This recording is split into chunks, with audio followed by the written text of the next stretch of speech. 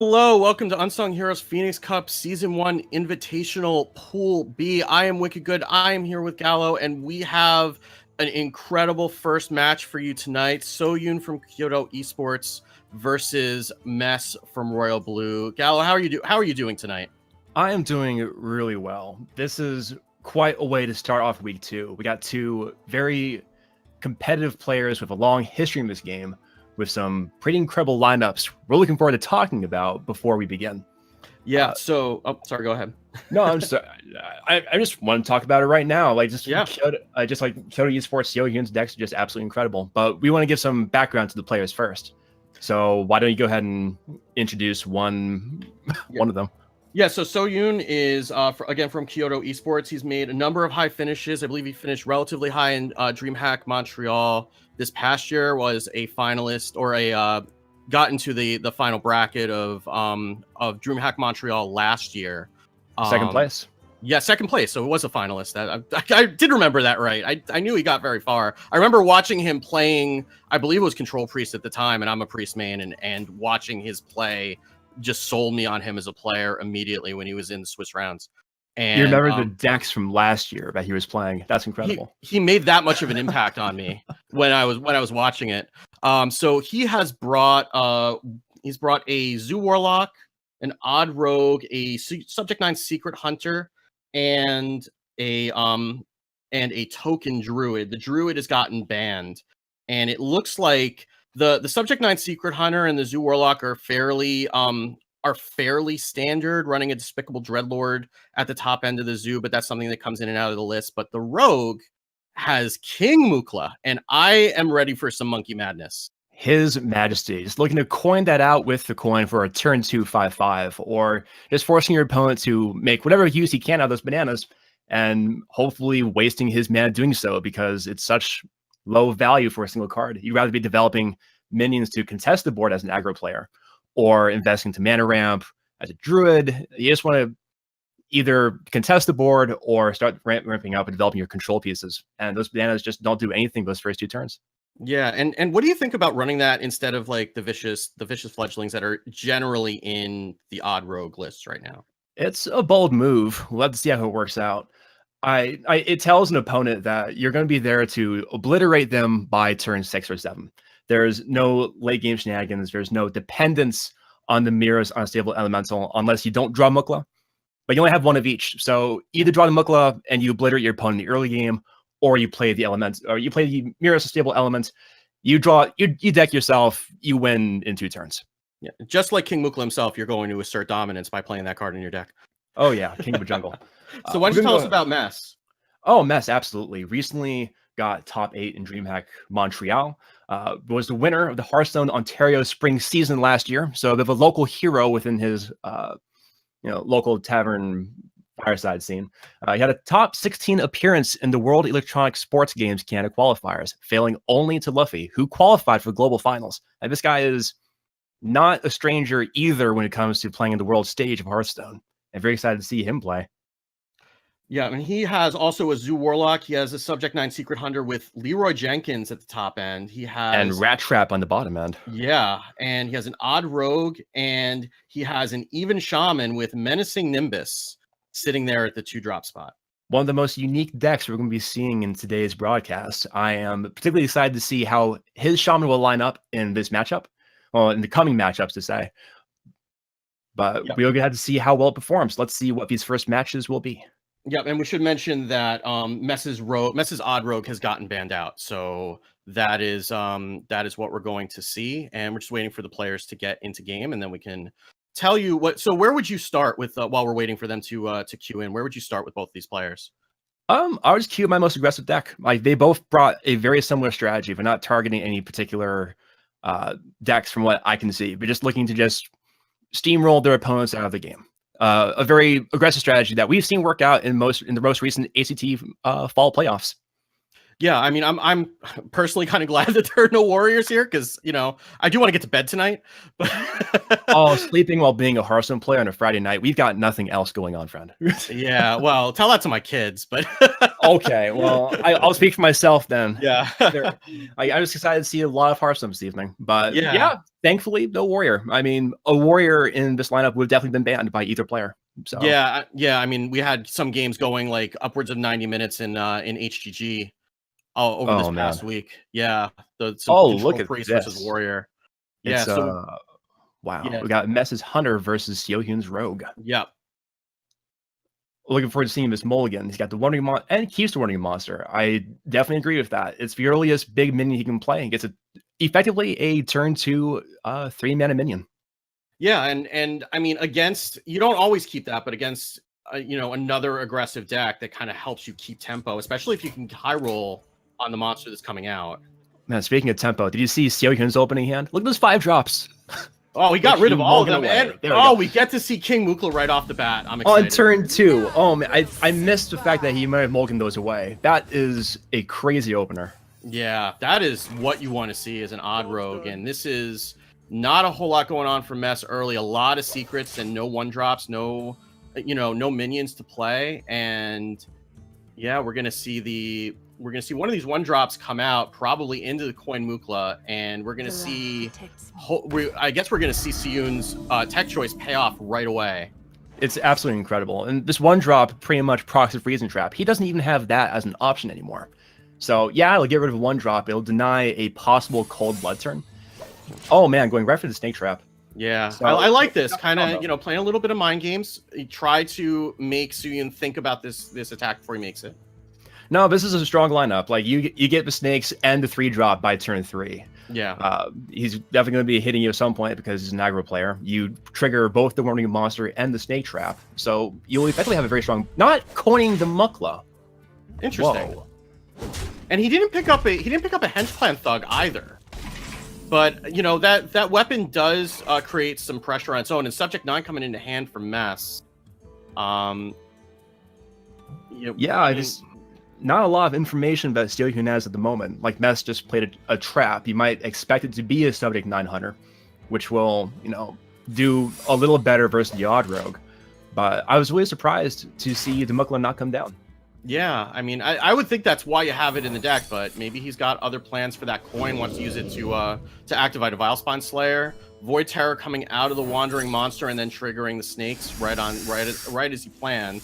Yeah, it's a balanced 3-drop. It doesn't have 0 attack. It's not, effectively pointless for a strategy Mess is trying to put together to prevent Seohyun from playing any minion and connecting to its face. Yeah, I wonder if this is actually going to backfire on him a little bit, giving the bananas to Mess with the 3 1-drops in play. He's not even going to use it. He's pointing that Flaking Strike right there, looking to effectively remove the Mukla and the 1/1 and have himself a pretty significant board that Seohyun doesn't really have much to respond with. Yeah, I know he's be big enough for the Vilespine. Yeah, it looks like he's reconsidering that plan though, going with the Freezing Trap instead. Wow. He is going to get a little punished by the South Sea deckhands. Yeah, though, is going to choose to use that banana, get a value trade on the 1/1. And then just go face with the other ones and send some pressure back. Oh, actually not going to take the value trade. Just going to trade off the 1/1 and then send both 2/2s face. Not really sure how I feel about that. Like, I would have taken the value trade for sure. But there's not many 1-attack minions or effects to deal with. I mean, I'm not expecting an Odd Rogue to play Fan of Knives in this meta. No, definitely not. And just like you said, getting punished by those deckhands, one of them proccing the Freezing Track, the other one taking out the 2/2, the weapon cleans up the other one. All of a sudden, King Mukla's dominant again. Yeah, it's going to be incredibly uncontested. He's going to connect 5 more damage to the face. Yeah. And able to protect it with a Good Inventor, if he were so inclined. Yeah, it looks like he may have other plans looking at playing that 1-drop alongside it, just get the 5 damage in first. He's got a whole bunch of options if he wants them. I mean, he can even just play a Tar Creeper and refresh the weapon if he wants to. Which would be so incredible, because we might see an opportunity here for Rat Trap to come down. Like if he ends up playing the Tar Creeper, then he may effectively just trade the 4/4 and then play Deathstalker, gain 5 more armor, and try to high roll some effective early game hybrids. But Yeah. instead, he's going to outright remove this 4/4 and tell Mess that this board is his for the long run. Yeah. I was kind of sad not to see this rat trap come down. That might have been an excuse to see, it was sad to see Seohyun use a coin, because that would have told Mess, well, if he's not using the coin, he has 4 cards left in his hand, then he's probably going to want to dump his cards in the first place, and we would have seen a Doom Rat. Yeah, this probably could be one of the first few times you're actually going to see that rat come out of the rat trap. And it's not really looking great for Mess. I mean, he's got a lot of cards in his hand, but not any of them really answer this board very well. Maybe try to high roll on the Animal Companion, or try to put a couple of these secrets down, but none of the secrets really protect him from he's got 11 damage just on board that he can see. Yeah, he had that protection earlier with the Wandering Monster and the Snake Trap. I don't envy Mess's position. There are so many lines that he could have taken, and how he's going to expect his opponent to play King Mukla. Like, that's super uncommon. Like, he might just outright just play the Dire Mole with the Houndmaster just to put 3 damage on the King Mukla instead of for a Deathstalker Rexar. But instead, he's just going to play out a Trap, a Dire Mole, and a Leok. That Trap is explosive. That'll set up for a Leok. And that'll set up for a Deathstalker. And the lowest roll he could get on the Animal Companion too, because either of the other options would have been better than Leok in this spot. And it was terribly unfortunate. You would have hurled that to King Mukla, wouldn't you? Yeah, if it was a Huffer. Yeah, I mean, absolutely. Or even just take out the Vile Spine, depending. Or with the Houndmaster, you could take out the Mukla too. And this Fungal Mancer is looking really, really tasty. Now, there's that line where he could have played he could have played the Flanking Strike on the King Mukla, traded 2 of the snakes, and then the last one into what remained from the Ardent Squire.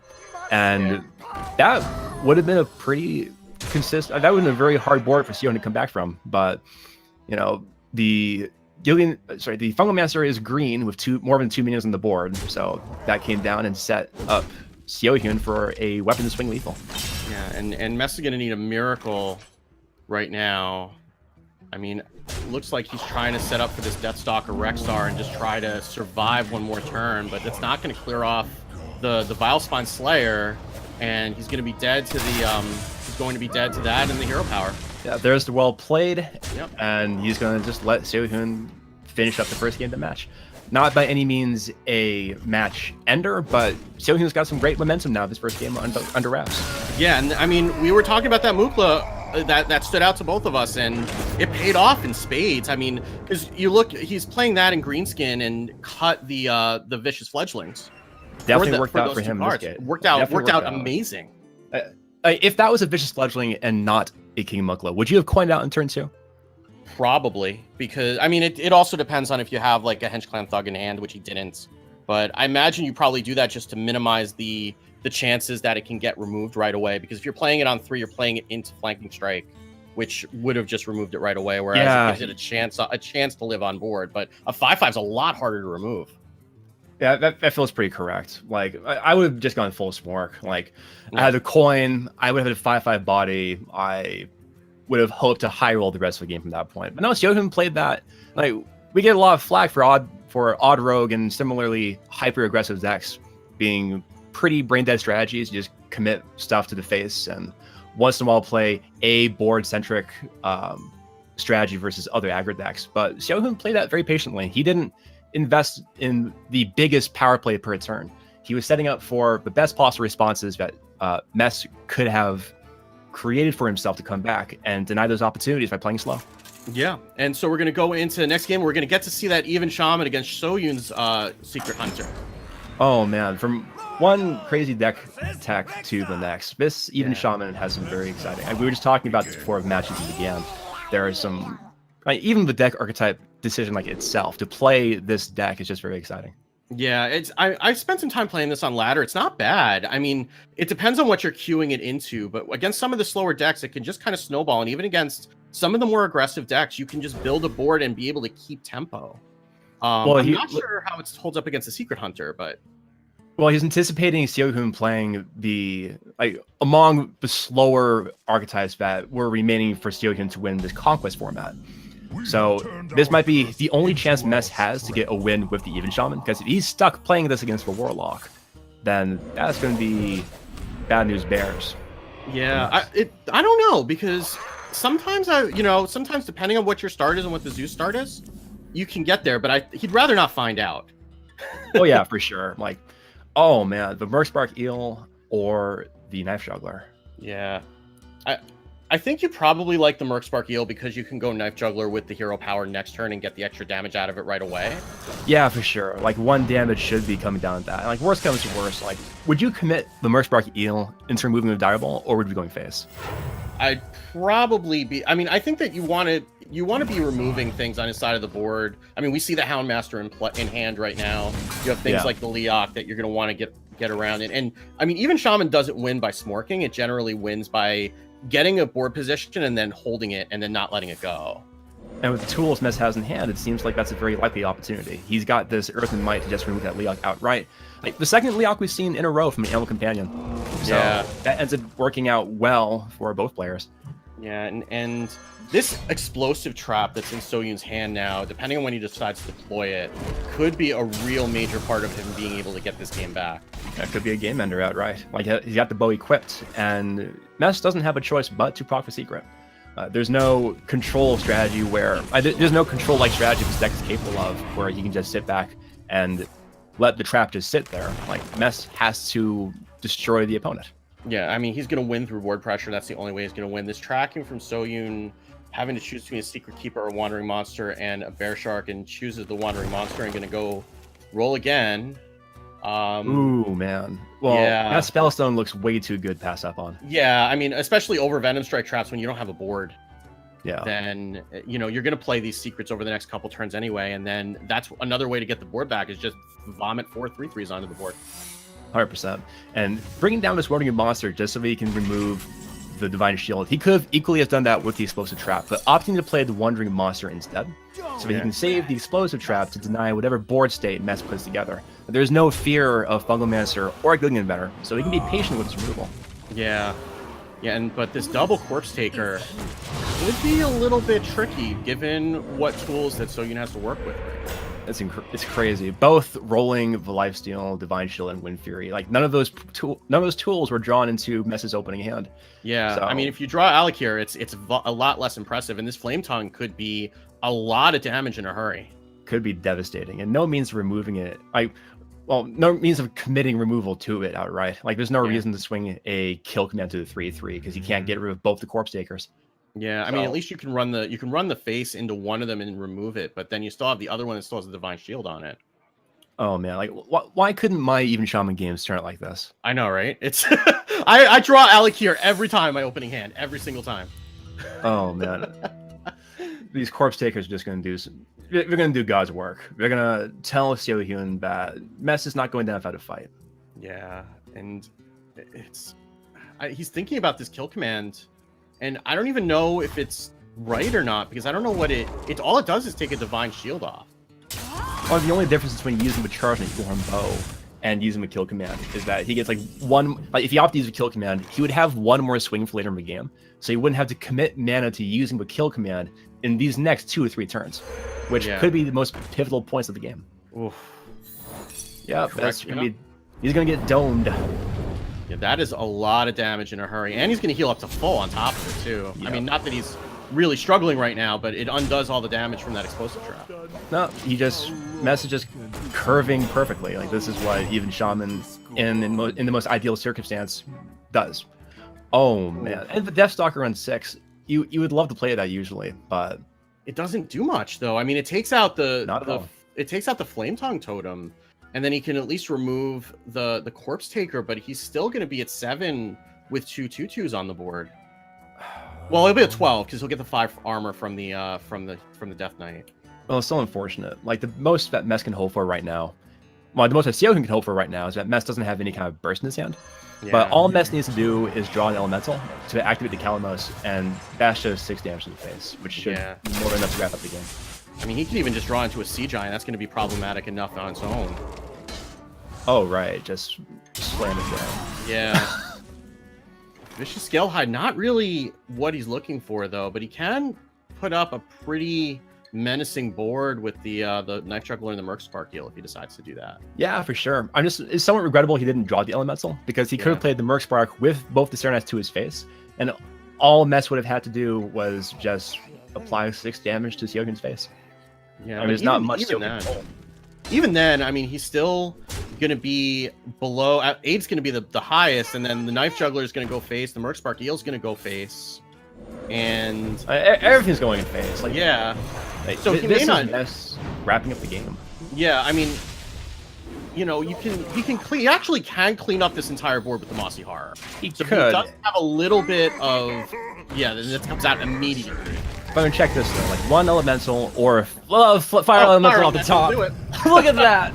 Right off the top. Just setting up for the exact amount of damage, using every resource he had aside from 1 card to just wrap up the game. It was a very clean draw and a very perfect curve.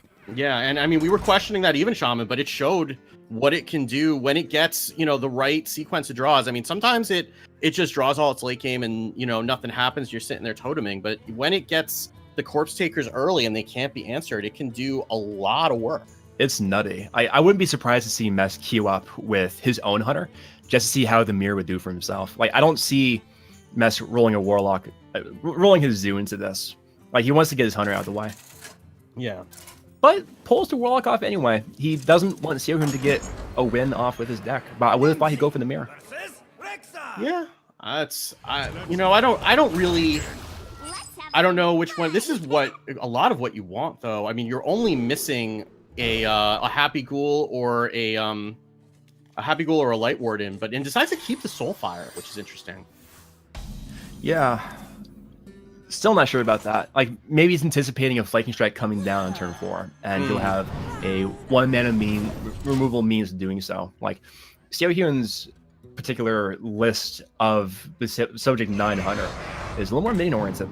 So I'm looking at this and seeing that Mess is looking to respond by acknowledging the fact that his minions are coming down sooner, and that his removal has to be cheaper. Yeah. And Hero Powers into that doubling Imp, and then looking to use the coin to. Not sure which way he's going to go here. He's going to trade. But he's stunned if he did. Yeah. I mean, I guess, you know, respecting that, the Eaglehorn Bow, respecting another Crackling Razor Maw or a Houndmaster coming down. Well, what card could Seohyun have had that would have punished him for going face? I mean, this turn, not much. I think what he's thinking is just that the way that you win with Zoo is just by maintaining board presence and using your minions to trade off and keep them from getting a board. Which Mess has now in spades, like 1 mana, it plays a 2/1 and a 3/3. Pretty good. I'd Not bad at all. buy that for $1. A whole $1. Not even $3.50. Yeah. And now you gold. can see, There we go. Yeah, you can see Seohyun's really. I mean, he can use the weapon to trade one of these off, but Yeah, he's struggling. Trying to bluff with that Venom Strike track, maybe hold off an attack for a turn. Yeah, but I mean, if worst possible circumstance, that Seohyun would have another bow in his hand, and being able to have a weapon that can remove most of Mess's Warlock early game, that can just keep getting more charges for each trap, and, you know, this being Subject 9 Hunter, it's not it's not impossible for him to have more traps. His second bow would have been disastrous, so you might as well take the opportunity to get rid of that trap while there is no weapon. Yeah. And there comes the Secret 9 and Double 5 secrets Soulfire. in their hand. Double Solarium. Wow. Well, you go face every time. Like, you know now that it's not going to get procced by going face. So you want Yeah. to try to wrap the game up. And the good news is you can Solarium, then commit Soulfire, so either wrapping up the game or clearing the rest of the board. And it ends up being no big deal if the Soulfires delete cards that the Solarium drew. Yeah, I mean they get discarded anyway, so you may as well try to use those when you have the extra cards in hand, and just hope you don't hit anything that you would have played otherwise. Yeah. And here's a question for you: would you Spellbreaker this 4/4 once it gets buffed by Houndmaster to get through the minion, or would you commit a Soulfire to it? I think it depends on what Soyun decides to do with it. If he decides to go face or trade, because if he trades it off, then you can just run. I mean, I guess it doesn't really matter either way because you're kind of doing the same thing. It depends. I don't know, because it depends on what the draw is to. Looks like he is going to go face, and he's going to rely on the hero power, trying to get that damage going back the other way. It looks like no matter what, Ooh. he's getting the trap. activated, so it doesn't Yeah. really do too much. Oh man, Mess is in a bit of a pickle here. I guess But- that is the argument for, going back to your question last turn, the argument for Spellbreaker and going face is that you don't trigger one of those secrets that is a trap that from attacking with minions. Yeah, I would have had the advantage of, giving you more Soul Fire. That's almost a third of your opponent's life total by itself. 8 damage to the face. Yeah, and now you're having to use that all to clear off this board. And Soyun has a hero power that does 2 damage to Mess's face, and Mess happens to also. Oh. So, I would hope Wow. to see the Deathstalker come down. Like, you get to clear out 5 points of damage, you get 5 armor. There's 5 damage on the board afterwards. So, like, you get to sit at 13 health your following turn, ideally. Unless Mess draws a Fungomancer. But all these traps, they're not really doing too much. Could commit the explosive trap instead of playing the Deathstalker and try to... Yeah, Yeah, I mean, I create- guess the thing that you can look at is that he has 2 kill commands in hand, and Mess is at 14. So if he can get True. a cheap beast, if he can get like a Dire Maul or something like that, I mean, he's 1 turn off lethal, especially with that explosive trap. Oh, man. I wasn't even thinking about the lines. Oh, wow. Mess is in a bit of trouble, but didn't hero power to set up for... Well, actually, there's no minion who have played that would have allowed him to hero power and double kill command. Yeah, though I guess he doesn't have to, because with 1 card in hand, Mess is almost guaranteed to tap. Yeah. So better to get all those secrets down. Yeah, and there's the Wandering Monster that's going to come out. Oh, and it's a taunt even. Oh. Oh, That is an optimal minion. that hurts. Mess was so close. Like, both these players setting up for lethals within a turn or two. Like, they're seeing these options. Oh, man. But Mess doesn't have Soulfires anymore. He just has Doomguard. Yeah. And there's the Dire Maul. And there's right a in double hand. kill command. Oh, he doesn't even need the Dire Maul because he's got the Cobra on board. So that's Yeah, it. the game was clenched. Yeah. Man, I was focused so hard in trying to survive this onslaught of Zoo minions. I was like, oh right, I can set up for a guaranteed lethal the following turn. No Soulfire pressure, so Yeah, I mean, wrap. knowing that the Soulfires were gone, knowing how many cards he had to ditch, and then just the fact that you can survive the minions if the player who's behind them is dead. That's one way to survive the onslaught of minions. I wish he we're up did and just yeah. pull his opponent first. So Soyun is up 2-1 and going in with that Zoo Warlock that's left against Mess's Zoo Warlock. Yeah, it doesn't matter what Mess rolls into now. Like Q's into next. Like he must win with both these decks, his Hunter and his Zoo, versus Seohyun's Zoo. Yeah, and Soyun doesn't run either Leroy or Doomguard. Yeah, just straight up Leroy. Carrying a Blood Knight though for some of that Gillian Inventor tech, but I'm not really seeing many ways he can get total advantage of that. At this point, it's like a 3/3 body. Yeah, I mean, same thing with the Void Ripper, really. In this matchup, a lot of the minions are going to be fairly evenly statted. I mean, not the ones we're seeing right now, but, once you get into a bunch of 3/3s and 4/4s on board, it doesn't do a whole lot. Speaking of not doing a whole, speaking of Yeah. doing a lot though, look at this. Got into a 1-drop, then 2 more 1-drops, and then he'll have the Soul Infusion for, the Life Drinker in turn 4, making that into a 5/5 in turn 4. And it's a Muckla that got a little more expensive. Yeah, I'm trying to bring the narrative back from the very beginning. It's the king of mosquitoes, is what that is. Oh man, but Shadowwalk Shaman just making Life Drinker just so good, and even more effective than Zoo. Like it's just another means of getting through taunt to deal more damage. And And getting more gets your Happy Ghouls out and pumps up your Light Warden and just does a lot of stuff that works with this deck really nicely. Yeah, that Kelsif though might end up spelling a lot of trouble for Mess in the later stages of the game. Yeah. But look at this double Dreadlords now. This is not a very proactive hand from Mess. Like, he's not flooding the board. I mean, I guess those could help later once you're trying to keep board, but right now they're not really doing a whole lot. No, not a whole lot indeed. Like it's now pretty likely that Seohyun will get 2 minions to stick for a potential Fungomancer, and that card has such a great power level in this matchup. It's, I can't help but feel Mess is feeling the pressure quite a bit. Thank goodness for Dreadlord, though. Are you looking at what's happening in Soyun's hand right now? I'm seeing the double soul. Oh my god. Yeah. That's what I just noticed. I noticed that 2 soul infusions came in hand right next to a Leroy, and he can very easily get that Voodoo Doctor out of the way whenever he wants to. There are no amount of Dreadlords in the game that could help him deal with that board. 7 would actually pretty much do it, but he's not gonna have time to play 7 of those. He's gonna see him buff both his minions, and it's gonna scare the bejesus out of Mess. That is gonna be a 5 mana Pyroblast is what that's gonna be.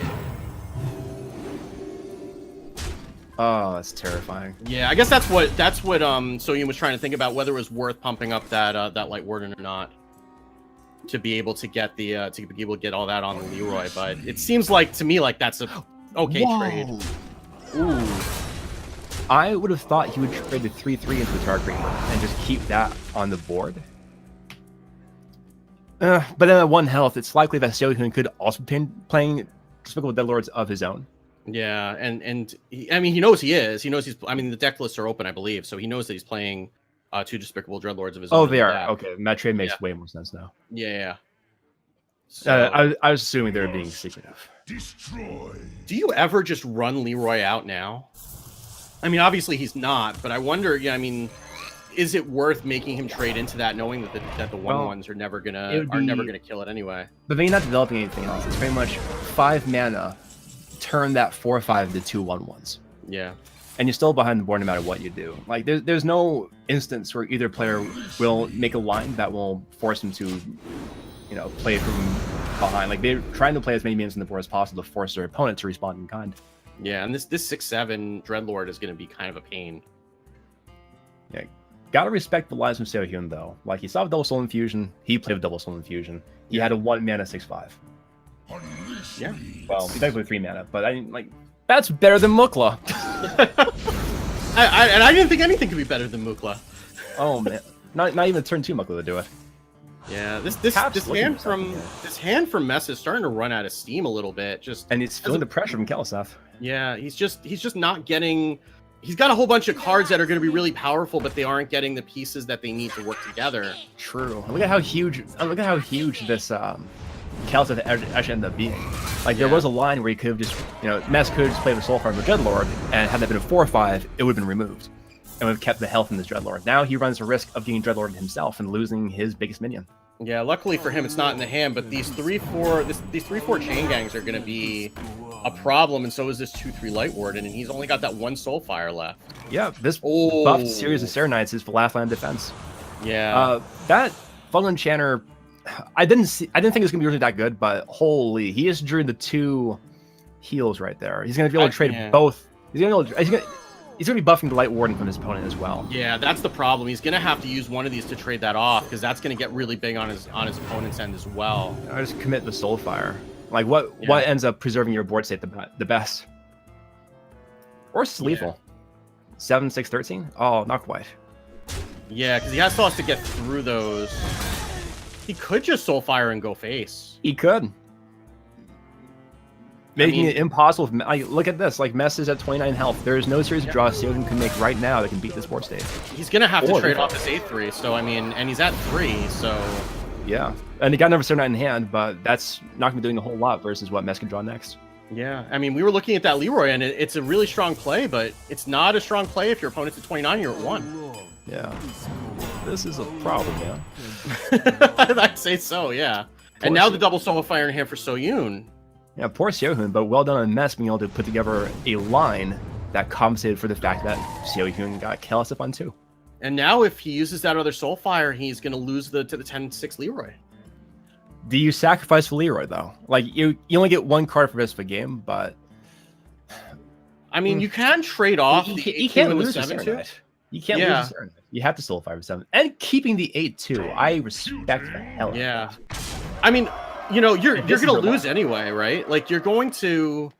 It doesn't matter because this... Oh, I guess he is going to Soulfire that. Yeah. Yeah. He is going to Soulfire. He's pretty much saying this Light Warden is my last line. This is the only chance I have to win the game right now. He might even just commit the Void Ripper. It turns the 8/2 into the 2/8. Yeah. And that 3/3 changes one of them. He turns the other into a 4/3, makes that into it. If he heals first and Board Rippers, that's a 2/10 Light Ward.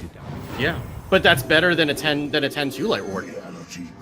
Well, the 10/2 would have put a clock for Mess, but now it only does 2 attack. Oh man, you can't even play that. And he can't tap for anything else. Just plays defensively. What? Oh, that's the And game. there you go. There's the dragon. Wow. Wow. And there was a mannered well played from Mess. Man, Wow. Sarian did his best. That was. Yeah, there were some really ballsy lines that both these players took to try to get the win back. And Yeah. Ness was so unfavored that Kelso came down and put it together.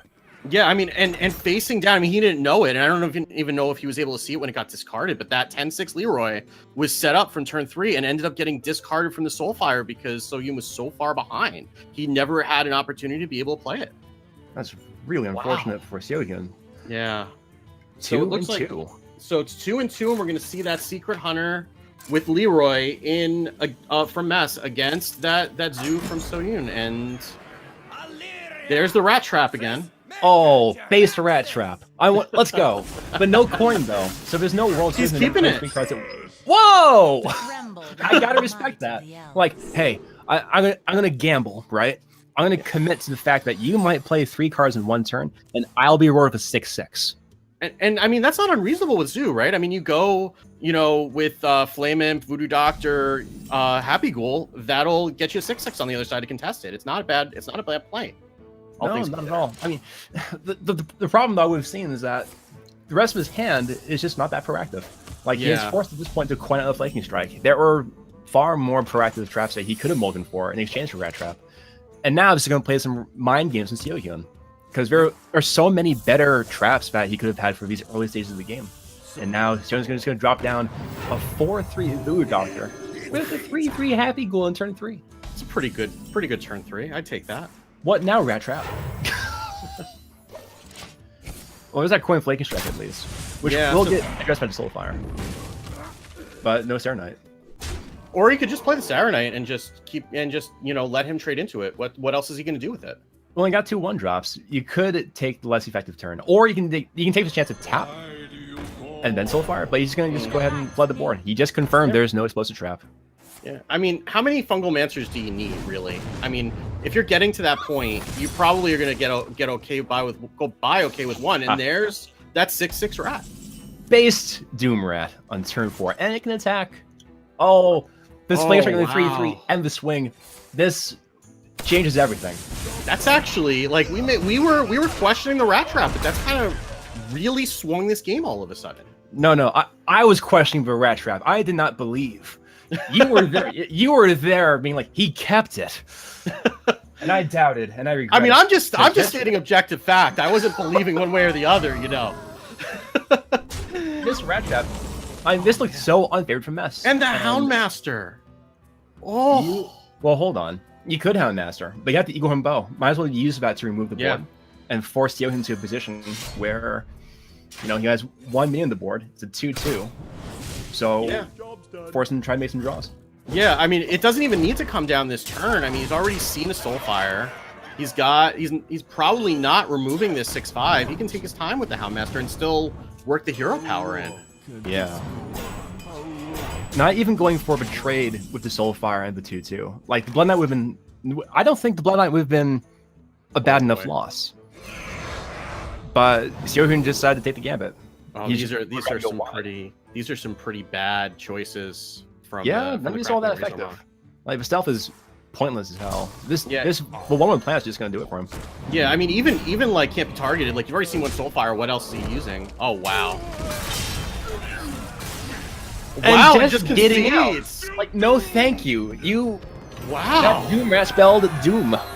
Like it's kind of amazing when you think about it. How we looked at those 2 cards that we called out from the beginning of the match, the Rat Trap and won in the game. Yeah. And Mess, I apologize. I did not believe. This is why you're a pro, and I'm just behind the desk. Yeah, I mean that Rat Trap, that was absolutely just won him the game outright. Like I wouldn't have ever kept that card in my mulligan, ever. Like I'm glad we agree on that. Yeah, and this is why we're behind the desk. That Rat Trap got Mess a 3-2 lead in the first match and gets him to a winners finals. Yeah. So so it looks like Mess will be facing the winner of whoever comes up ahead of Tom Locke versus Run He Said next, and So Yoon will drop down to the losers bracket. This is double elimination out of these groups. Yep. So we have 5 matches for you today. This was just the first one. We're gonna have Tom Locke versus Run He Said coming up next. Very exciting match. Can't wait to watch it. Yeah, I mean, I don't know. Like, this is gonna be a hard act to follow. This was I mean, looking at just some of these aggro decks matching up against each other, you wouldn't think that these games would have ended up being as just I mean, obviously aggro decks are explosive, but usually when you get two aggro decks together, there's a lot of going back and forth and not really these explosive wins like we saw. Yeah, I was concerned going into this match that, based on what I've seen from most of the deck lists being submitted in the past 2 weeks, that we might be seeing some cookie cutter decks that might have been copied from most recent major tournaments. But that ended up not being the case. There's some players who, take the liberties to create decks that, they believe will get them the most wins based on what they expect the lineup to be. And playing something like Rat Trap, which, may in itself may not be all that great versus other aggro decks.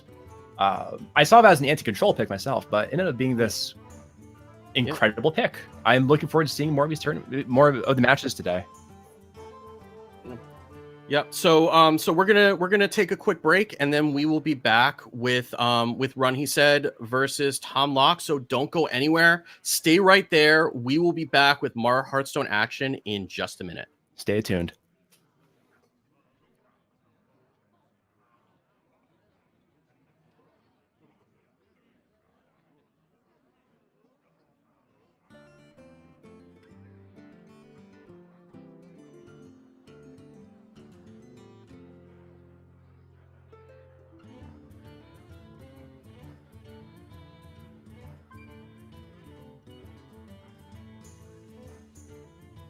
Okay, sounds good. I can unmute, obviously. Yeah.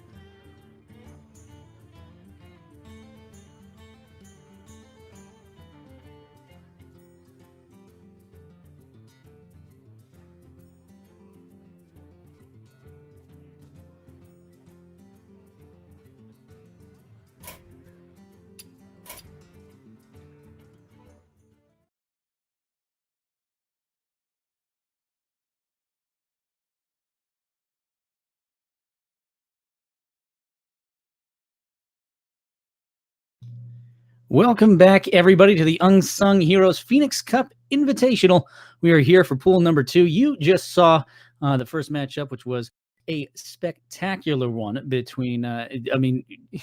It was outstanding. It was outstanding to me what was happening there. Wicked good in that first match. But now we move on to match number 2, which is going to be Tom Locke versus Run He Said.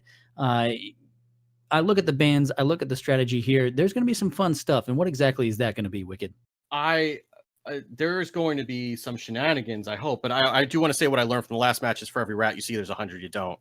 So, but and Brasky, by the way, I want to commend you on being the hardest working man in Hearthstone. Became an uncle this afternoon and coming back to cast tonight. So, congratulations to you, sir.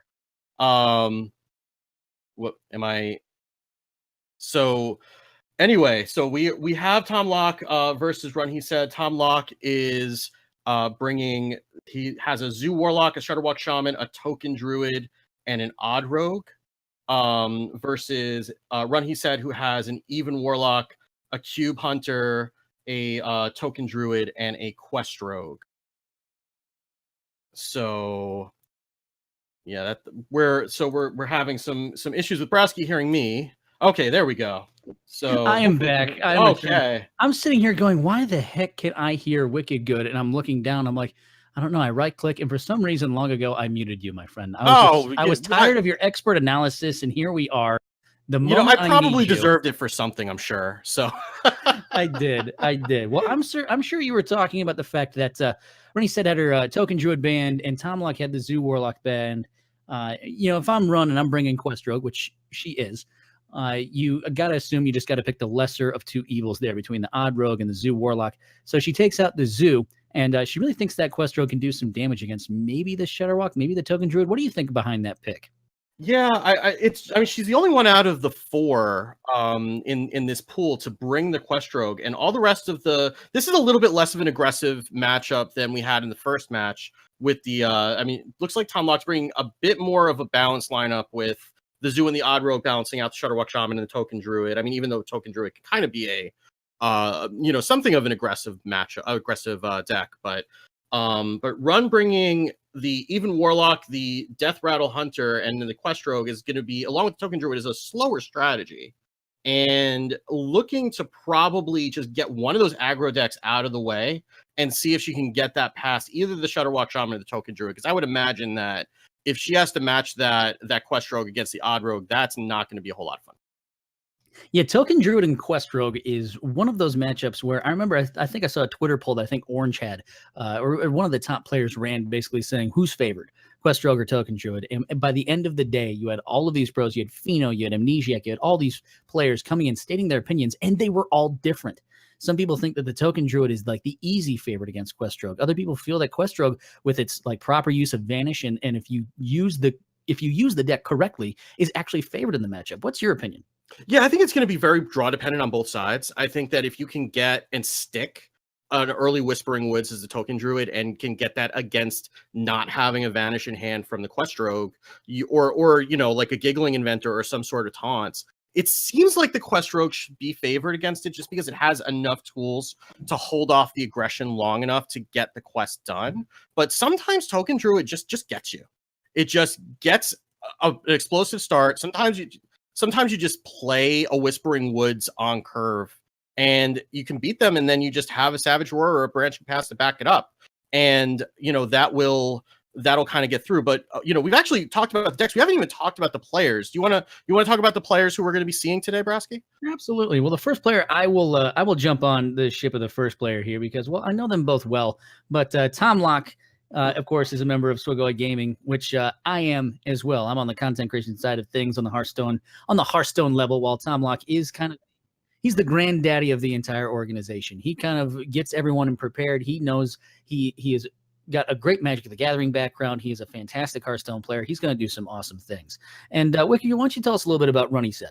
Yeah, and Run He Said is kind of a up-and-coming player. She's been the last couple of Dream Hacks, actually got featured in their some of their promotional material for the last tournament, and playing for RPG Esports, teammate of Manny Show, who was one of the qualifiers from week 1. And so she's kind of come out of nowhere. She was actually just on an episode of the Happy Hearthstone talking about how she's been, gone from like rank 15 to legend in over like a month. So she's kind of a phenom, kind of a rising star in the space. I'm really excited to be able to see her play and see what she's going to bring against Tom Locke, who's been in, card games for a really, really long time. Caused a little bit of noise at that DreamHack did run, and so she kind of she basically just turned over a new leaf, said, hey, let's try this competitive thing out, and almost immediately, like a duck to water, she goes and just hits legend, and she's now joined all these competitive scenes. Definitely a little bit of a phenom, a big up and comer, and Tom Locke is certainly going to be a test for her. Yeah, I'm really excited to see both how these two lineups match up and how these two players match up, and it looks like we are about to head into game. So we will get to see how these line up, and it'll be interesting to see if Run decides to just try to get this Quest Rogue through first, or if she's going to save it against a matchup that she knows she's going to be favored in. Absolutely. So it's going to be Tom Locke versus Runny said. We're going to prepare for game number 1 as we wait for these players to go ahead and get themselves started and rolling. I'm interested to see Tom Locke. The piloting is going to be key here. It's going to be whether or not we see how Tom kind of operates things like his Shudderwock Shaman. Even operating the Token Druid is no easy task. Same thing for Run with the Token Druid and Quest Rogue on her own right. So as we start off game number 1, it's going to be Brandon. It's going to be Tom Locke. He's going to start things off with this Odd Rogue, and it's going to be the Death Rattle Hunter for Run. So this is a matchup that usually goes the aggro's way, but if a few play deads play themselves out right, wicked good, the Hunter can sneak one out here. Yeah, and we are seeing her hold on to the flanking strike, tossing everything else away, and trying to find some of those Devilsaur eggs, trying to find some play deads. Did toss away the Terrascale Stalker, but that's a defensible move when you don't have anything for its trigger in hand, and does find a play dead, finds Houndmaster Shaw, which can really help her turn a board around. Meanwhile, you see Tom Locke getting the Firefly, and then finding the Hedgeclad Thug that he was clearly looking for. One of the most powerful plays you can make on turn 3, and then finds a Deadly Poison coming in hand as well. Yeah, so plenty of combo activators sitting down here for Tom Locke. It's going to be interesting to see how he manages his dagger usage. I mean, obviously, daggering on 2, going into Hedgeclad Thug and attacking is usually the most powerful play that you can make as an Odd Rogue. But then how you try to do you try to go for max value with your Deadly Poisons? Do you wait until you have 2 charges of it? Or do you use it when it's good for you to use as a combo? In this case, you see that Tom Locke has a couple of 1-drops, so he doesn't have to worry about that necessarily for turn 4. But you do get the sense that if he gets rolling with this Hedgeclad Thug, it's going to be a short game for this Hunter. Yeah, and this is an interesting decision point for Run, he said, because one thing that she can do is coin out this Devilsaur Egg right now and make Tom Locke address it. The other thing she can do is wait a turn and then play the Devilsaur Egg with the coin play dead on 3, but then that really leaves her nothing to do this turn, which is, it's dangerous to go in without a board, knowing that Hedgeclad Thug or the Vicious Fledgling that's often in the deck as well are looming, and decides to just hero power, and I would imagine we're going to see that Hedgeclad Thug come down. With that Hedgeclad Thug coming down, if Tom Locke attacks with it, buffs it up to a 4/4, you could even see Runny said going, coin flanking strike on the Hedgeclad Thug, and then attacking with the Candle Shot and having a nice little tempo play, taking out one of the big targets for an Odd Rogue, and then swinging the board back in your favor, leaving you on turn 4 to go Devilsaur Egg into play dead. Yep, and she even gets the extra Candle Shot in hand, so she can be a little bit freer with how she decides to use those. And looks like that's exactly the play. She's going to coin flanking strike, get a 3/3, take out this Hedgeclad Thug. And Tom Locke has a bunch of 1-drops, but not really any big follow-up. Does find the Fungalmancer coming into hand now. Yeah, I like the play right here by Tom. He wants to get some high health minions on the board. Dire Maul into SI7 Agent, going to be able to use your own face and take out that 3/3. And this is what you need as an Odd Rogue. You need to have board on your side, especially going into turn number 5, so that when that Fungalmancer appears, you're going to be able to get max value out of it. Yeah, and Hunter's Mark coming into hand, but I would imagine that's not on the menu yet. That seems like it's going to be used to deal with something a little bit more threatening than this board. And looks like she is thinking about that Devilsaur Egg play dead, but just kind of, Houndmaster Shaw it's probably not the play, but that certainly would soak this entire board if that's something she decided to do. But yeah, it's so hard to pass up Devilsaur Egg play dead when you can do that on curve and then get a 5/5 and a 0/3 that demands removal that's going to give you another 5/5.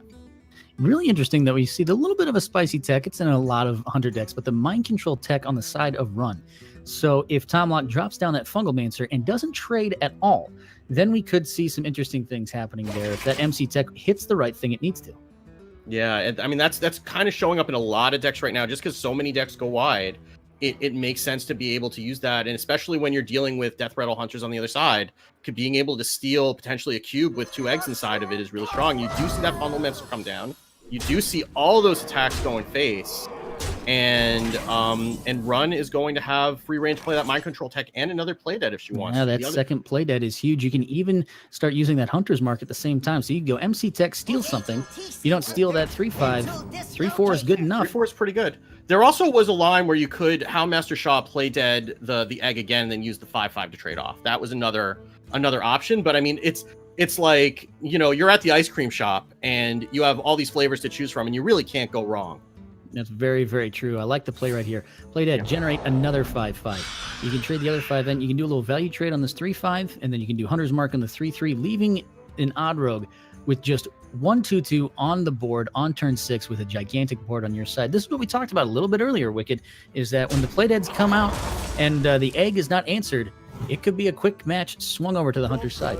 Yeah, I mean, the one thing to be a little bit wary of right now is that 16 is not a particularly safe health total for Run, he said. And, you know, we're getting into the turns where Leroy starts to become an issue. Cold Blood starts to become a question when you're leaving minions on board, leaving a 2/2 on board. I mean, at 16 is not super scary, but this Giggling Inventor with no way in hand for Run, he said, to deal with it is going to buy Tomlok a lot of time.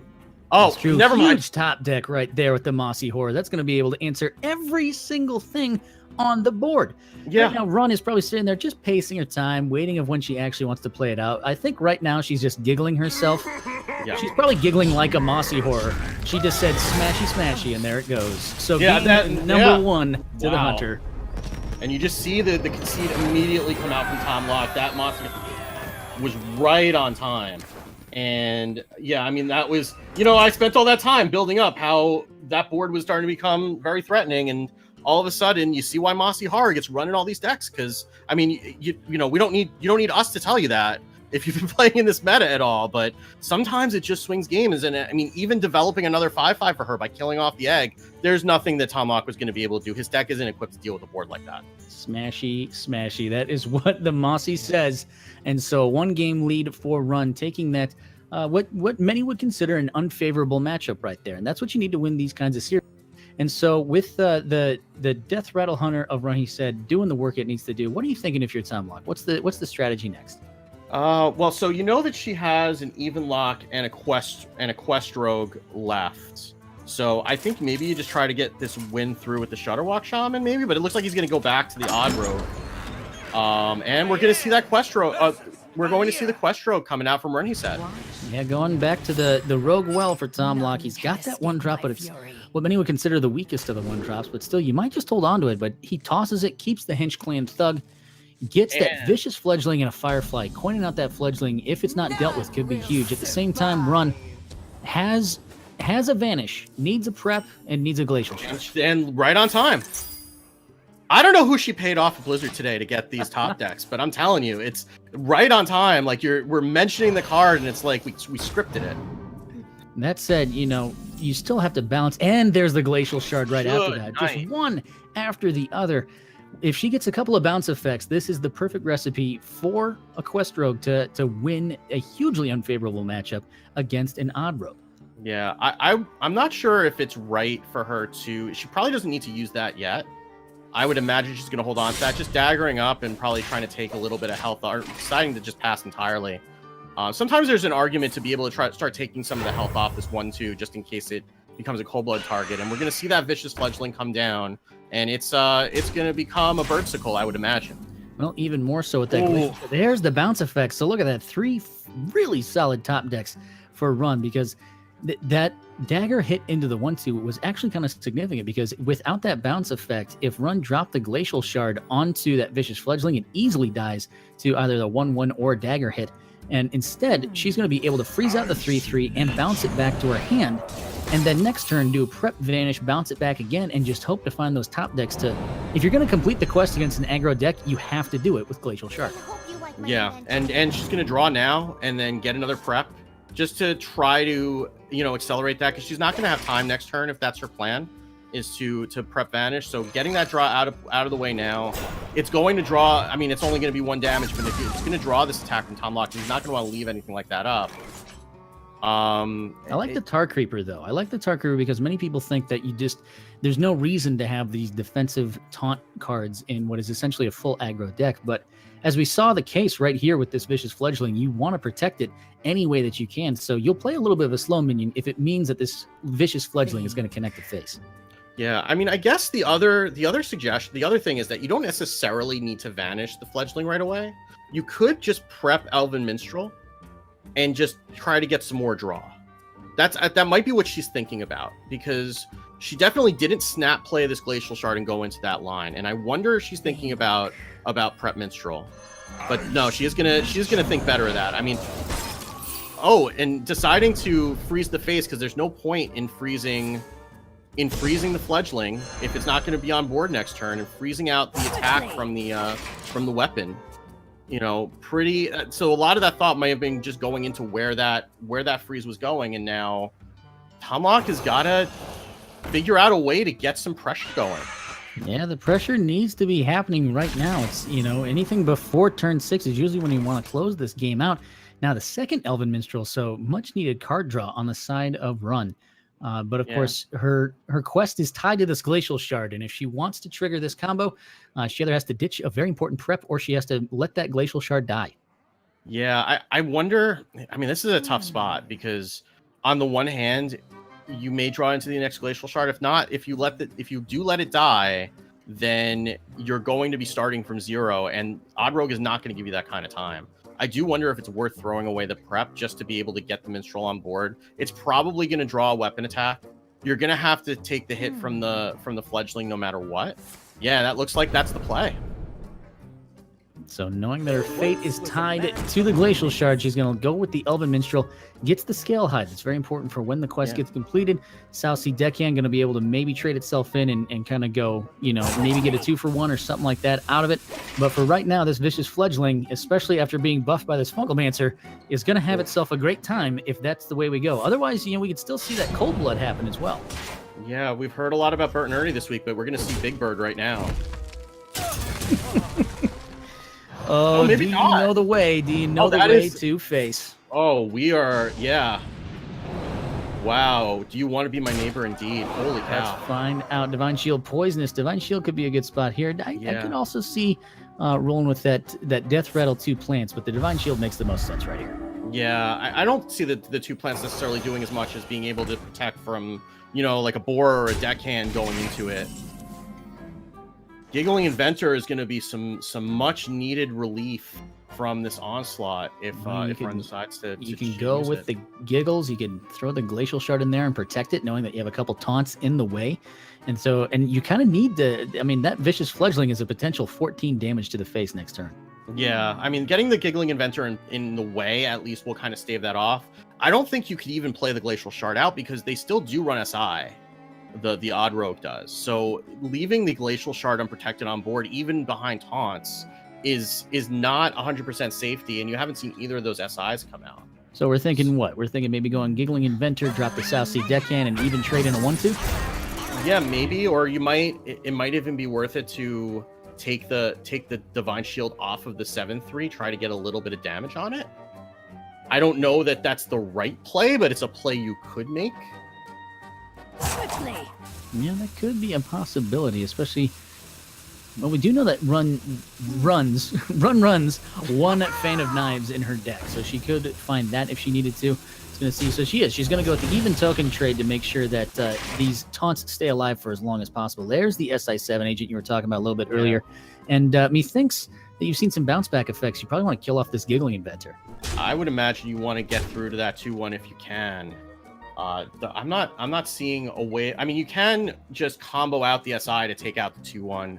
The 1/2s are still going to be annoying, but they're not going to be as annoying as the 2/1 coming back over and over again. You do definitely want to deal with that. And Henge Clan Thug seems like as good of a combo activator as any. Yeah, you can take out this 2/1, remove one of the taunts, leave one taunt in your way, and you've already seen one vanish. So, and there's only 2 out of 5 to the quest so far for Run. Yep, and she's There's a backstab, so backstab and scale high could at least address the 7-3, but now you have another issue to contend with. Though, backstab Elven Minstrel might be a good way to start off this turn at least. Yeah, card draw's the name of the game. You'll take card draw any day of the week if you are a quest rogue. So what bounces back? There's a Wax Elemental and another Scale Hide. So the Scale Hide going to be able to trade into the 7-1, but still no bounce back, no Youthful Brewmasters, nothing of that nature. Yeah, and the Scale Hide it's good to relieve some of the pressure on board, but you're also going to want that Scale Hide at post quest to be able to heal up. And maybe you can afford to give one of those back if you draw into some bounce effects. You've got to be getting to them soon. I mean, she's already drawn through half her deck, and she's only seen 2 of them.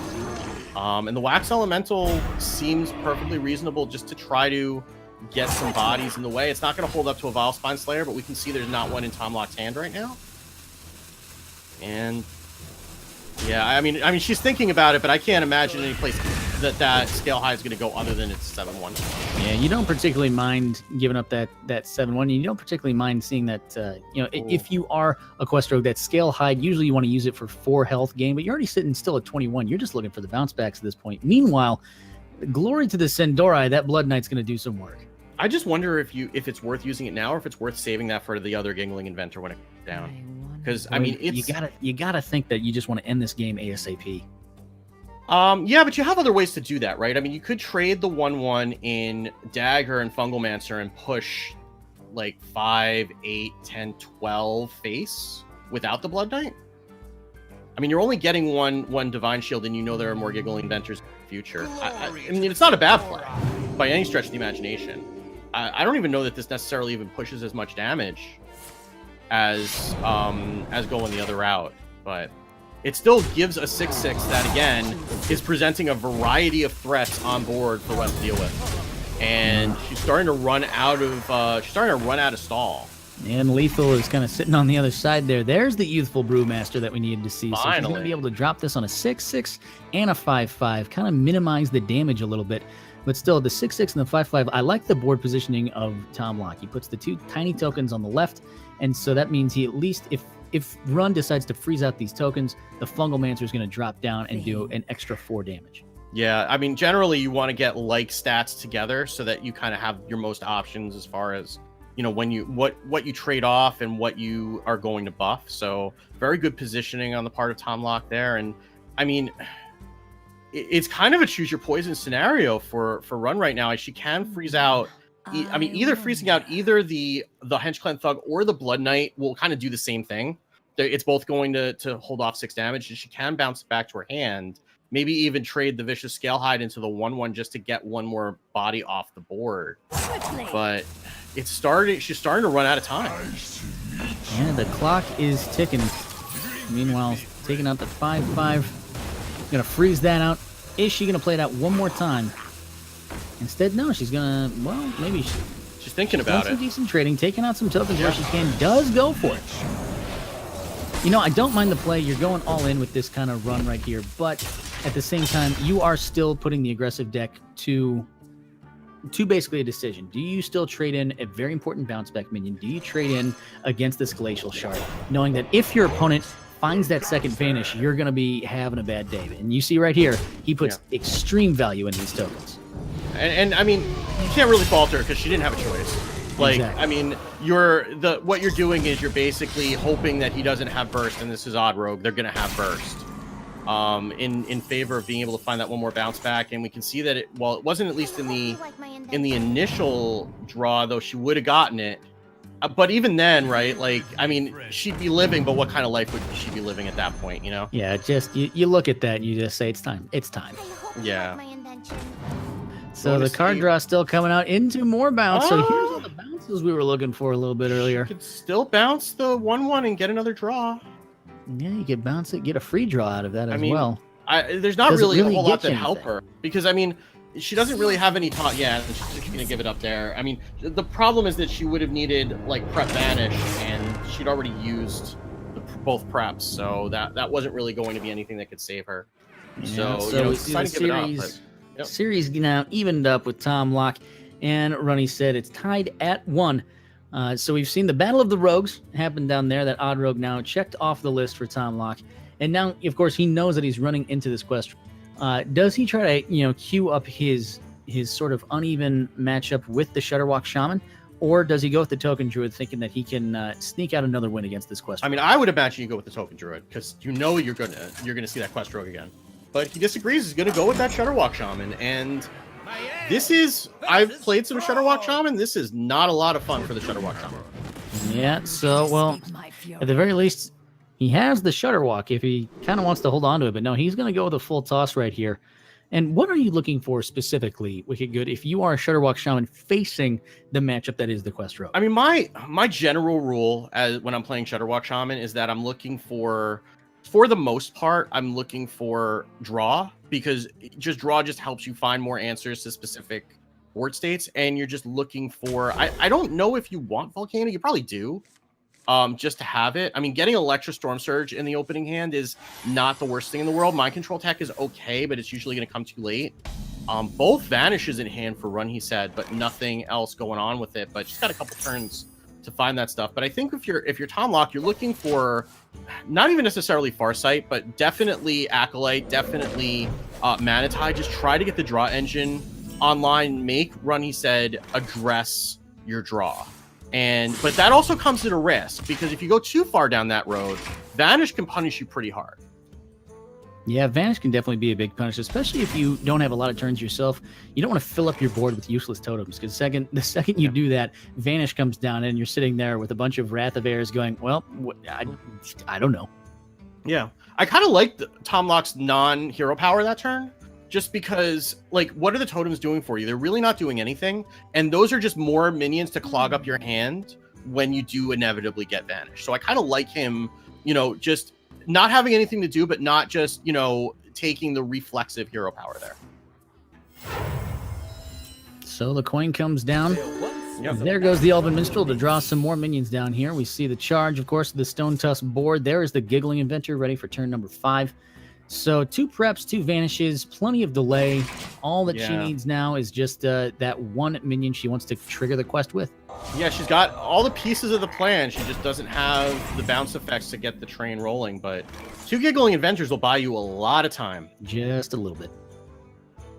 But not really a whole lot to do now. It looks like just going to be attack face, dagger up, and pass, which is fine, really.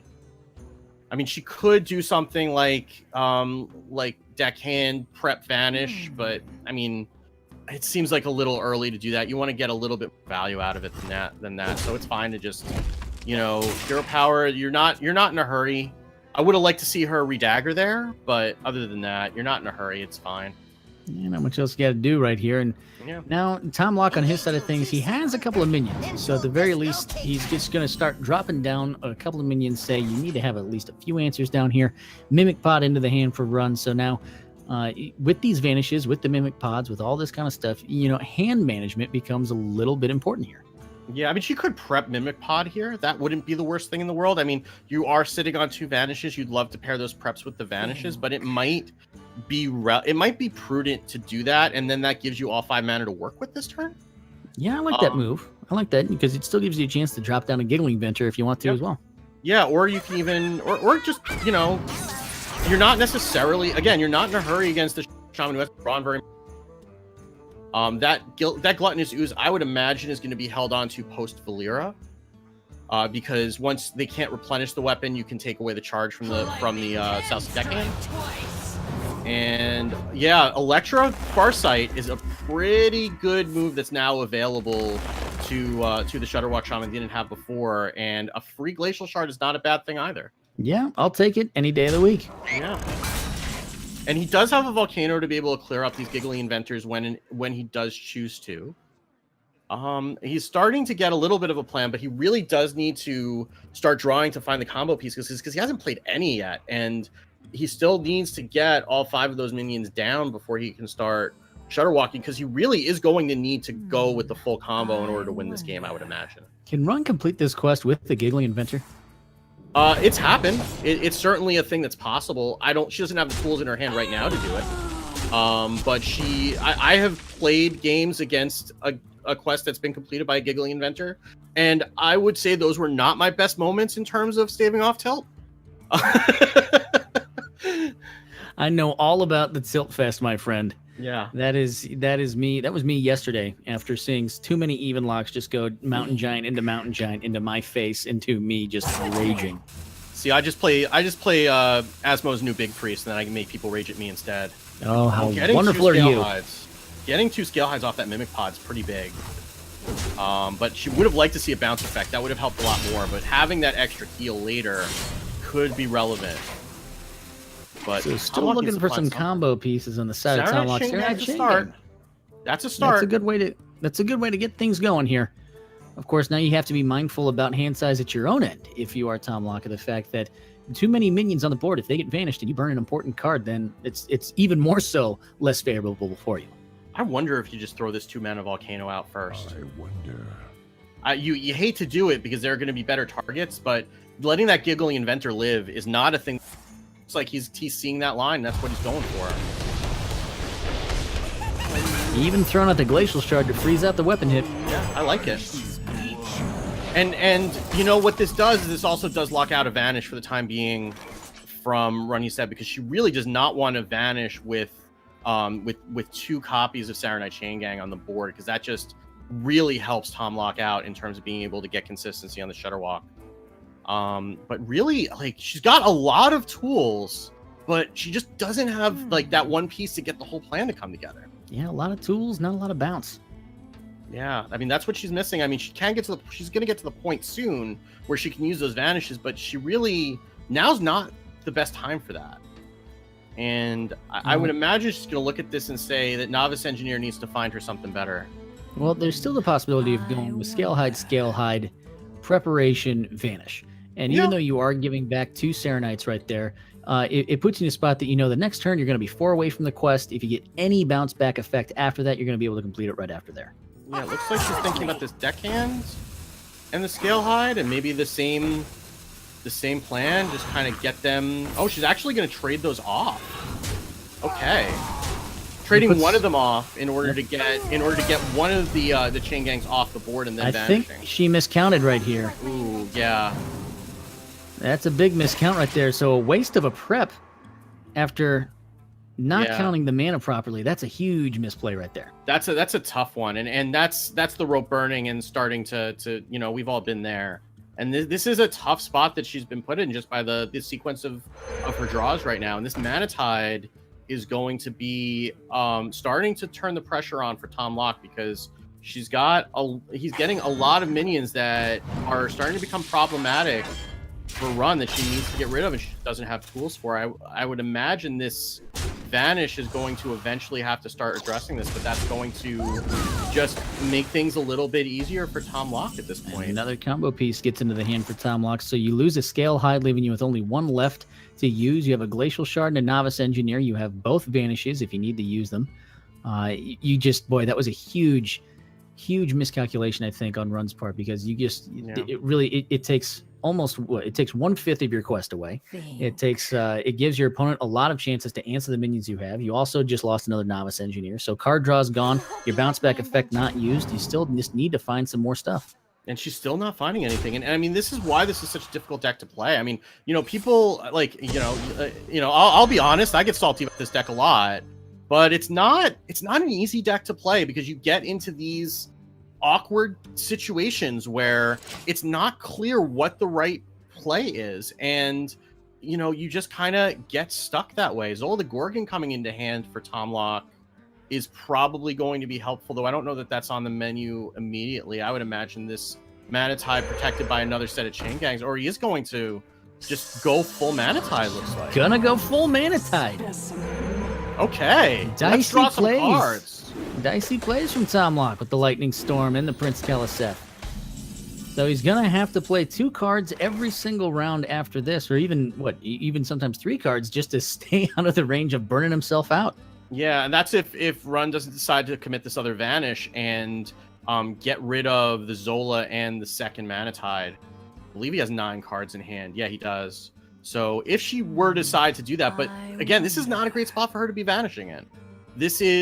she wants to be able to use it to advance her quest at this point, and like she's got like a collection of things that are useful, but not really what she would love to be able to, like, now she would love to be able to play those 2 copies of Scalehide that she had before on the previous turn, and then prep Vanish, and then play 1 or 2 of them again. I'm not doing the math in my head right now because I'm not claiming to be better at counting than she was on that turn. But you know, when Bemi asked me to do this, he told me specifically there would be no math. Okay, well that's for I need to get that written to my contract then. So there goes the drop down. Zola the Gorgon going to go on to Vicious Scalehide. It's going to be able to get her 3 out of 5 on that quest. Prep Vanish is in order after this. I like this line of play from Ron to try and bring this game back on her side. Yeah, I like this a lot because you do want to hold on to Zola, so that lets you go infinite later in the game once you do have Valyric down. So she doesn't want to commit that. Hagatha going out is big.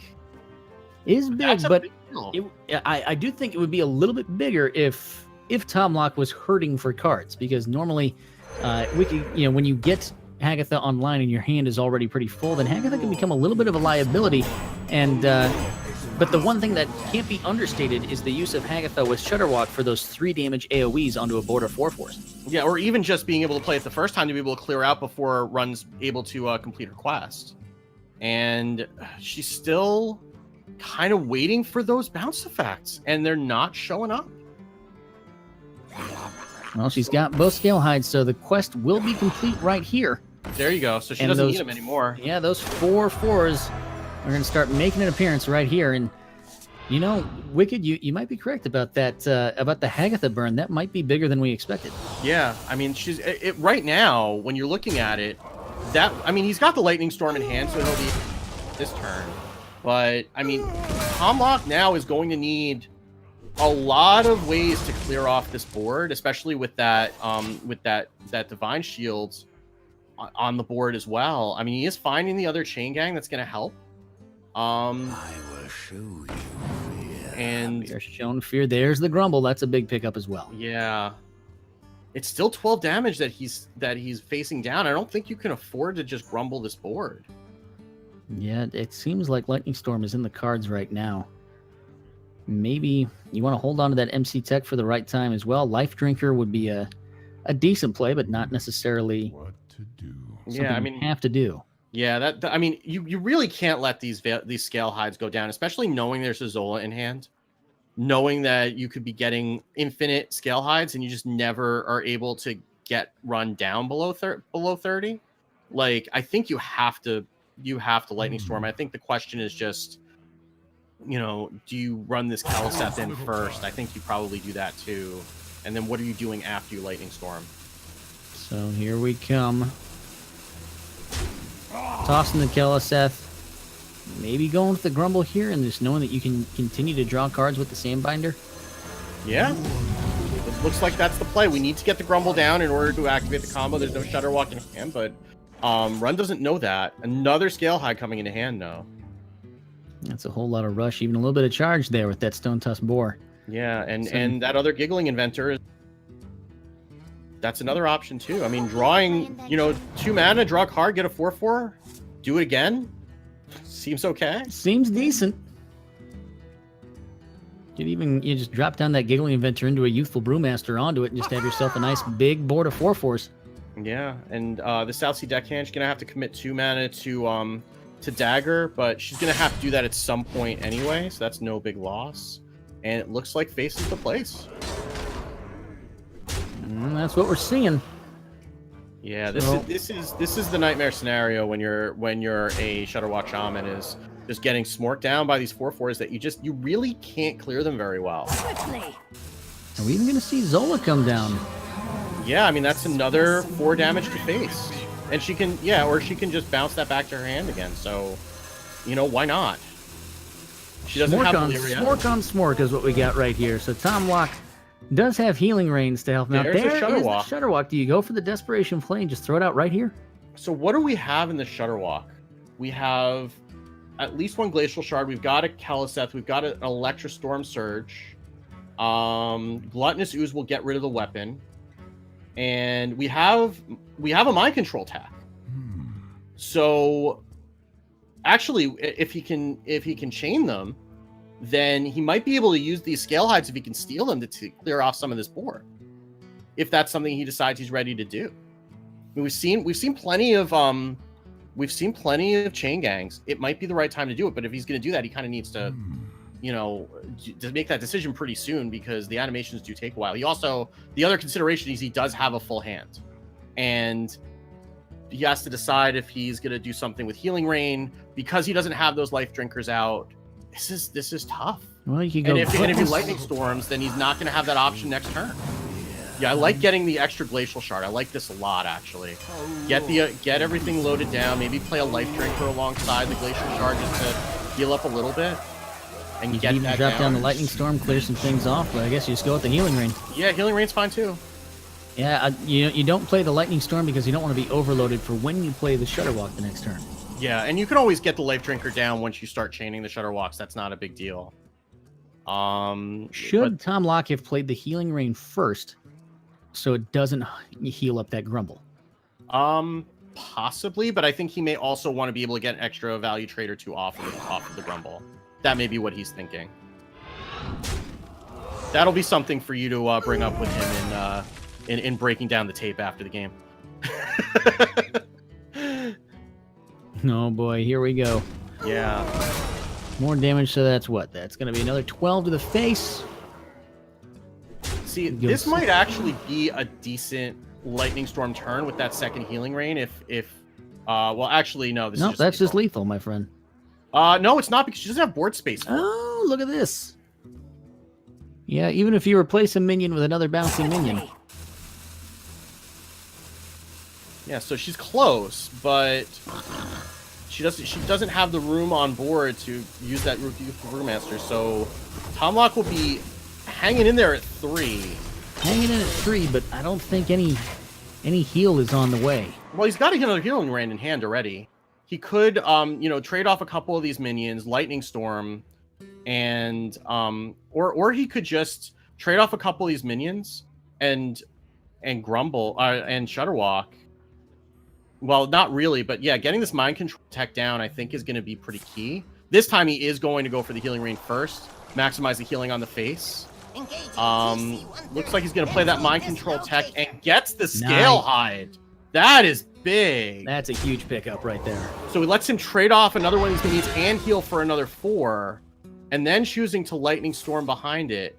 See this? And clear off the entire board. He won't be able to Shudderwalk next turn, but wow, look at all the minions he just took care of. Yeah, I mean you're probably okay if you're clearing off that much of the board. I do think there might have been an argument for, instead of doing that, playing the life drinker and just trading off a bunch of the minions. But you had so many chargers and so many problematic minions there, and we see the Shadow Step coming into hand now. Especially when you drop it onto something like a Giggling Inventor. Yeah. Yeah, this is an interesting turn now for Run because she just had a huge swing the other way.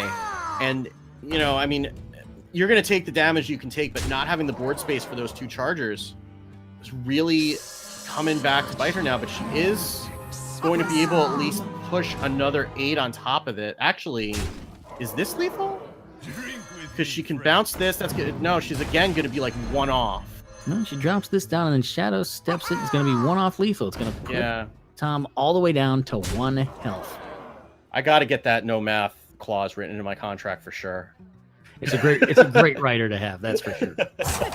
That on top of my very specific guacamole recipe. Yeah, it's all there in the green room. I do like shadow stepping this rather than the charger. That it is going to actually let you just have both. Yeah. Okay. Yeah. Why not have both? Just push everything possible, putting Tom down to 1. It's just putting max pressure on board is what it is. I mean, it's the same result in that volcano if he wants to go that way.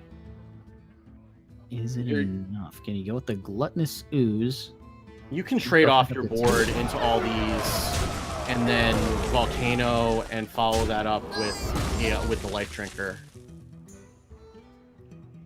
Well, you can't. Well, yeah, you can't go life drinker. You have to go Gluttonous Ooze. Oh yeah, because he doesn't have enough mana for that. But you saw all the chargers on the side of Bemmy. He needs a charger right here. Elven Minstrel could find it. Yeah, I mean, Glacial Shard, Elven Minstrel is a good way to go. You could even go Giggling Inventor Minstrel if you want to. There could still be one more Stone Tusk Boar in there. I think we've seen right now, in terms of bounce backs and everything else, we've seen 5 South Sea deckhands. Yeah. So Minstrel will let her look for one of those chargers. There's another Glacial Shard. Sonya. Sonya's big pickup as well. Yeah. Well, I think Tom has played as well as he could, but I just don't know if there's any way out of this. Yeah, the Lightning Storm is not going to be enough. The Hex isn't going to do anything at this point. Shudderwalk's not an option because he's overloaded. This may be all she wrote. Looking for the spell damage. Yep. Even then, I think the writing's on the wall for this game. Yeah. I mean, you can't take out those 2 Annoyotrons. And low rolls on everything. Oof. Well, there you go. That's my kind of Lightning Storm. Run gets game number 2 right there. So we've Yeah. seen the Shudderwalk Shaman try to go up against that super unfavorable matchup that we saw right there. And even then, Run with the very unfortunate misplay was still able to, get her head on straight, overcome it, and just close out the game the way she needed to. Yeah, and that's really the one of the signs of a good player is that everyone's going to make mistakes. It's how you respond to them. And some people will just, tilt off and write off the rest of the game. And Run did make a pretty crucial misstep in the mid game, but then was able to bounce back from it, no pun intended, and recover, and then be able to pull that game off despite kind of putting herself at disadvantage. So that was really important for her to be able to do that, and that should give her some confidence going into this last game with the Even Warlock. Doing RBG Esports proud is Run. So Yeah. now she's going to jump up in this Even Lock, and now the Shudderwalk Shaman at Tom Lock is going to continue on. The Even Lock, as we see right there, if it starts getting the Mountain Giants on board, it's going to be tough sledding for any deck that's going up against it. So it's going to be she is favored, the Even Lock versus the Shudderwalk Shaman. She's way more favored against the Token Druid. So I kind of like Tom Lock staying on the Shudderwalk Shaman and trying to get that win through, because Token Druid against Shudderwalk against an Even Lock is miserable, which is the reason you're seeing it more on ladder right now. And you do see the Mountain Giant in hand for Run, and Some combo pieces on the side of Tom Lock. Yep. Yeah, you do have the draw for him early on. You have a Grumble. You have Azula the Gorgon if you want it. You got Keleseth on too, which I think is going to be really important for him. Getting that extra minion pressure is going to be really critical for him to be able to pull this game out. So Tom Lock saying it's going to be able to drop that Keleseth on 2. Get you a couple ticks on the win rate just by dropping that card down, no matter the deck that you play. And now for Run on turn 3, going to be able to tap right here. Could still play out a Vulgar Homunculus and still go with that Mountain Giant on 4. Yeah, I like that. I mean, you just tap and see what you get first. Maybe get a Plated Beetle or something like that. Oh, that's perfect. That's even better. Now you get to pump up the Spellstone on top of it. That makes it a much easier decision. Next turn, Alkaline of Pain, a decent pick right there. Usually you want to go with it with something like a Volcano. I don't mind dropping the Mana Tide down here, but Zola the Gorgon going to go for the double buff on the deck. How do you like this play right here? I love this. I think that, you're saying that you're going to need to be able to compete on board, and being able to get double Keleseth is going to be a pretty big boon for Tom Lock. But you know what's bigger? Mountain Giant's a little bit bigger. Yeah, it's a pretty sizable 8/8, but the fun thing about an 8/8 is that it doesn't really have an answer for a 2/1 with freeze. Yeah, but that's only going to hold things off for one turn, and he really needs to find a Hex or a Volcano to be able to deal with that, and neither of those in hand right now. But looks like he's going to play this Acolyte out and just try to get some draw off of whatever the next thing that Run plays, though. I would imagine that's probably going to be some sort of a large dragon that's going to trade off that 2/4. Well, is there any consideration to throwing out this Spellbreaker onto the 8/8 and letting it hit face? Oh, you could do that. That's 100% a thing you could do. I guess the question is, what else do you want to Spellbreaker? You might want to Spellbreaker this Acolyte. But I don't think you do. I think that's certainly a reasonable play. I like the move that if she went that way, because you got to feel that your opponent would have used a Hex on 4 if they had it. But I like this play as well. Get a couple of sizable minions out there.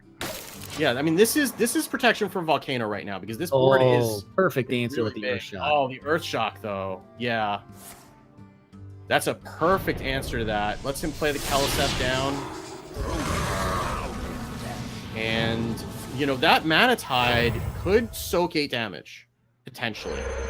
That's very true.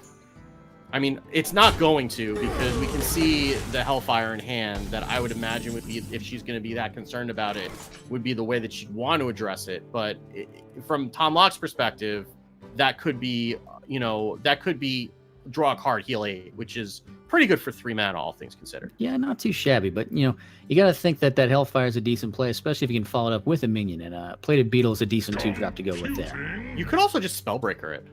I mean, that's a reasonable play too. Make it a 0/3 on board that doesn't do anything. That's not unreasonable. And then you can still play a Plated Beetle. You could even go Sun Fury Protector onto that Spellbreaker and protect your 8/6. Or the other way around, you could play it on the 8/6 and say, if you want to trade stuff off, you're going to go through my Mountain Giant. Or play the Shroom Brewer and heal up the 8/8. Play a Defile and be really dumb. Well, that would be not the best play, but that's a play you can make with the mana you have left over. That's a play. That's what we call Brasky plays.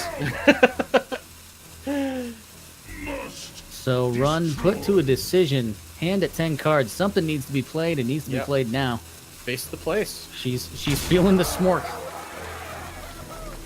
Yep, so this Hellfire will take out most of the board, leave a 2/1 Acolyte that's not at risk of drawing 4 cards off of a Volcano.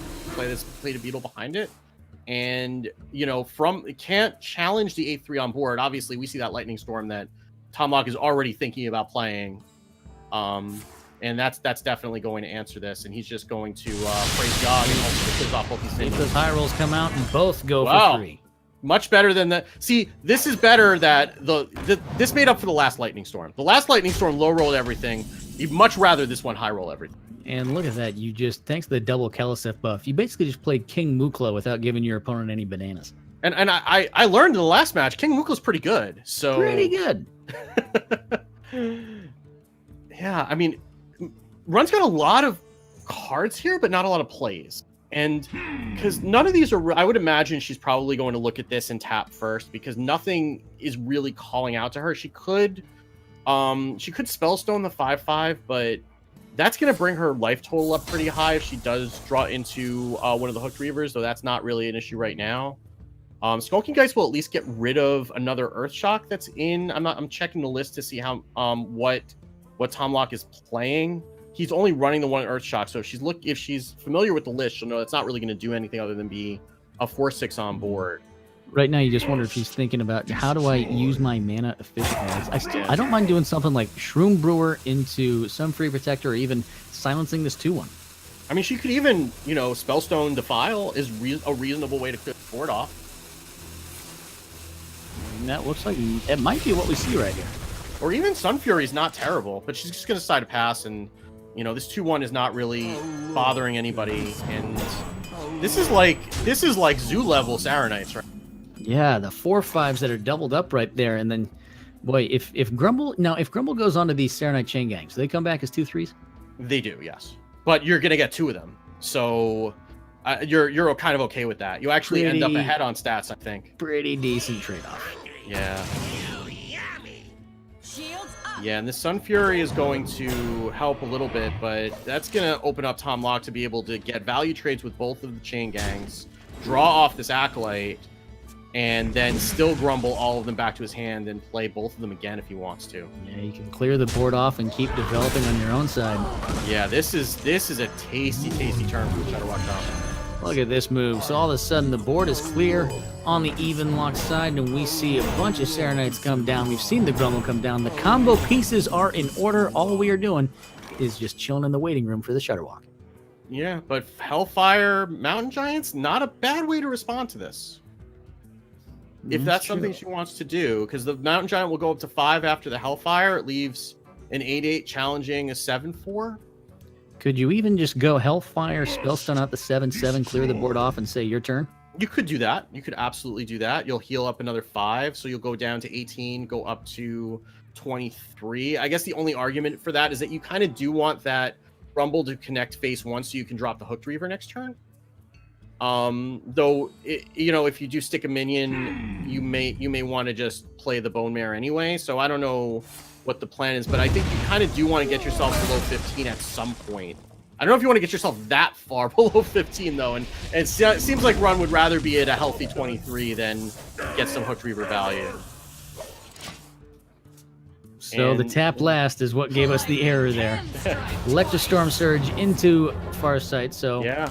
3 mana, draw 2, discount them into a second Farsight. So you're going to be able to draw even Yeah. more after that. This is such a powerful tool. Like it's, you look at Shudderwalk Shaman and you say like, well, it really didn't get anything, but just adding Electro Storm Surge is such a powerful tool to be able to do things like double Farsight or double Lightning Storm or double Volcano when you need to, or even double Healing Rain. So And it's really such a flexible card. let's just recap right there. I think Tom Locke just played 9 mana.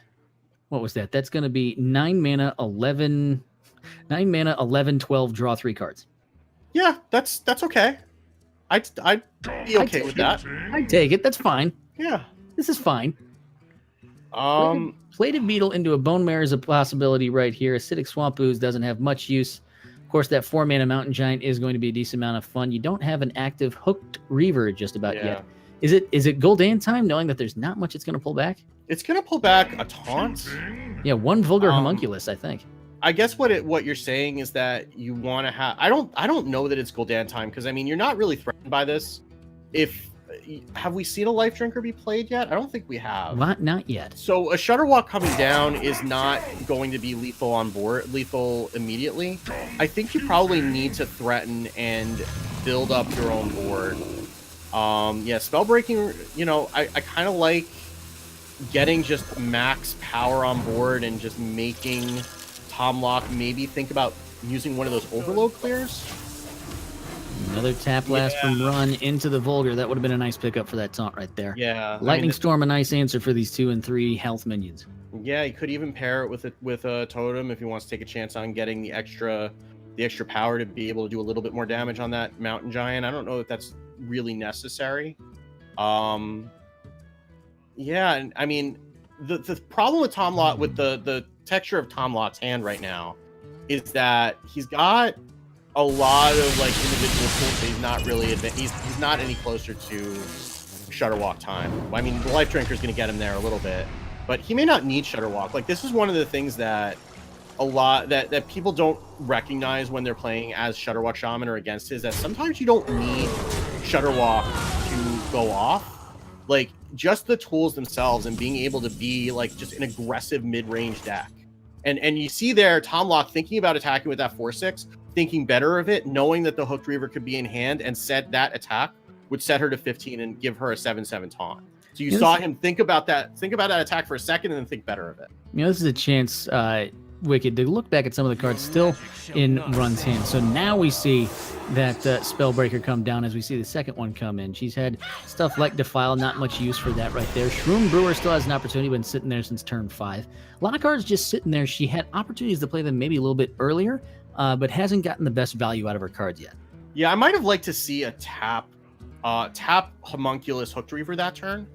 That might have been a better use of the mana, just to be able to get another minion out there. I mean, you can see the Tom Locke is down to 3 cards. You're not, there's that, Shudderwalk could be one of them, but very likely it's not. And you just need to start getting something going because you're running out of time. And she's got something going. She took off a lot of stats right there. Second Life Drinker now comes down and is a 5/5 on top of that. You might just see the Acolyte of Pain drop down here, but you really want to pair it with, a Volcano, both of which Tom Locke hasn't seen, with 8 cards left in his deck. Yeah. I mean, you have the 2 Volcanoes and the Shudderwalk on the bottom, but, these 2 Spellbreakers coming back the other way are not super threatening, though they could be if she decides to apply a Bone Mare to one of them.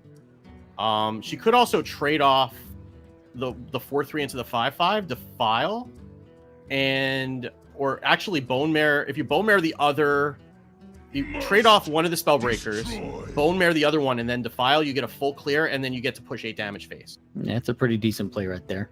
Yeah, I would like to see that. I mean, you also do have the Hooked Reaver available to you. You could Hooked Reaver and then Shroom Brewer yourself back up.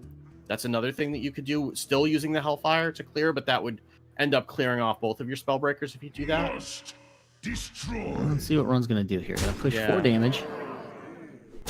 Yeah, it looks like she is going to go with that Defile play And then the Hook Reaver and Shroomber, I guess. Yeah, definitely seeing the Hook Reaver. Well, 8 cards left in the deck. You might actually just drop the 7/7, knowing that you could get the other Hooked Reaver. You could top deck it.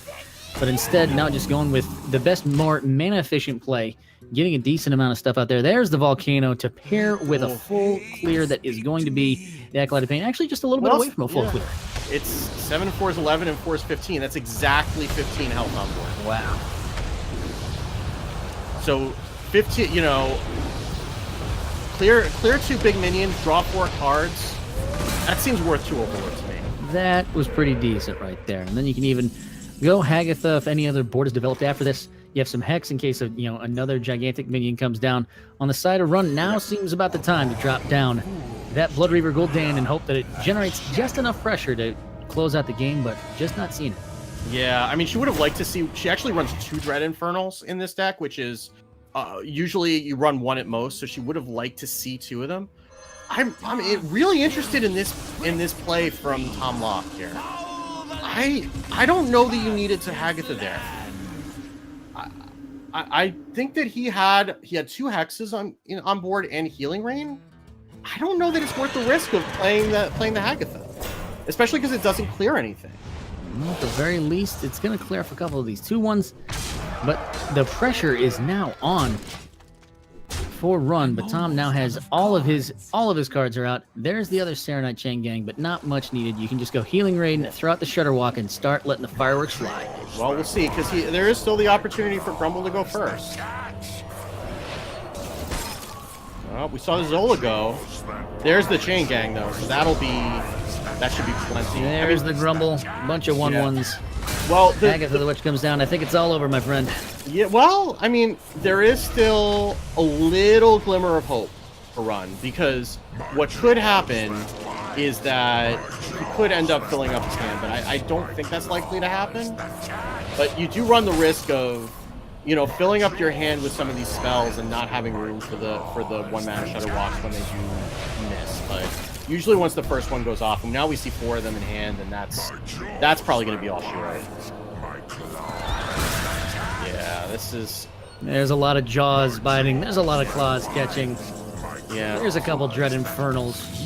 Yeah, and Run's going to give it up, and understandably so. And so it's going to come down to that even Warlock versus the Token Druid.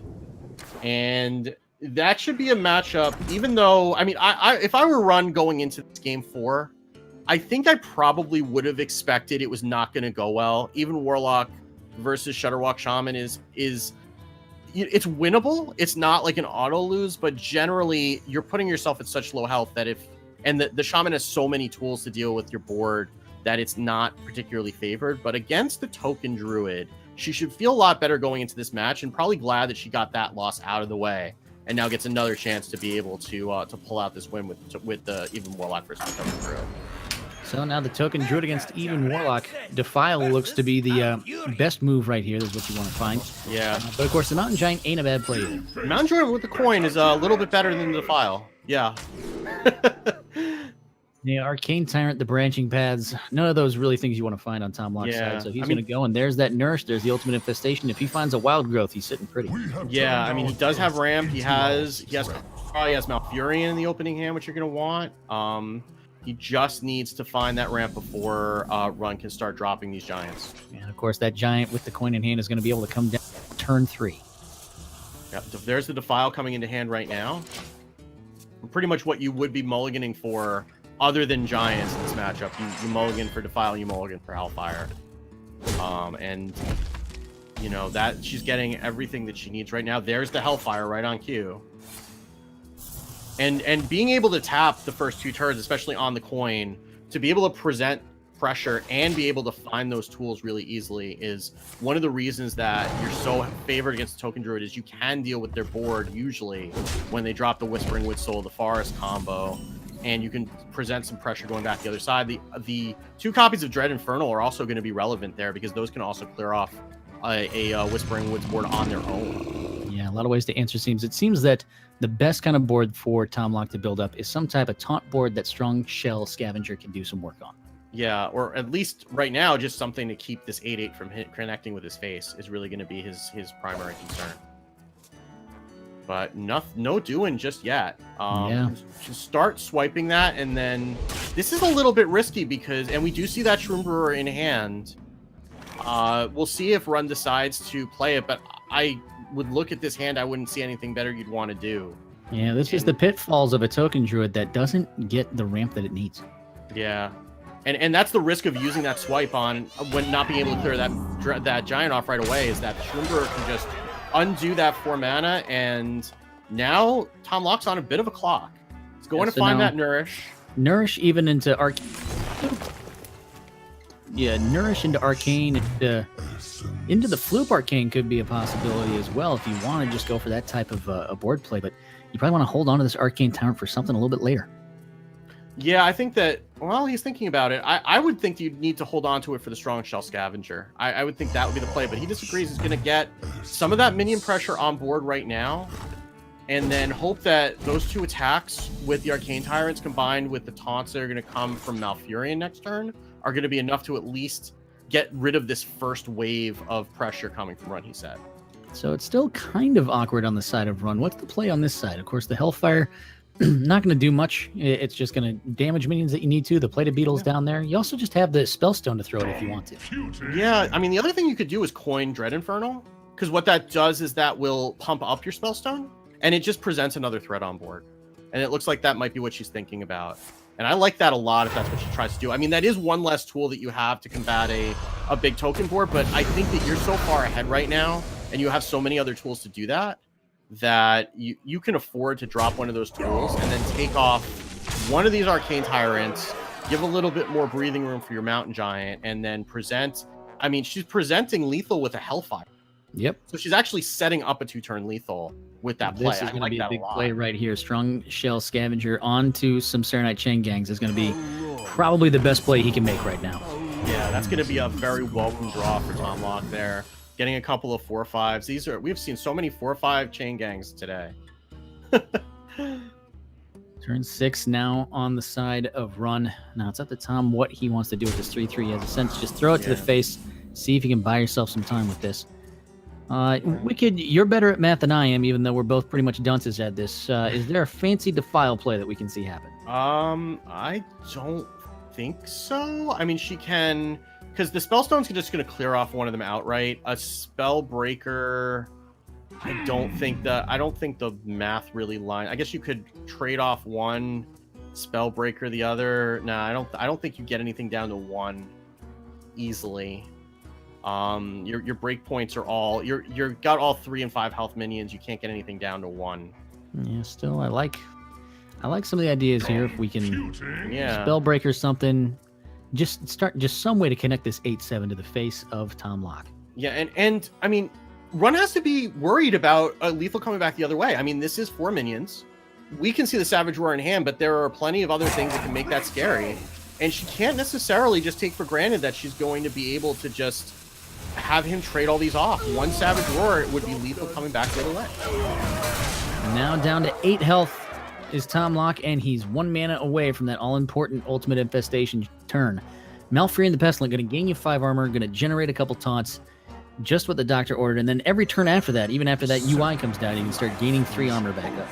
Yeah, and you could probably see him. Looks like he's going to trade off this 2/3 and the 6/2. That's a really clean trade. Maybe even trade off the 3 into the 8/7 so you could set up for UI next turn. Nope. Decides to just let that go and say, we'll deal with it next turn. That's fine. And runs right back where she started. She's still facing down. This board is not as scary as the last one. Depending on the texture of Tom Lock's hand. Because all it takes is a branching past Savage Roar, and you all of a sudden go, where did all of this damage come from?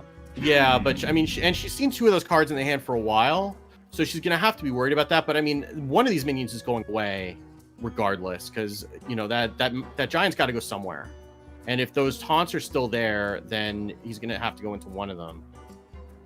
But it's a matter of what else you're doing with your mana here, and you don't want to tap too much more because you're starting to get yourself into a bit of a dangerous spot. And I kind of do like this Twilight Drake coming down as a 4/10. Just thinking about that. I mean, the problem is you just don't have any great options here. But yeah, just getting start contesting the board, developing minions on your own. Yeah, I mean, you just kind of have to keep presenting threats, and I mean, the tap blast was kind of a response to the fact that she did have a full hand at the start of that hand, so you know, needed to get some stuff out of hand in order to be able to tap there. But the ultimate infestation, along with the one of those attacks, and it'll be interesting to see where Tom Lock decides to, which one of those he decides to send into the 8-1. Saranite Chain Gang, another spike comes down. But this just goes to show you, Wicked, the flexibility of Token Druid. It has been able to gain armor. It's been able to put up taunts. It's been able to generate threatening boards and, you know, possible lethals. It's been able to do a lot, which is why a lot of people think it is the best deck in the game. Yeah, and really, Run's been generating a really consistent amount of pressure, and Tom Lock's been dealing with a lot of that pressure, but it's, you know, he's just kind of persevering and taking off this 5-5 or 5-4, I guess, at this point. And again, this is another scary board that the Spreading Plague is going to hold at bay. I imagine we have another strong shell. We do. We have another strong shell that's going to come out right after that. Go ahead, talk about a tongue twister. You know, when they were designing the cards over at Team 5, you're like, hey, Mike, take a look at this card I made. Yeah, I want to get a see the casters pronounce that one. I want to see a Flibidinous Fluke come down on Strong Shell Scavenger and say that 5 times. And that's when I pass out. So there's got to be some sort of a Defile Hellfire play here. I would imagine Defile if you wanted to hold on to at least one against the Token Druid.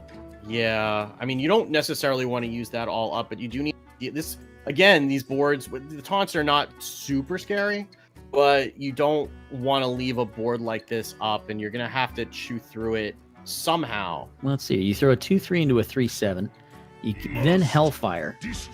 That's going to leave you with a 6-3 and a 4-1.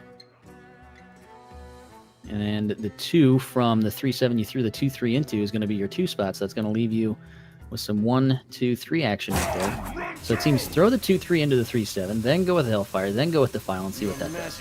Yep. Well, this is a much simpler way to go if you don't want to do the math. Yeah, fine. I tried. The one time I tried to do math, but the rope is burning, the play's got to be made. Yeah, this is fine. I mean, this is still a pretty... Again, this is just each player, like, back and forth, scary board versus scary board, and just making them deal with it and then try to, come back on their own. Swipe's going to come down. You're going to be able to hero power down the 2-3. And then after that leaves you... Well, you want to... Is there a chance we see double Savage Roar right here? So double Savage Roar would be 4-6, and then 12-18, and then and if you use the face attack from without the hero power, I think that's a lethal. Yeah, because that's going to be +4 attack. So we'll have 7, 5 is 12, plus another 6. It's going to be 18. So that is going to be lethal if he goes Savage Roar. Yeah, he sees it. Take that out. And so we see the Savage Roars come out, and this is what we talked about. Out of nothing comes a mass amount of damage to the face. So here comes right into Runny's head. There goes 6. There goes 7. Here comes lethal. Congratulations to Tom Lock taking the 3-2 victory over Runny's head. What a match. And you can see just, I mean, even when he never presented a Whispering Woods board. She had both those Defiles in her hand the entire game and never really got a chance to use it. And that board really didn't look that scary. That was 6 attack on board with multiple taunts in the way. Yeah. And just being able to trade off a couple of those and then double Savage Roar, take out the last taunt and push the rest face. You know, how are you supposed to protect against that? You can't clear everything. And eventually there's just one of those boards that's just going to get you. Ultimate Infestation is a heck of a card when you're a Token Druid. Yeah. So that's going to put Tom Lock into the winner's match and run. Okay, so after break, we're going to have the elimination match, which is going to be Soyun from Kyoto Esports versus Run He Said from RBG Esports. So That will be coming up next, and I believe we will be having Seven and Truth AM casting that. So we will sign Yeah. off from you tonight. But Absolutely. Wicked good. This was, I was able to jump on for one game, but that was one heck of a game. And I'll tell you, if you're going to watch, if it's a lower bracket matchup and it has Seohyun in it, this is one heck of a tournament. yeah, I'm excited. I mean, I'd love to be casting all these matches, but I'm excited to go onto my couch and see what's going to happen. So that will be Absolutely. coming up for you next after a short break. So stay right here. You have a lot more action. And if these first two matches have been any indication, you are not going to want to miss whatever's coming up from these players. Absolutely. So you got Seven and Truth AM on the cast coming up in the lower bracket matchup between Runny Set and Seohyun. Stay tuned, folks. We will be right back.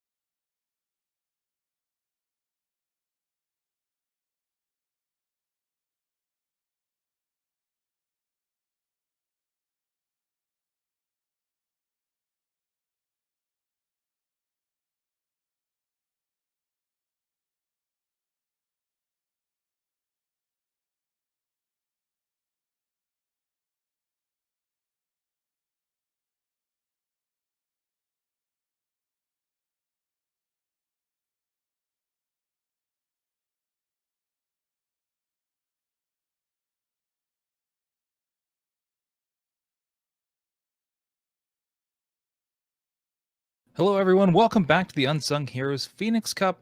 It's the second week. We're in Pool B, and we're on the losers semifinal match between Seohoon from Kyoto Esports and Run He Said from RBG.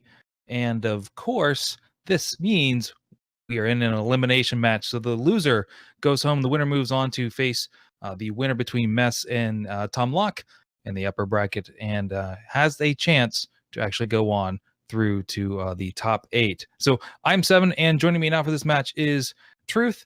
How are you doing, Truth? I'm doing all right, Seven. Hey, so double elimination. If you lose twice, you're out of the tournament. If you cast losers twice, because this is our second week doing it, does that mean we don't cast next week? Maybe. There's a good chance we could just take the week off. So yeah, maybe. I guess I am the one doing the scheduling, so might as well make that happen, right? Yeah, but that's enough about us. I'm looking at the deck list. This is like a tale of two completely different mindsets. So you came in saying, I want to win these matches. I want to win these matches as fast as possible. What can I do to do that? Outside of the Token Druid, everything is aggro, aggro, aggro. Even his Death Rattle Hunter tops out at Mossy Horror. And Run He Said brought a little bit greedier decks, which personally I like. Yeah, I think Run He Said's biggest issue here is that she brought Quest Rogue, which does not do well against aggro unless you're able to get those glacial shards and bounce them and slow things down till you're able to complete your quest. As we've seen before, that was against Tom Locke, that was really her Achilles heel, essentially. It was just really tough to even find a way to get a win with it. And so I think Seohoon has targeted that, essentially, only going or choosing to ban out her druid, so taking the token druid off the list, and then run he said choosing to knock Sio's, I believe it was the Warlock. That's correct. So at least getting one of those really aggressive ones, because Seohoon's, although in all honesty is more of a, I guess you could say, a slower version of that Heal Zoo Warlock. Choosing to run a Blood Knight, does run the Leroy, doesn't run Gul'dan, so doesn't look to take it into the long game. Does run Double Soul Infusion, but again, without the additional imps, which kind of slows that down. We'll see. We'll see how that one would have played out in this case. But I don't know if that was. I think the Odd Rogue might have been a better choice to ban out. Yeah, because you want to try to sort of soften the burden when you're playing like even Warlock and you've got that Quest Rogue. I think you're right. I think Quest Rogue is the deck to watch from Run He Said. If she can get a win on that against one of these likely unfavorable matchups, she might just take this match. The thing I'm interested in is to actually see Seohoon's Token Druid, which didn't get banned out. Because it is the slowest deck. You know, there's Odd Rogue, and then there's there's Death Rattle Hunter.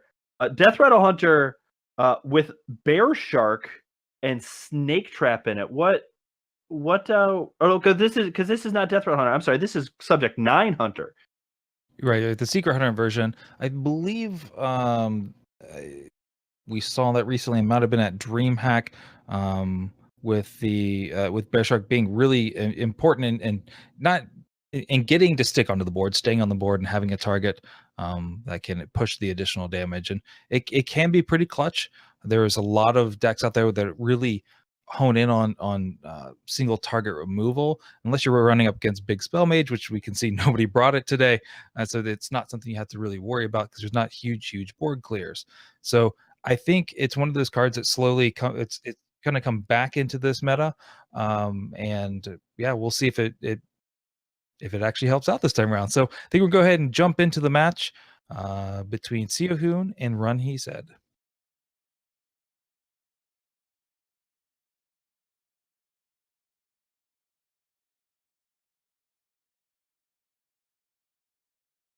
So it looks like if you're Seohoon, who do you want to jump, or what do you jump in as?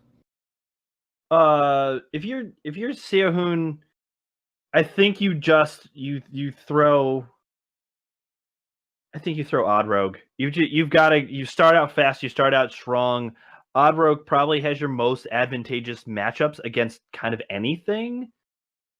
that run he said is gonna put at you, and that's what we see actually going on here. Is Siohun has gone with the Odd Rogue, all 3 drops and a Vile Spine, but the Hench Clan Thug, the Tar Creeper, and the king of beasts, King Mukla. I don't care what Savannah Hyman says. It's actually a pretty solid hand. Having dual 3 drops, especially against Even Wool, the Even Warlock will actually help out quite a bit. Largely because if you can get that Tar Creeper out, protect that Hench Clan Thug, it starts slowly getting out of range of some of those single target removals, like Spellstone and such. So it could put in a lot of work. And now we see that with double Tar Creepers, it could get dangerous come like turn 4, turn 5, if Run He Said's just not able to get to it. Yeah, and the Homunculus comes down. I'm sure Run He Said would have loved to have a Spellstone in hand for that Homunculus. That way you have an answer to turn 3 Hench Clan Thug. But Run He Said's hand is looking all right. No Mountain Giant for Siohun to try to have to contend with early, which is sort of a bummer for Run He Said. But Siohun has lots of choices here. Yeah, choosing to go for a big body. This is kind of dangerous throwing out Mukla right now. Granted, you are going to burn a card. Hellfire actually was a pretty decent burn. But if your opponent does have giants in hand, then you've basically just helped them discount it. And it looks like Siohun made the call there. Like, it's turn 3. Giant didn't come down. It doesn't look like that was the case. They're playing out a card, so they're trying to play more defensively. I just want to get a big body on board. Yeah, if you run, he said what the line I'm looking at is maybe you just play the bananas. Maybe the Vulgar Homunculus is hungry, and you just make that 4/6, because then Siohun has to actually do some work to punch through that. You could. I think that's a solid line of play. I think what you're really looking for is you want to get at least one of them out of your hand so that you can life tap, see what else you can pull into hand, because you're sitting on double Hooked Reaver, right? You want to get down to 15 pretty fast. You don't want to do it by just taking Mukla damage repeatedly. This line of play though does get that 5/5 off the board, which is also a huge threat, especially with, well, Cold Blood's a good example. Yeah, well, and crucially now Siohun, after seeing the burn, knows that there is no more Hellfire for Run He Said. So Run He Said's down to Twisting Nether, which is several turns away, and Defile, which Siohun, with the hand that Siohun has, couldn't play into if he wanted to. Yeah, so here's an interesting choice where some people would have chosen on Siohun's side to not go face there, because then you put Run He Said within the range of tapping and dropping a 7/7 Hooked Reaver. But in doing so, especially since you've seen both Hellfire's gone, having a 3/3 sit on board, making a 4/4, opposing a 7/7 doesn't necessarily help. There's a lot of numbers I just threw out there. I apologize, but I think I would have liked to have seen a little bit more reserved play there, and maybe keeping it back and not going in face. Yeah, Run He Said using this opportunity to build a wall and taunt up that Mountain Giant. Yeah, Siohun. Yeah, we know where this is going. Yeah, Siohun has that answer, and even gets the Cold Blood on that Hench Clan. Oof. Well, so Hooked Reaver, I think, is your one play. I think it's Hooked Reaver and throw out a prayer maybe at this point. Sitting at 6 health, you really have to be worried that your opponent is sitting on another Vile Spine Slayer, and you only have the ability to, I mean, you could taunt up 2 minions here, but you know that one of them is going down pretty easily, and so it leaves you with one, because even if you are able to drop Hooked Reaver, then maybe drop another Sun Fury Protector, you've got 2 minions in the way, but both of them are easily removed. Even an SI agent to face adds additional damage. This one's looking like Siohun's taking off and run with it. Yeah, and this is why I think you start off with the Odd Rogue, because the Odd Rogue is the deck, at least in my experience playing against it, because I'm a terrible Odd Rogue player. playing against it in ladder, it seems to be the deck that most consistently gets that pressure out and says, if you don't have an answer, I am going to kill you next turn, even if that turn is turn 2. Yeah, and I think that there's really only one play here from Run, he said, and that is to taunt up.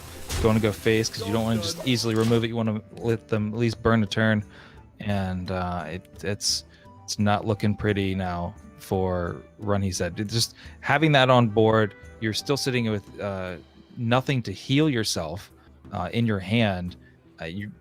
All you can really do is maybe slowly. You could throw out like a plated beetle, get additional armor, but a lot of your options are just gone at this point. Yeah, and the good thing about Run, he said's board right now is that there likely is not a way, unless there is second Vile Spine in hand, which we can see there isn't, for Seohoon to cleanly get rid of Hooked Reaver, because you can't get that Hench Clan Thug up to 8 health to survive that trade. Vile Spine is only going to trade into this 2/3, so theoretically you've bought yourself 1 turn. Yeah, there is a line of play here, though. You can use Cold Blood to take out that Hooked Reaver, and then essentially just kind of push through and get rid of those taunts. Maybe even go face one more time. You want to try and restrict your opponent's health completely so they can't even tap, because that's just going to put them further and further down to that 0 line, which helps you move on to maybe the next round. But I mean, it's useful. Stats are useful, but luckily Run, he said, does have another taunt in hand, but it's still not enough. Can't build enough of a wall at this point. No, I mean, you can. There actually are 2 taunts in hand. If you throw a Hooked Reaver and Vulgar Homunculus, that leaves Run, he said, alive with 2. Right. But all you need at that point in time, you're talking like 1 weapon hit, an SI agent dropping, and as we can see, Seohoon has it in hand. Options are really, really thin, if not maybe that option of going bottom right hand corner and conceding. There's not much left at this point. Yeah, I admit that I'm going for the most optimistic. What could you play that possibly get you out of there? Oh, is that why? Yeah, I thought it's because I was the pretty one. Well, we did just throw up pictures. We didn't get to see like the actual moving truth. But right now, I think the truth is out there, and it's that Even Lock is not going to survive this round. Boo, X-Files reference. But you're right, Even Lock is not going to make it through. As we see Seohoon sacrifice the Hench Clan Thug for the good of the win, and take game 1. How do you come back? As Ren he said, what do you run back at Seohoon? In all honesty, I think you need to, at any given time, get a win with Quest Rogue and get that out of the way. If you're running set, I think you just queue it up now. You're looking at Token Druid or Secret Hunter as being your options. Secret Hunter is probably your better chance at winning out on that one, because I believe Run, he says, only runs 1 single copy of Fan of Knives, so not going to be able to take out wide boards very, very well. Choosing to go with even like 1 less Boar or 1 less Mimic, so it doesn't really help against large boards. Doesn't have like things like Lab Recruiter, which we're seeing some of the more we're seeing some of the Quest Rogues kind of turn to. I think if you actually go to like HS Replay, the highest rated one right now is using Lab Recruiter to add more minions back into your deck and pull them out. But I think, well, I think you just have to go with that. But it looks like Run, he says, going to go Death Rattle Hunter versus we're going against that Token Druid. Yeah, this seems like it's, if Death Rattle, this is one of those matchups that in my experience is like, if Death Rattle Hunter gets rolling, gets the start that we all know Death Rattle Hunter can get, it's usually a pretty strong sweep. It's a pretty strong against this matchup. But if it's slow, if you give the Token Druid the time that it needs to build those pieces, you kind of don't have anything. And one of the things you need to do is you have to watch like how wide you go on board. And one of the great things about Death Rattle Hunter is you don't really ever go super wide on board and open up the fact that that token druid can essentially run Spreading Plague against you, get a bunch of minions that'll allow them to stick, especially when you start throwing in things like Strong Shell Scavenger, which I think Siohun only runs 1 in this deck, opting he said actually she chose 2 in hers, but which I was kind of interested to see which one would win out in that round. Thank goodness we don't have to cast that one, because that's either extremely slow or extremely fast. But we'll see how this one goes. I feel like there's a lot of options for Run He Said with this Death Rattle Hunter that, like you said, if the correct cards come into hand in the right order, which we saw her earlier in the day have some amazing draws and just right on time, right on curve to help out. So we'll see if that'll play out here as well. Yeah, and you can see why Siohun is currently in the top 100 legend, because only top 100 legend players get Wild Growth on 2 and subsequently on 3. Keleseth did come down for Run He Said a couple turns after turn 2, but as long as it's, I always find that as long as you get Keleseth sometime early before like turn 4, it's at least helpful. True, and it looks like Siohun's maybe trying to look and see just around how much damage could be put into the face of Run He Said if he can get some kind of board to stick. Starting to put together some of the pieces. This is more than likely not the turn, because you really want to try and maybe even get a little further along and dump out like a Whispering Woods, Soul of the Forest, maybe in like turn 8 to have something stick. But Run He Says trying to basically just not go wide, not play like the one play there was like Giggling Inventor. That's just going to lead you right into another one of those just wide boards that gets punched by Spreading Plague. Yeah, and Spreading Plague is the thing. Yeah, Whispering Woods, coin Soul of the Forest with Savage Roar in hand. Yeah, this is where it gets really, really ugly. This is a board that doesn't stick, or that sticks very well. And Run He Said doesn't have a ton of options right now. Getting to see, just having one Death Knight, just the single one Death Knight in your hand would be a beautiful thing. But Giggling Inventor will soak up some of this, but a lot of damage is going to come through if Siohun decides to pull the trigger on this Savage Roar. Yeah, I personally, I'd be very surprised if we didn't see the Savage Roar come out. But it's not lethal. There's that Spreading Plague too. But you're now if you're Siohun, you're a couple of turns from even being able to play that Spreading Plague, because the board you just played is so sticky. So do you think you? And I'm just trying to think of what the best line of play here is, because you're not forced to slam the Wisps into the Annoyatrons. You can hero power. You could hero power Spellstone and get rid of one of them before you even Savage Roar. Correct. Yeah, so you can actually open up quite a bit of damage here. Personally, I think you pull the trigger on it now, because you know Rexark could be coming along. That's going to allow for dictate some more trades. And I mean, worst case scenario, the board goes wide again. Your opponent drops something like Serenite Chain Gang, and you just punish them more so with Spreading Plague, maybe an Arcane Tyrants. So this is definitely a turn where you want to put a lot of pressure on your opponent with Savage Roar. I think this is just the right call, because this is quite a bit of damage going to face. Yeah, so you get 12 damage into face. Four Wisps that are still just treants in the waiting. So if you're Run He Said, that Magnetic Bomb or the Spider Bomb might as well be the Magnetic Bomb. That Spider Bomb you just drew would be great if there was just one minion on the board, but there's a lot more than one. Bernie says again, behind on board, and that's one place you don't want to be against these token druids. Even ahead on board is dangerous. It's such a knife's edge that you essentially walk. I think here, really, you're just going to want to try and taunt up. There might be some justification in even flipping one of these wisps over to a 2/2, but just to try and clear that up a bit.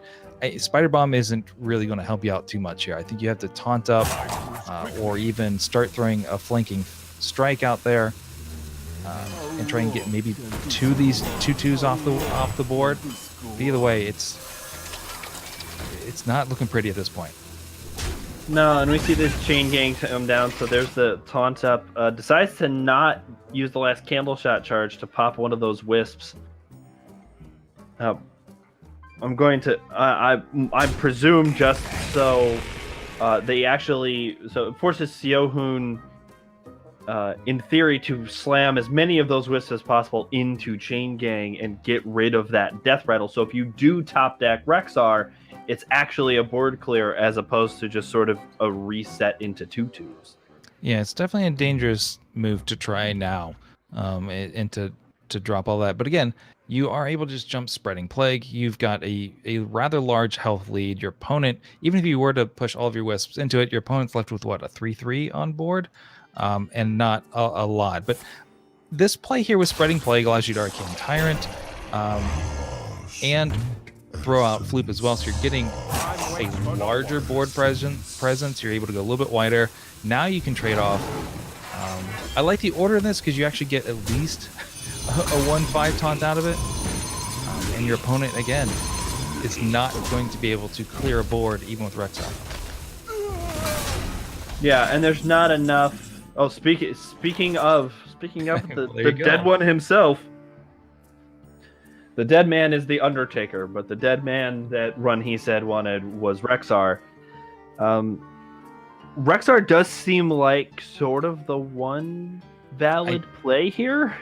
I'm looking at that as probably being the only play. I mean, it's going to give you 5 more armor back. It's going to remove 6, 7. Well, actually, technically, it's going to remove 5 damage off the board. With being that you're going to flip that wisp back over. It would be great if you had the ability to also pop this Spider Bomb and maybe get rid of that 4/4 or 3/4 just to help you out a bit more. But there's nothing in hand that can pop it, and there's a 1/3 in the way, which is just too small of a minion to I guess trigger that death rattle. Yeah, but it is turn 8. So we can see what zombies are gonna give us. So takes the Owl for Silence and the Lifesteal. I like this, but I think it's going to be just a little too late. A little too late, yeah. This is turn 10. UI will likely just go ahead and go face here. Going to drop him down to, I believe this puts him at 8, and refills the hand. Swipe in hand right now is just beautiful, and the timing of that Spellstones means even if something does come down, it's a lot easier to remove it. Yeah, and double swipe in hand says lethal unless we get something with Rush and Lifesteal. Well, we got Rush and Lifesteal, but unfortunately it's both in the same selection. Yeah, you never want to see them both at the exact same time. Has to find some way to gain health, and I don't think there's anything even in hand that can do it. You have a Lifesteal minion, but doesn't have the ability to help you out this turn. I think this is the end of Rexxar right now. Yeah, I think the best chance you have if you're Run He Said is to play that 6/7 Zombeast you just made, and hope UI didn't do that thing that we know that it did, which is put double swipe in hand. The swipe is no respecter of taunts. And let's just see. Spellstone comes down. See the trade. Yeah, I mean, if you're Siohun, you had a whole bunch of ways to just finish this game. Just kind of pick one. And Siohun with a quick up 2-0 very quickly in this matchup. And speaking of quickly, that we saw earlier on that loss against Mess. I think it was the third game. Seemed kind of maybe even mildly-ish triggered in that quick concede. I think it was against. I'm trying to think when it was. It was against. Yeah, it was against Mess. But I'm trying to think actually when it happened, but or what was the actual matchup? I think it might have been the Zoo matchup. Anyways, that aside, no, it doesn't seem to have affected him now that he's in the lower bracket. It looks like he's obviously playing quite well. Doesn't seem to be salty. I had questions whether or not he was a little bit fired up because of that kind of early concede, still with plenty of health. Could have maybe sort of found a way out. More than likely wouldn't have. But you usually see people play it out to the end. Yeah, and sometimes you just do that. I remember listening to an interview Purple did, and people were like, well, why do you concede? And he goes, if I know I'm going to lose the game, why am I going to spend my time continuing to play this game? So sometimes you just want to get out of there. You're like, nope, I'm done. Let's move on. So now we have the Hunter. I'm laughing because it's kind of like this week's Tavern Brawl. As soon as I queue up, I'm like, oh, I'm trying to play something that isn't Mage. I'm playing against Mage. Yeah, just concede, move on. Yeah. But and then they give you the quest where you have to win it 5 times. You're just like, yeah, thanks for that punish. But that hurt. So we are getting to see Seo-Hoon on the Secret Hunter versus Run He Said's Death Rattle Hunter. This matchup, I've been playing a lot of Secret Hunter on ladder. I really, really like it a lot at this point in time. I did play a little bit of Death Rattle Hunter, but it seems just a little bit-ish too slow, which is where I think Secret Hunter can really kind of charge ahead with just a better board presence and a better tempo. Yeah, and it's another one of those how do you draw, right? Like we see in the tracking, we see the Dire Mole, which ideally you have Dire Mole into one of these 2 Razor mods that Seo-Hoon has. We see something crucial in Run He Said that she didn't have last game. Play Dead. Yeah, always helpful. She had no way to activate that Devilsaur Egg, so now she has the Play Deads and no Devilsaur Egg. So we'll have to see how this Seo-Hoon is going to get on the board faster based on their hands. But Seo-Hoon is missing some pieces, I think, to really push to make Secret Hunter do the thing that Secret Hunter does, which is just come out and obliterate you with lots of little question marks. Interesting choice to choose Flanking Strike here over your bombs, over even just the ability to Hunter's Mark something, and Candle Shot is in hand, so it's an easy removal. So you basically chose to give up 1 to possibly 2 or even 3 with being double Play Deads in hand, minion removal pieces for something like Flanking Strike, which we see that if you coin it out will actually get you on board and give you a board presence, but it's a much, 3 damage doesn't clear a lot of things in this Secret Hunter deck. Yeah, including that Misha, which, there's a 66% chance that Animal Companion gives you something you can't Flanking Strike out. So that I thought Misha it was always Huffer though, which is a 100% chance that you will always get Flanking Striked. Well, there's also I'm memeing now. I'm memeing. There's truth. also I know, but there's like a 68.5% chance that Misha ate Huffer on the way to the board. So then Misha comes out, and you're just beat anyway. And see, now you're getting into like World of Warcraft canon, and I think you're losing people. Stick with the memes. All right, I'm just messing with you. Anyways, I could have made a professional wrestling reference. Would that have gone over better? I believe so. Maybe. This is where Hunter's Mark would have been great to have, by the way. And a Flanking Strike will help, but again, you're going to take additional 4 damage from it by not choosing the Hunter's Mark beforehand, and you could take even more if this Crackling Razor Maul is able to get Wind Fury, and this would get dangerous. But +3 health, I like it. It's going to stick even more. and once again, kind of punished for choosing Flanking Strike. Yeah, because if she had picked the Spider Bomb with the 2 play deads, you could Spider Bomb play dead, coin play dead, and you clear 2/3 of this board. Now you're left with a Flanking Strike that can kill one of these Razor Maws, and that's about it. Yeah, and like I said, it feels like that might be the decision that if she loses this match, I feel like it might have hinged just on that one tracking earlier on. I mean, you could essentially weaken this with Flanking Strike, getting something on board, candle shotting it, and then next turn, coining out Rexxar will give you a clear. But in the meantime, you're taking 10 damage, and it's so right now you're gonna have to just kind of slow things down. Try to slow things down with Giggling Inventor. It doesn't feel good. It doesn't feel good knowing that you could have reduced so much more damage if you had just taken that one option earlier on off tracking. Yeah, well, on the plus side, Giggling Inventor is pretty exceptional at slowing the game down. We are going to see the Annoyatrons say goodbye as Houndmaster Shaw and the Secret Keeper just clean all of that up. And now you're face down with this board that's even worse. You do have he said does have Witchwood Grizzly in hand, which would be a 3/9 against this board, which would actually be real strong.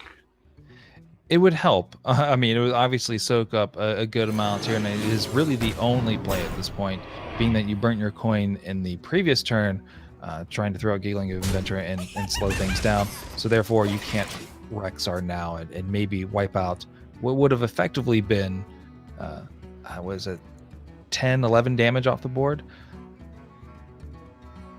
Yeah, 10 in 12 if hero power, if he just Shaw, or didn't Shaw, maybe Secret Keeper hero power. Yeah, you save yourself a ton of damage by using coin there, and Witchwood Grizzly will eat up some more.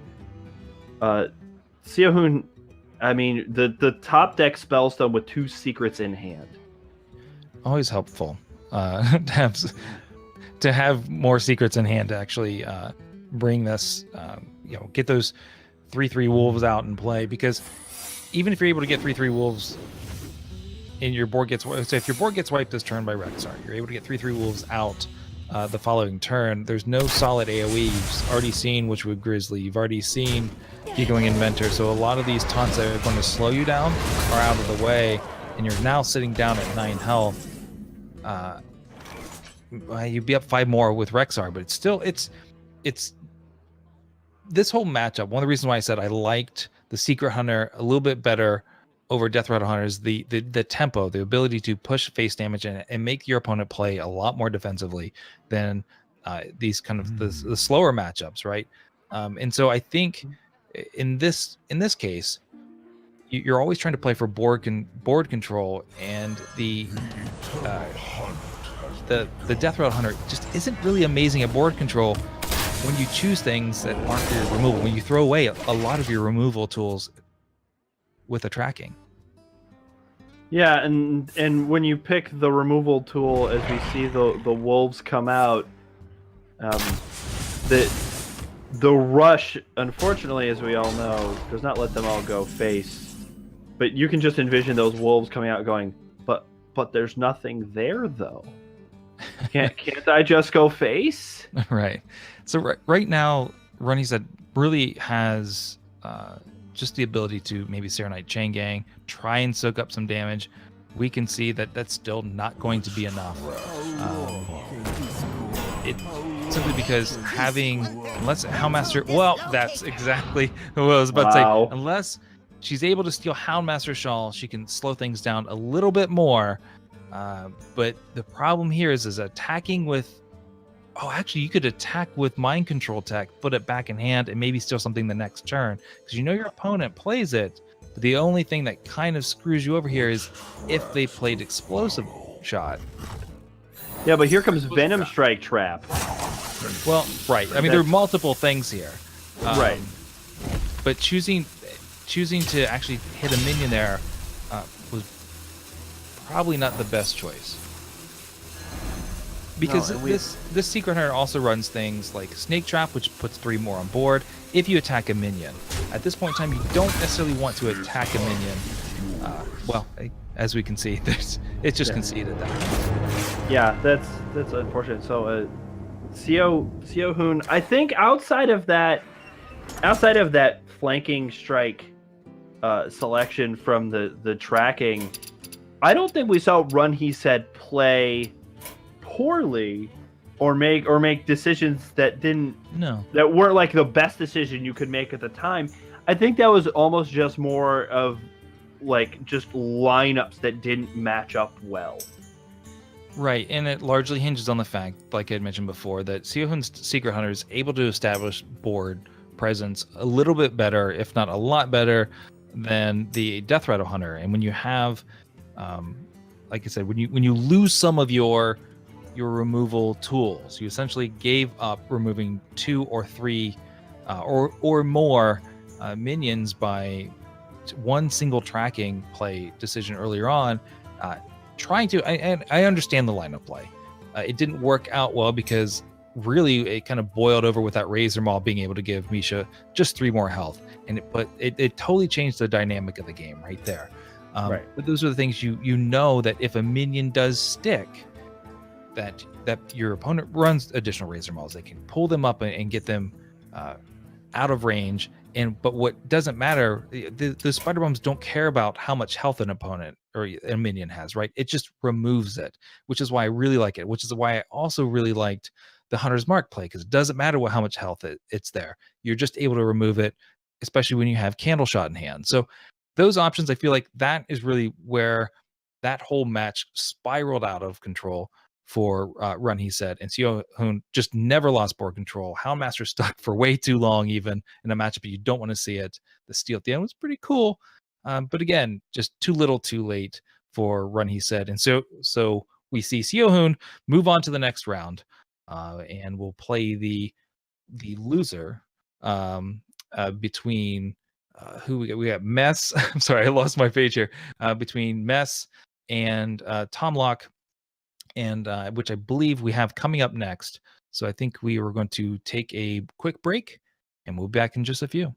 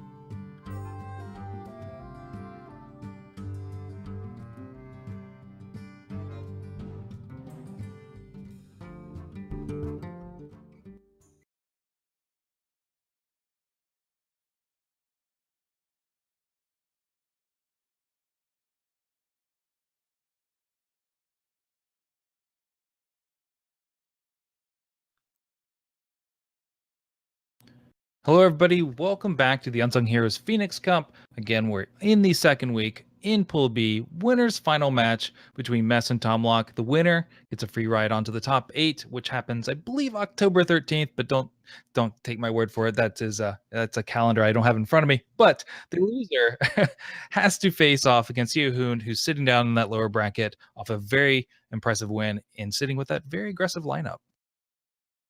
Super menacing stuff. I would not want to be the loser between this upcoming match between Mess and Tomlock. Yeohoon is a scary good player with a scary good lineup. Indeed, Could be indeed. cool to see a Mess Yeohoon rematch, but I wouldn't rule Tomlock or Mess out. This is going to be a pretty interesting lineup. Why don't you go ahead and go over the ban?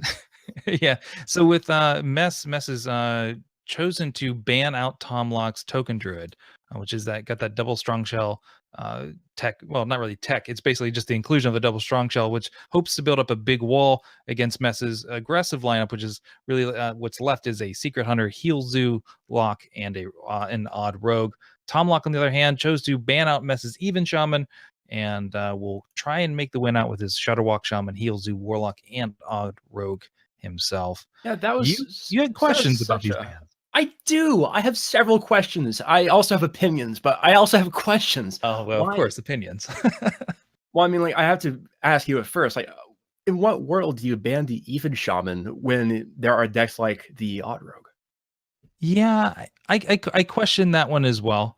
That odd rogue is also pretty aggressive as well, right? It's got the Myers Unstable element in it as, but I mean, I understand Mess choosing to ban out that druid, right? You've got an aggressive deck. Last thing you want to see is spreading plagues. Yeah, Right? naturally. Like this Druid deck that Tomlock happens to have will do better versus this matchup because they opted to remove the Violet Teacher in favor of the Strong Shell Scavenger and playing Serenite. It's just a much stronger anti-aggro option. And Mess's lineup happens to be exceptionally aggressive. Yeah, and what's also interesting is that Mess with that Heal Zoo chose to add in one Void Rip just to kind of possibly go up against, or if he had to follow up against one of those spreading plague turns. But in this case, he's choosing to ban it out, which looks to be part of his strategy in some way, shape, or form. I do question that Even Shaman ban. I'm not really sure if that would have been my choice. Yeah, the best I can think of is, the Even Shaman happens to have a weakness for, running out of gas pretty quick. Like we saw in his first games playing the Even Shaman and getting that clutch win, that he was pretty much playing down to his last 2 cards. In addition to the Calamos, he was just playing out the last of his cards, but it ended up being exact lethal by turn 8. It was, and there was very little that Yeohoon could have done about it in that first round. So I guess Tomlock saw that first match and decided that was not for him.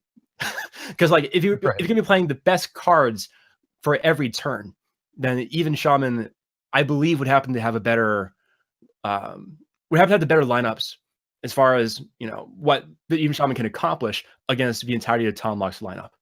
Yeah, and you saw earlier on the Heal Zoo, I guess you could say the mirror match going on, but here we have essentially 2 different mentalities with that Heal Zoo Warlock. Mess choosing to go with the Soul Infusion Imp combo, choosing to go with the Doom Guard over Leroy, which is what Tomlock went with, but also no Soul Infusion from Tomlock's side, choosing just a more straightforward Heal Zoo, also adding in Void Ripper as well. So there's a little bit of I mean, they're very similar, but we've started to see some people kind of cutting the Soul Infusion Imp combos largely because it just seems a little slow. Yeah, it's a recent addition. Like we saw how well Soul Infusion worked for, Mess and Yeohoon. They're doing their Zoo Mirror, but it ended up being the case where it ended up being not enough. Mess's Zoo ended up being both Kaliseth and Soul Infusions. Right, and it looks like I believe we are getting close to that match firing off here in just a second. But I think that Heal Zoo Mirror, if we do see it, I'm a big fan of the actual Doom Guards, especially in the mirror. I think it helps you out more, allows you to actually make trades, whereas Leroy is strictly going face. But again, choosing to maybe go with that Soul Infusion Imp combo on Mess's end might actually slow things down. One question before we do jump in the match: Secret Hunter. How do you think Secret Hunter lines up against Tomlock's lineup? Well, we saw do some pretty incredible things in his first match versus Sohyun. Even opting to play a rat trap on turn 2 versus his Zoo opponent to clutch out the series as a whole. And so Sohyun opted to go for a line where he played 2 1-drops in the Soulfire, and that ended up giving Royal Blue's Mess a Doom Rat, a 6/6 body that was active by turn 4, and it won him the game outright. It was an incredibly clutch line. He was anticipating a happy goal, but got those 1-drops by turn 4 instead. And I'm pretty certain that is the actual turn that triggered Sohyun to just concede, largely because of that rat. And taking anyone would have gotten out of there. You would not have anticipated going against a Doom Rat, or anyone keeping Doom Rat and having him play it on turn 2. It just came out of nowhere, and there was mad respect for it from Sohyun in the Twitch chat earlier after the game. It was just a really well thought out line, and you have to see what's going to prevail in this upcoming match between Mess's more unique takes on these more traditional archetypes versus Tomlock's more traditional take on a fairly aggressive lineup. Right. And actually, I'm looking at it here, and I think we might have a little bit of we might have. I think Tomlock might have queued in with the wrong deck. So if I'm correct, I believe Tomlock's Druid was banned, and according to the setup I have, it looks like he might have queued with the wrong thing. So we'll have to take a minute and kind of restart that one. But in the meanwhile, Gallo and I get to talk some more, and I guess you can't be too upset about that. Oh, not at all. I mean, this is great. I'm enjoying talking about these decks, and I'm not even seeing them in action yet. The Void Ripper from Warlock, the Void Ripper that Mess has in his Warlock list is just an incredible addition as well. Like, you're not seeing that in, Tomlock's take. Well, he has one Void Ripper as well, but we saw it do much more for Mess with it than Tomlock. So I have to see what Mess will be able to do with the unique tech choices he's made so far. And it looks like we were just in the match. Tomlock's Rogue versus Mess's Hunter. Yeah, so Mess choosing to stick with the Hunter again, even though we queued into it at the beginning there with the wrong deck Tomlock did. But now this is one of those matchups where I want to get your take. As I mentioned previous match, I love playing Secret Hunter. I've been doing. I like playing on ladder because it allows you enough of a tempo, allows enough of a stall in some of those secrets as well. You always have something on board to kind of play with. Versus this Rogue of Tomlock, which doesn't have a lot of removal when it comes to a wide board if Mess is able to establish it. Yeah, Secret Hunter doesn't have a lot of bad matches in the ladder. Like, we have it unfavored versus the Shadow Walk Shaman, and it is massively unfavored versus Q blocks and big druids, but you don't see much of that aside from Shadow Walk Shaman. It is pretty well positioned versus the rest of the lineup that that either player has brought. Well, one of the things I always find is that it seems like every time after an expansion, there hits about a midpoint where someone finds what is essentially another variant of a mid-range hunter that just performs really, really well because there's not a lot of random elements to it.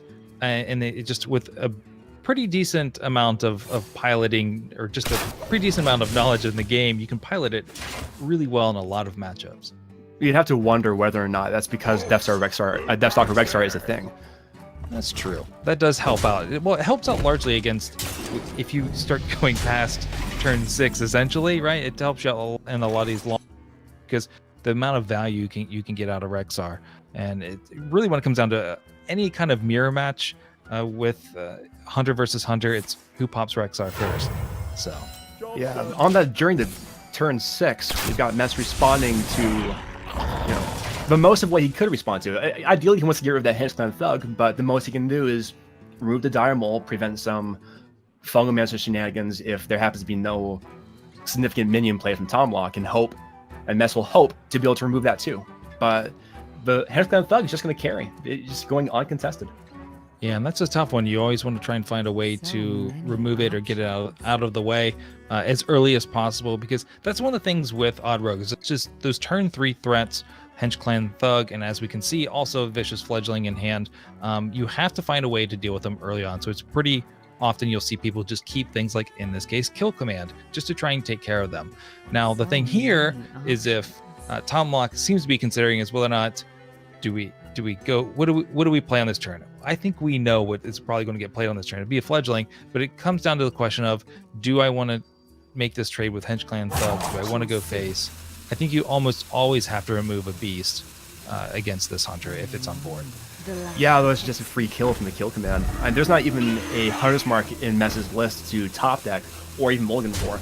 Like, if the Tomahawk happens to have a Hinge Clan Thug and buffed up substantially with no other means of removal, then Mess will just have to deal with it until he finds a turn where he can play a kill command on it. Or now that's at 1 health and with Tomahawk opting to trade, he can hopefully find some other means of removing it. But instead decides to go for the minion play, just to go as wide in the board as possible, ignoring the possibility of Fungalmancer, and just pretty much saying, if you don't have Fungalmancer, then this is the best line that I can play right now. Going for Divine Shield naturally, because now he has, the best means right now of creating the stickiest board possible. Yeah, and we see the Giggling Inventor is more likely going to come out and try and protect that board. Last turn, we saw Tomahawk reserve going face, which always seems to be the what you do with a rogue, or some of the more professional players do very, very well, which is choose when to use that weapon and choose when to sit on it. Why do you think he left it at that point in time? Well, he had these 5 drops. He didn't anticipate having the ability to weapon up the following turn. So he was willing to sacrifice for 2 damage, knowing that his priority at this point is keeping board control. Like, the game will end to the Odd Rogue's favor if he can commit enough minion damage to the opponent's face, and no better way of doing that than keeping minions on the board. The weapon will supplement that strategy as opposed to enhancing the damage. Yeah, and one of the things that you don't like to see when you are a secret hunter is the lack of secrets when you have double Secret Keeper in hand and Spellstone. Any one secret would have been great here, especially if it was something like Explosive Trap, or even terrible. Snakes would have been great, just to have something kind of push through. Oh no, this is going to get bad. This is going to be real bad. And the worst part is, like, Mess has a responsive Spellbreaker, but it does nothing else versus the rest of the board. He commits 4 mana, and there's no other 2 drops he can play aside from a trap he may draw. The best case being a, Explosive Trap. But that doesn't remove either the Blood Knight or the Hinge. And he's still going for board control. Yeah, and again, that's just how that's the easiest way to ensure that he wins this one. Yeah. Going face opens himself up to The base Doom Rat. massive. Not this time. Yeah, we're not going to see Doom Rat come out at all. It would have been nice to make a reappearance and see if maybe just the appearance of base Doom Rat causes people to concede, but I don't think that's the case. So we will see Tomahawk take the very first round off of Mess, and Mess's. Yeah, the upset. I wasn't quite sure we would see the Secret Hunter go down so easily, but the name does imply that you need secrets to even play that match, and we saw 0 come in Mess's hand the entire game. Well, it right has at the end. Yeah, That helps. It has a better matchup versus Odd Rogue than either the Death Rattle Hunter or the Spell Hunter. It was the best matchup as far as the hunters go from the archetypes that were available for this tournament. And it still ended up being in Tomahawk's favor. So now we're going to see Tomahawk opting to get a Shudderwock Shaman, getting a win versus the Secret Hunter, which is the one bad matchup that Mess has for this deck. Tremble before the might Yeah, of and we'll hell. see how this one plays out. This Shudderwock Shaman is we've seen the addition of a couple new cards now. Electra being super helpful and gaining So card draw. good. It's Turn 6 Electro with Farsight is just absolutely broken. it's amazing, especially if it hits key cards. I mean, sometimes you don't get the greatest of discounts, but the fact is you're getting 2 cards, and the faster you can find Shudderwock, obviously, the better. Because whenever you can have it in hand, you can actually start triggering it. Oh, finally! Look at this. The An actual cheeky secret. emote. Yeah, one that Tomahawk may not get a chance to activate for a while. And he's got the flanking strike in turn 4. So even if Tomahawk opts to play the Gluttonous Ooze as a tempo minion to respawn with in this deck, I don't even think you coin Serenite here. I think you just play the Gluttonous Ooze as the best means of removing what's possible in the board, and then that's going to get punished by Mess's flanking strike, unless you think Serenite's going to be better. This is an interesting play to throw out Zola. I question that one a bit there, because if anything, if you're worried about having some kind of threat or you want to challenge anything, I agree. I think Gluttonous Ooze is helpful. Gluttonous Ooze now is even better. But you could have coined Hex on Secret Keeper if you were afraid of it. As you can see, 2/2 did nothing, and you've got a a small taunt sitting in your hand. Well, no Wow. cat trick, so no fear. You could roll for the spell power totem. Or next level, you play the taunt totem, then roll the 33% chance, and then get an Earth Shock. You could. Like the These next level strat. I feel like that's very, very positive thinking. I guess we could say that is. Oh, roll the odds, Tom. Do me a favor. Yeah. Well, There we go. so there is some merit, I guess you could say, to playing Zola. Is if you are going up against a freezing trap, it does get thrown back into hand, and you can still Zola again, which allows you down the line. Yeah, I'm wondering if Tom Lock There's even some went for shudder that. I'm sorry, I didn't mean to interrupt it. I was just wondering if Tom Lock went for the Zola play to force Mess to respect the possibility of getting his Zola freezing trapped, but Mess didn't even care. He'd rather invest with the edge. I think his game plan is basically just to throw as much damage to face as soon as possible and try to win this one out. And we already see it's turn 5. I think we know what comes next. Yeah, every time.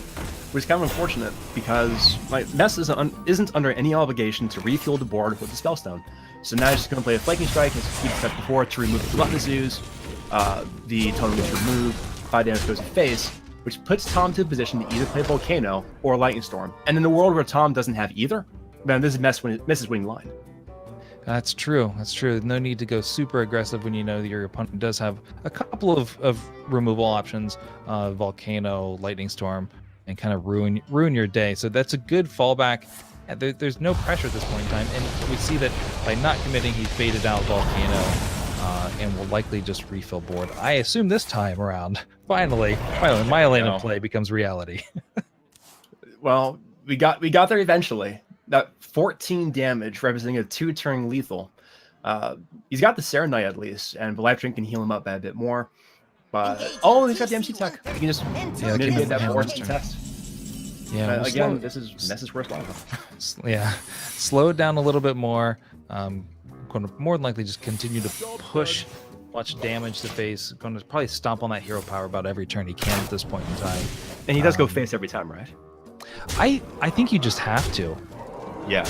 You have to push it because you have the chance of keeping one up on board here. You're going to get snakes out, so you're going to have something to help push the kill command damage up even higher, and it just becomes you're trying to put your opponent on the clock. It's such a tight thing for Mess. Like, Tom Lock's not finding his Lightning Storm. The second Volcano would end the game outright. So, oh man, he has the coin too. Like, even in the world, let's see, the trap is a explosive trap, so he doesn't have to, go face it whatsoever. Like, he should be trying to survive this as best he can until he finds a healing rain and stabilizes the board. Like, Mess is effectively out of gas until he finds the subject 9, which will draw more, the remaining elements, the remaining traps in his deck, or he finds the Deathstalker Rexar. I would have considered playing the Zola onto the MC Tech, but having the MC Tech trade into a 1/1, then go for Never Steal. Which would have been, like, again, optimistic lines. But, Right. But you just have to. I would think that you would need to be that greedy to prevent Mess from finding any out by drawing into it in the last turns of the game. Yeah, now I like this play here. Go ahead and committing the snakes in so that your opponent can't get a good value trade with that Acolyte of Pain, draw a card. Now has to commit the entirety of the Acolyte of Pain to even draw anything. Questioned whether or not, I feel like he questioned whether or not he wanted to go kill command right there and try and push a little bit more. Again, trying to put the opponent on the clock, so he has to start committing something either to board to block him, or he's got to commit some of the healing. He hasn't seen healing come yet. I feel like he might have, in pushing more damage there, he could have baited it out then. But Life Drinker is just about the only options here. Life Drinker, Coin Life Drinker. Bazola. Coin Bazola, man. Right. I must see That's with what I'm you, Rat. Oh, man, because it heals into 4, right? Oh, does he respect it? By just toting him up, right? Oh, he's thinking. It's a solid line of play because you need the health. But I think he at this he point in time, he respects knows it's got to be it. Yeah. Because he's already gone face. All right. Smartly done, Tom Lock. Yeah. He's already gone face before. I mean, at one point, I regret not seeing base doom Rat, but on the other hand, applause to Tom Lock. He's paying attention. He's playing with intention. He's as a producer says, he's playing smart. It could be, however, that if he does trigger it now, he could Houndmaster it, and it is an 8/8 with taunt. Yeah. See? In what world does Tom? But in what world does Tom Lock play 3 cards if he's expecting it now? Like, his best lines are effectively only requiring 2 cards at a time. There's no, with how little resources Mess has in hand, there is no excuse to have to invest more than 3 cards at a time, unless Mess has an incredible series of draws. One of them being Subject 9. Yeah, and so you only get 2 secrets out of this one because of what you've already burned so far. What do you expect to be the lineup play here? For Tom Lock the following turn? Or for Mess right now, even? Oh, Do you play on both, or do you just play?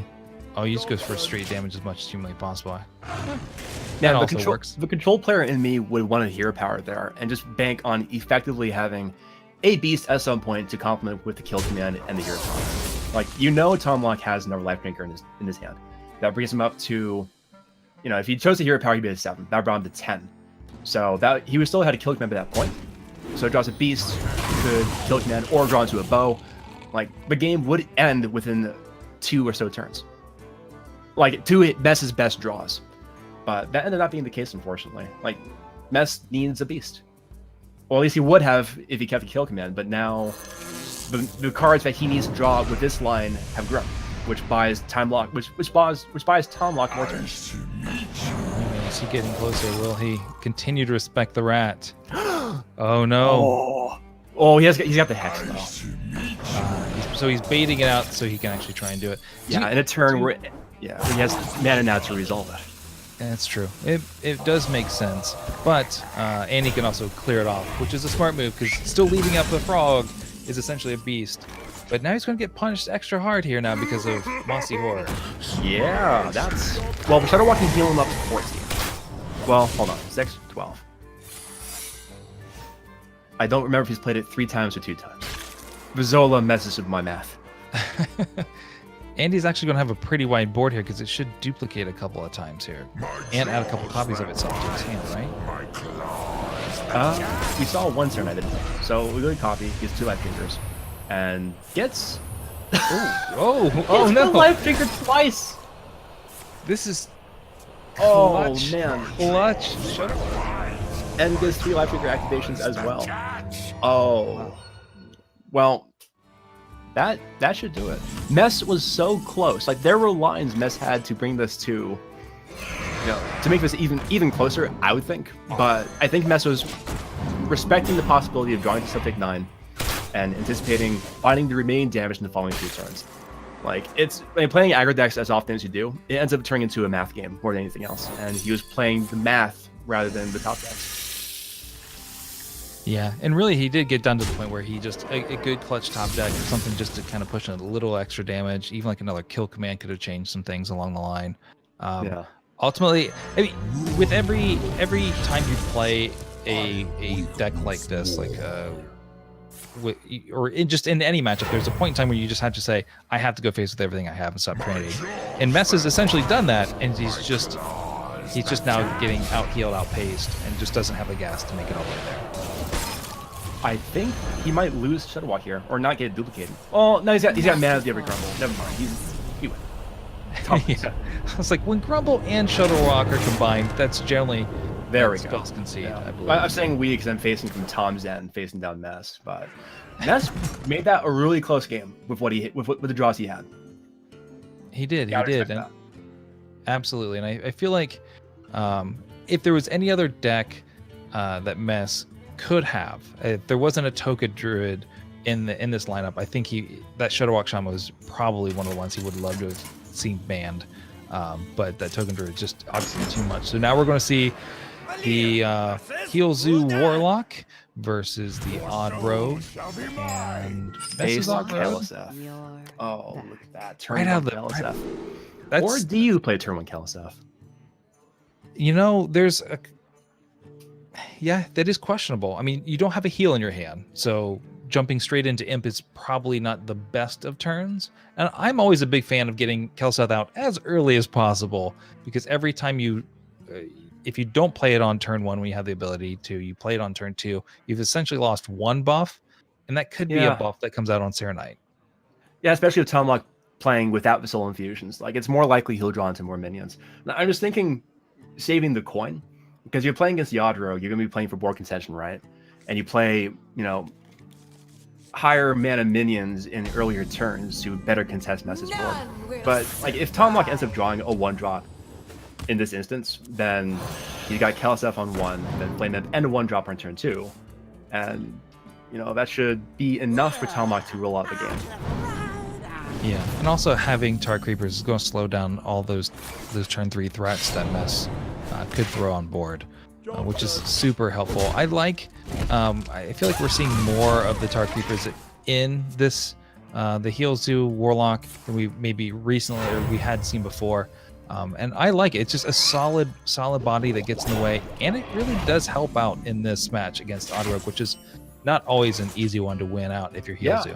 It acknowledges the fact that, you know, well, it acknowledges two things. One, Oddrogue is going to be in almost every single lineup brought to this tournament and tournaments for the remaining Boomsday meta. That's just going to be a fact of life. Oddrogue can just win games versus anybody potentially. And two, it acknowledges that the most successful lineups from the most recent big tournaments, HCT, or the HCT NA playoffs come to mind, for example, and Montreal from the week before, the most successful lineups have been the most aggressive. So if you're playing your own aggressive lineups, you're playing for mirrors. And playing with Tar Creeper, you're able to address, you know, you're able to address those early board swings if you're not able to develop your own big 1 to 2, those big first 2 turn lines that dictate the rest of the game.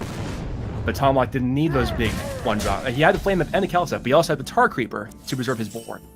And now he's got this lineup. Yeah, and he also now has Tar Creeper do that Soulfire. But again, that you always, whenever you see a Henge Clan Thug or a Vicious Fledgling hit the board with this Oddrogue, you have to instantly get rid of it because it creates a spiral effect that a lot of times you just can't get here. That's actually a really good pickup coming in hand. Yeah, the heal, getting to add an additional 0 mana 3/3 on board, just went from having nothing on board and a useless Fungalmancer to something that The light protects me. was able to establish some board control. And this board control is going to be so important for Mess at the very least. Now he's able to make the most out of this Word Ripper by removing this 4/4. Like that. Well, Mess was that is- more? That was just a tempo Void Ripper, correct? I mean, it was a 4/4 and a 3/3, so it didn't really gain. Did he gain anything out of it? Oh yeah, he did. He switched just that to removed Firefly. My bad. No, that's all. Yeah, yeah. It's not an obvious line. Like you see a Firefly, like, oh no, it's a 1/2. What am I going to do with that? But Mess saw the Void Ripper and he was like, you know, this is a 4/4. It'll remain a 4/4. This will become a 2/1. I've got a 2/2 weapon. You know, the lines. He sees the lines, man. So here he had a choice, and it looks like he hovered over Vilespine Slayer for a split second, thinking that maybe he could just take out that 5/2, but instead choosing to go Southsea Deckhand. Was that? Wow. Why that? Yeah. Wait a minute. Why would you have taken the extra 3 damage?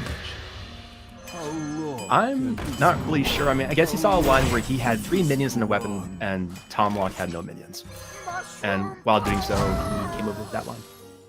Yeah, that one. I will say that one was a misplay, even though we generally don't call them misplays. That one, I think it's because he It started was with suboptimal. one It was line. suboptimal.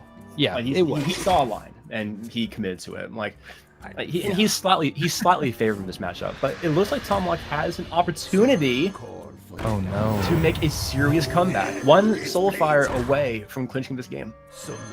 And not only that, but now with Leroy in hand. And unlike Mess, Tomlok only has the Leroy and the Soulfire in his deck. There is no one Doomguard in addition to Tomlok's Leroy Jenkins within his interpretation of Zoo for this turn. He's banking on top deck. Yeah, essentially you have to. Well, he's also got enough of a health total that he can just start tapping into it and digging in. It's going to help him dig even more for that Soulfire. Oh, what if Mess gets a taunt adaptation from that Vicious Fledgling? Oh, what if that happens? It's possible. anything's possible. And Blood Knight into Blood Knight just not Oh, gonna man. help you. This could be a 3-0. Yeah, I think at this point in time, he just by taking face damage, he's basically conceded this one across to Tom Locke. Yeah. Even with Wind Fury, it's not enough because he's not going to be able to clear up the board enough. Banking on him not having 1 damage. 1 damage. Glory to the Sindora. This blood is going to come down Glory to the Sindora. times 2, hoping that Tom Locke whiffs on the additional point damage. But yeah, now Leroy Jenkins comes down and ends the game. I did that. Tom Locke is going to go ahead and move on to the top 8, which goes on October 13th. And I believe will be joining us here on the cast in just a moment. I'm going to give him a second to, I don't know, pray to the Leroy Jenkins God for that, for the coming to the hand just in time so he could play out and just try and soak up as much damage and put as much pressure on there. But congrats to Tom Locke for being our first player through to the top 8. And Gallo, man, it's great to finally get a cast with you, man. We got to meet actually in person at PAX for the first time, and even though we've kind of talked back and forth, but it's good. I know you say you don't normally you haven't casted a ton. It's something you've been wanting to do, but damn, man, I want to see more of it. I want to hear more of it. Well, I've been wanting to. I was looking forward to settling in for another 3-2 and getting cozy and getting to build up the casting chemistry and see some incredibly tight reversals or 2-2s whatnot. But yeah, it's just Tom Locke he saw the lines, man. But yeah, I really enjoyed casting with you, man. I enjoyed having you and Ben bring on the cast. This is very fun. I'm looking forward to the losers final, which will end up being a rematch between Seo Hyun and Ness. We'll see if he'll trigger off that rat trap this time around or not. But yeah, I think again, Tom Locke, I would not have expected this to be a 3-0. I really would not have. I don't know if even Tom Locke would have seen it, but again, perfect lines of play. Tom Locke's done some played very, very well throughout. And now joining us is Tom Locke. Congrats, man. Thank you very much. So what are your thoughts after having played possibly the fastest match in this tournament? I love playing quickly, as you could probably tell. I like to give my opponent no time to think on my turn. They gave us no time to cast. Yeah. We didn't even get Sorry a cuddle about like planned. We had we were going game 4, between game 4 and game 5, we were just going to cuddle, but it didn't happen because you 3-0'd. Did you expect a 3-0? I mean, did you expect this to go much further or many more matches, I guess you could say? So the Hunter was a really good matchup for all of my decks except for Zoo. But luckily, my Zoo deck drew incredibly.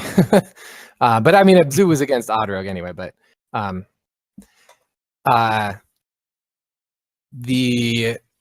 as soon as I drew Shudderwalk after playing the Sandbinder, I knew that I had the game one as Shudderwalk, and knowing that you have the game one as Shudderwalk is just it makes you shake. It's kind of like knowing you have the game one as Token Druid when you got like double Saboteur or something like that. It's just like I have to be wrong. Like, do I really have this game locked up? So it was definitely a really huge swing because it was slipping away at that time, and then being able to just I think it was didn't you get like double what was it double life drinkers off of that initial Shudderwalk too, so like you had like so much additional healing that was able to come out.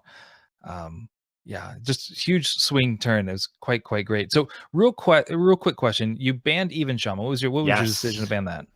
Oh yeah, Even Shaman is insanely good against aggro decks.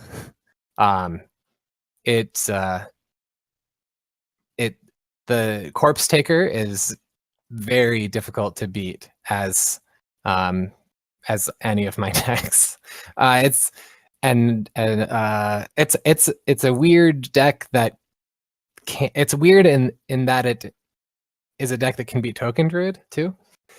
You know, if he misplay, I don't think my opponent. I've watched Mess play.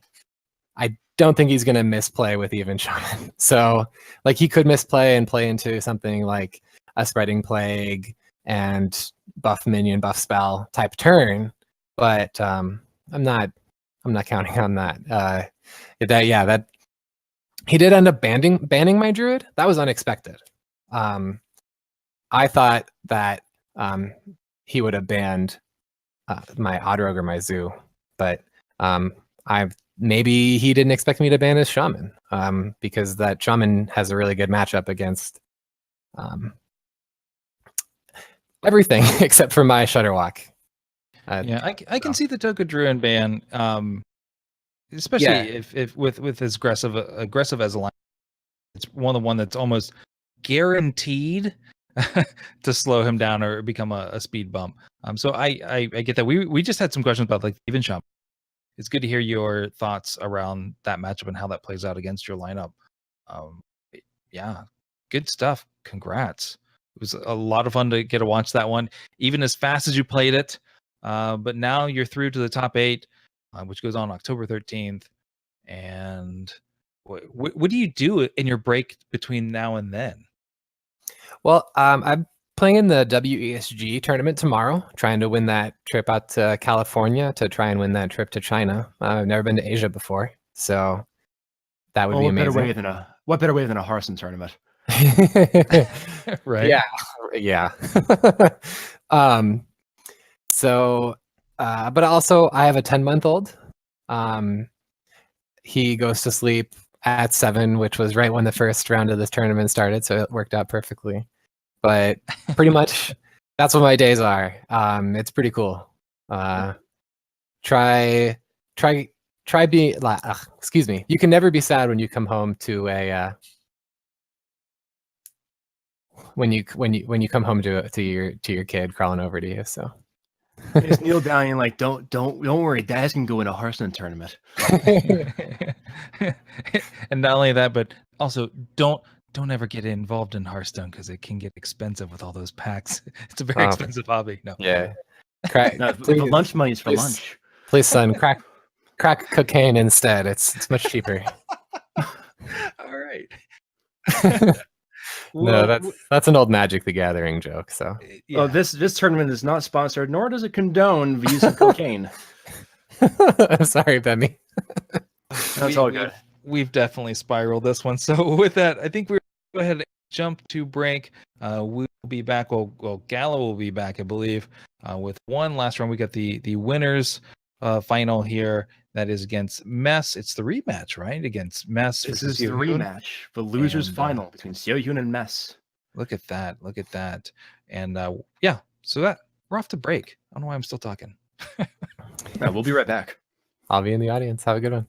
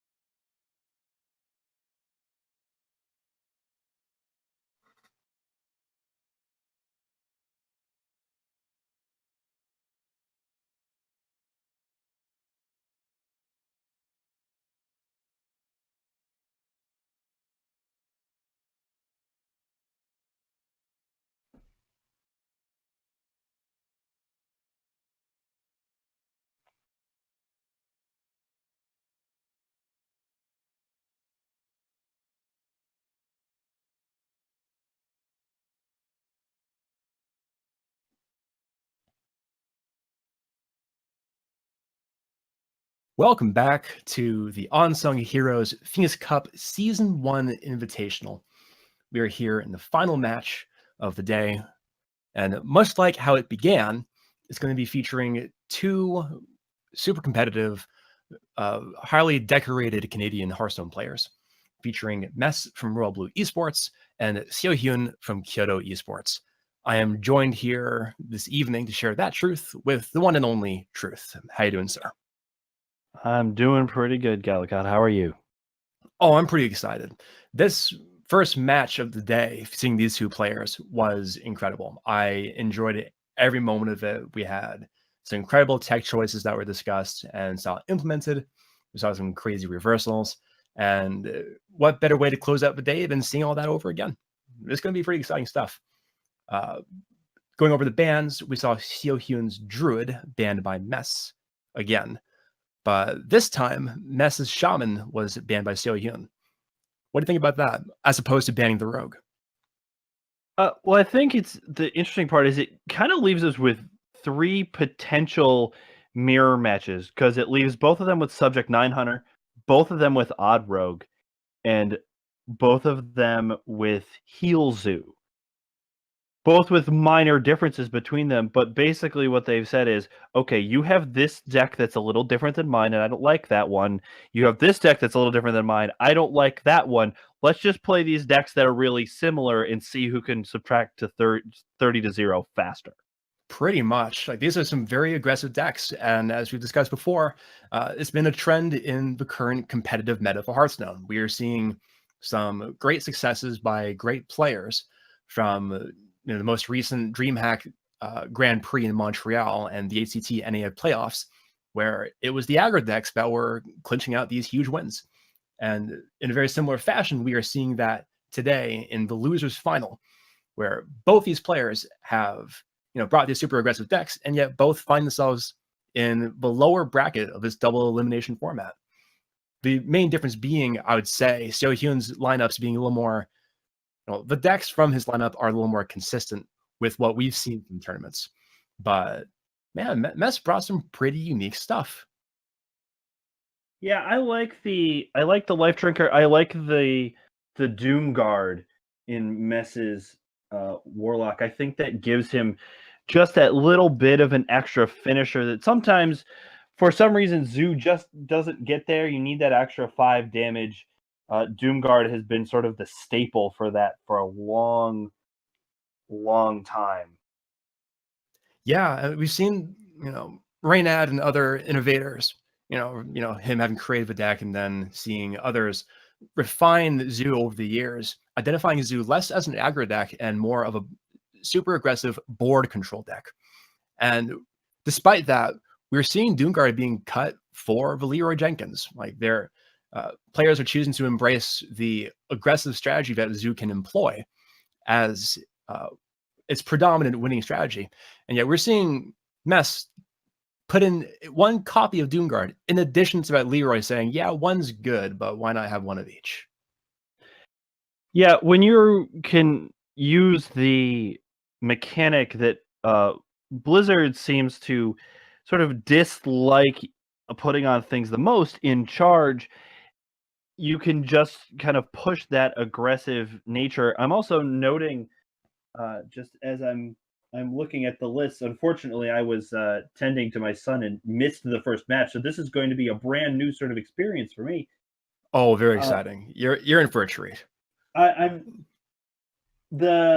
Myra's unstable element in Odd Rogue is one of those things that, as I've seen it and I've run into it, seems to be either, okay, you Myra and then you get the answer, or you Myra and you concede the next turn because now you're fatiguing and you can't finish the game. So to see two highly skilled players kind of have that sitting in their arsenal is something I'm really going to watch when their Odd Rogues come out.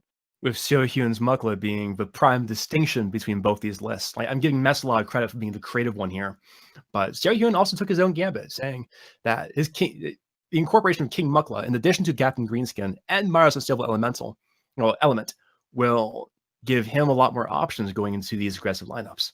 So I'm excited to see both these players compete against each other. The real question, though, is will we see Doomrat go off again? Time to find out as we queue right in today's matches. What do you expect Syohyun to open up with, or Mess? I would the same as last. Like, if you have Odd Rogue, I think I'd always open with Odd Rogue. As we're getting in here, we could say that neither of them have gone that direction. As Syohyun opens with the Subject 9 Hunter, Mess into the heels. Yeah, it seems like one of them decided to take the weakest deck of their lineup to try and get that win, and the other one seems to have anticipated that and opted to open with a different deck. So, which one of these is the weaker one? I don't know. I haven't seen the spreadsheet yet. I mean, you expect me to know these things? It looks like I don't know. Oh, well, now I do. Because it looks like the Subject 9 Hunter is slightly favored over the Zoo. But it's so close. Like, I would almost say it was 50-50 at this point. But that's just according to what we have from a Tempest Storm and a snapshot. But right. Keleseth changes things. Not only Keleseth, but you look at Mess's hand, and Mess can drop a pun, sort of ironically. I know I'm using all of those words wrong.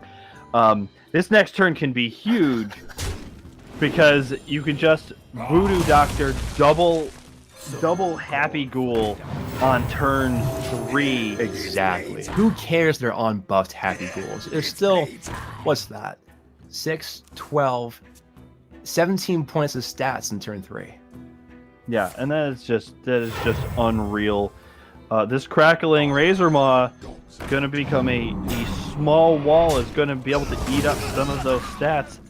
Yeah, it will trade effectively against both minions, despite how big they are and how well statted. It did the trick. But Mess is still going wide this board and may use the Soulfire to keep his board. There we go. And keeping over 3-3 at 2-2 and number 2-2. Leaving Mess with an empty hand, but Syohyun running out of options. Yeah, but Syohyun, if the this comes to pass, turn 5, he is going to be able to challenge this board, but he is going to eat a ton of damage in the process. Wow, that Paragon of Light, if only it could have come out as a 3/6. You know, I was just seeing like the 2 spell stones, and I was thinking like he'd only get one of them buffed once, but then he drew the other trap, so... Well, they still would have been 4/4 minions though. What am I talking about? Syohyun's essentially got this one. Like, Mess wasn't able to apply enough pressure by punishing Syohyun for playing a more passive opener. But in his deck, he happens to be playing Dire Moles and Cracking Razor Maws, then curved into Poundmaster. So, man, Syohyun had the nuts in this one. Yeah, well, let's see what Solarium pulls for him here. If there's anything... Unleash me. I mean, Despicable Dreadlord is nice, but when everything on the board has 3 health... Yeah. That Dreadlord was pretty clutch, because as we see on the board, it would take 2 more minions to remove it. And Mess represents the threat of having a second Despicable Dreadlord to wipe out 2 of these minions. So Syohyun is forced to respect that and trade, and hope that 5 wolves is enough. Yes, and I think there are very few matchups where fully upgraded Spellstone into second fully upgraded Spellstone. Yeah. You said it right there, Truth. You spoke the truth. I am so original. That was a pretty quick game, giving Syohyun a very convincing lead. Yeah, we're going to want to... This is probably a short series. Now, the interesting thing about aggro versus aggro is sometimes the series go a little bit longer than you expect, because you have... Each player is taking the time. Do I trade? Do I go face? Because it's a resource war at that point. Yeah. It's difficult to say. It's difficult to say, right? Because the Warlock is always going to have like a represented infinite resource. As long as he's got the board, and as long as he has the Warlock hero power, then the board is his. None will And he'll get to keep it that way. But Syohyun had his Spellstones, so it's hard to say what cards Syohyun could have used or drawn into to have contested that. But it seems like we're going to see back-to-back Keleseth, and we'll see if it ends up being better for him in this round. Yeah, I made the mistake in match 3 of saying that Keleseth on 4 was like okay. I'm like, wait a minute, no, Keleseth on 2 is where it belongs. There we Coin go. Keleseth is really where it belongs. It's even better. Do you know what's even better than Coin Keleseth? What's that? Coin Innervate Keleseth. Coin Innervate Keleseth? Oh, that's not even fair. What do you do with the extra mana? Well, you brag about it. Oh, Anyway, like if I had another one, I could have Keleseth again. Yeah. 4/3 Flame Imp. what One am I mana talking 4/3 about? should not be a thing. No. It's so strong. I mean, you have it as a 2-drop in the Warlock pool with the Succubus, but then you discard a card. But he doesn't have discard a card, so No, and it plays the better into the healing if he can get any of it out. If you're Seohyun, I mean, you can clear this imp, but how do you just get the board at this point? He's got a Flame Elemental, a Dire Mole, and then Fungal Mancers. 2 Fungomancers. Like, it's probably one of the best cards in the game right now, and that goes to staying in the arena too. But you'd hate to see it this early, because those are 2 cards stuck in your hand that's weakening the early game options you have. Like, you're only as good as the cards you have in your hand, right? And the total cards you have that you can draw into, or that you can draw with, like, you know, Arcane Intellects for a Tempo Mage, or Blue Hoarders, God forbid, or Cobalt Librarian to do. But these Fungomancers are dead, so he effectively only has 3 cards plus when he's going to draw to put together the best turn 4 he can. But there's the Voodoo Doctor. again, back to back. Well, minus a second Happy Gold, but this one happens to be buffed. Yeah, say the buff helps. Seohyun does have the option to clear 1 with that Deadly Poison. I mean, Deadly Poison Cold Blood clears both, but again, It does, but you don't want to be trading this board. Like, you could go for the Mukla and the Dire Mole, then swing the weapon to the 3/2, forcing Mess into a position where, without Soulfire or Charge, or some means removing another minion, then there will be full Fungomancer value. yeah, and you definitely can't. Fungalmancer is the reason that I don't play with game sounds on, because anytime I hear that card come down, I cry a little inside and sometimes outside too. So I just can't. So he's gonna Mukla and clear this board, weakening the Fungalmancer. But now those bananas don't have any immediate impact, which is sort of Yeah, what you that's- want to avoid, I think. True. I just would have wanted to acknowledge the fact that Seohyun has 2 Fungomancers, but I guess he prioritized having the Mukla on the board as healthy as can be, uncontested, because, I mean, look, Mess only has a Soulfire as a possibility, and he doesn't have coins, so he can't even Doomguard into it. So the 5 damage would have gone face regardless, unless they're a big enough threat to force Seohyun to remove it, and he did just that by Fungomancer 1 minion. Yep, and I was gonna make a 5 mana 7/7 joke, but then he died, so that wouldn't have worked there. And what do you do with the extra mana? You brag about it. You brag about it, exactly. So that's the last unbuffed minion we're gonna see in that 1/2 Light Pretty Warden. much. And Seohyun with- at the board. Yeah, that is a fast turn, but when you know you're gonna take the board, you don't need to take your time. Yes, Seohyun has no time for games. Rip Sylvanas. Well, no, Sylvanas is just in wild. She is just roaming the forest. Yeah, and my dog from way back when is in a field someplace. I get it. Yeah. Or wild, I guess. My dog went wild. Go figure. Yeah. Blood Knight comes down, and I guess we're gonna see the weapon in Deadly Poison. Seohyun is just gonna keep this board. He has, I guess, no reason. No reason not to. Well, you could just double poison and go face. But I guess he just wants to keep this board and prevent Ness from drawing his own Fungomancer. Except Ness doesn't play Fungomancer, so why trade? I don't know, because especially since you're exposing yourself, you know he has Doomguard, you know it has Keleseth buff, and you're now a 2-turn lethal as this Doomguard does come down. I mean, it was 1 card out of 20, but now you have to deal with that Doomguard or you just die. Holy, think about this, right? He didn't go face, so he had the Deadly Poison. Could have twice. Minus 6 in his face, could have had 15. So he had 12 in hand, had 3 damage remaining on the board. That could have been a lethal opportunity. You could have, and now here's that Myra play that I was talking about. Like now you're forced in a position where you play Myra and pray. I'm out of Then cards. got He does hit the Creeper. Tar Creeper. Yeah. He got exactly what he needed. Like this is one distinction that we see between Seohyun's and Mess's versions of the Odd Rogue. Like Mess doesn't have Tar Creeper. No, and this Tar Creeper will save him, but only temporarily, as now fatigue is a thing. It is kill or be killed for Seohyun at this point. That seems only relevant if the game doesn't end in 2 turns. Seohyun playing Quickly. Mara's Table Element, like he's pretty much telling Mess, I'm ending this game in 2 turns, so you better draw a Soulfire the following turn or into a taunt, because I got Leroy. Ideally, in the worst possible circumstance for Mess, Seohyun has a Leroy, and Mess is forced into a position where he has to play around that. Right, and there's the Voodoo Doctor. That's actually, if he had left that Light Ward enough, that would have been. Oh, there's the Chain Gang. Guys with buffed Chain Gang from Keliseth and hits 6 into a Tar Creeper. Whoa! Mess made a top deck into a tie for this one. Yeah, that might have just sealed it. Because like without lethal, Seohyun's forced to remove the board, and I don't think he can do that. No, he doesn't. There's not enough. I don't think there's enough mana.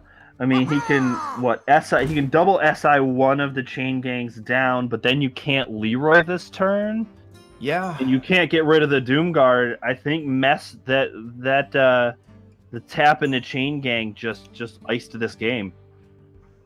Well, he's calculating it out right. He has room for 1 Leroy and 1 SI. He can also double SI and weapon to give the South Deckhand charge. But he can't even weapon to the 3/2 because he takes 2 fatigue damage the following turn.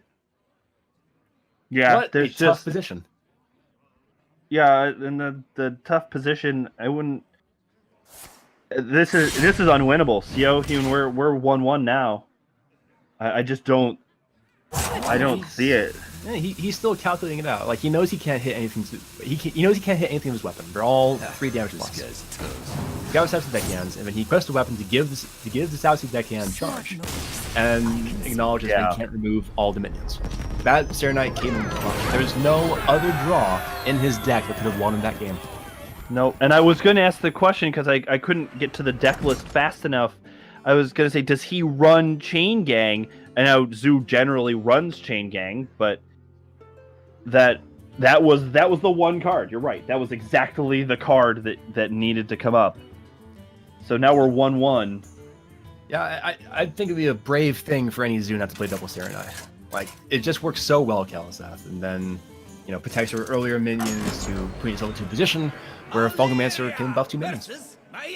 Yeah, and now we have Odd Rogue into the Subject 900. I keep thinking Death Rattle Hunter because it's the only hunter I ever see on ladder, but I know this isn't what this is. Oh man, my ladder experience cannot equate to any translation for a tournament. Like, No. I played against an Exodian Mage. I played against the Xerxes Cloning Gallery OTK Priest. And I'm all like, this is great research for my tournament. Not quite. No, not so much. You know what? We have found the first game where Mess can't possibly draw Keliseth on 2. Life will find a way, man. So he's just going to draw it anyway and be like, how'd that happen? Then report to Blizzard, give turn more exposure, make Bemi happy. There we go. And you know what? It's all about making Bemi happy. I am on board with this. Let's give Mess Keliseth on 2 right now. But the Moko's going to come down pretty shortly. I think, Yep. well, if you gone for Win3, that may have been not that possible. But I mean, you can play a 5/5 or get the Thug down, then make it to a 4/4 and pray to whatever Elder God you happen to have kept onto since Whispers of the Old Gods that they don't have kill command. Well, no, he came back as Mechathune. The old gods are not gone. They're just robotic now. Oh man, new and enhanced and upgraded. Buy your Mechathune experience now. I found no way to make that deck, to make any Mechathune work. Like, I was talking to Freshko about what I was going to bring to the PAX tournament, which I totally lost. I was 1 game away. But he was like, you can do 2 things, Glenn.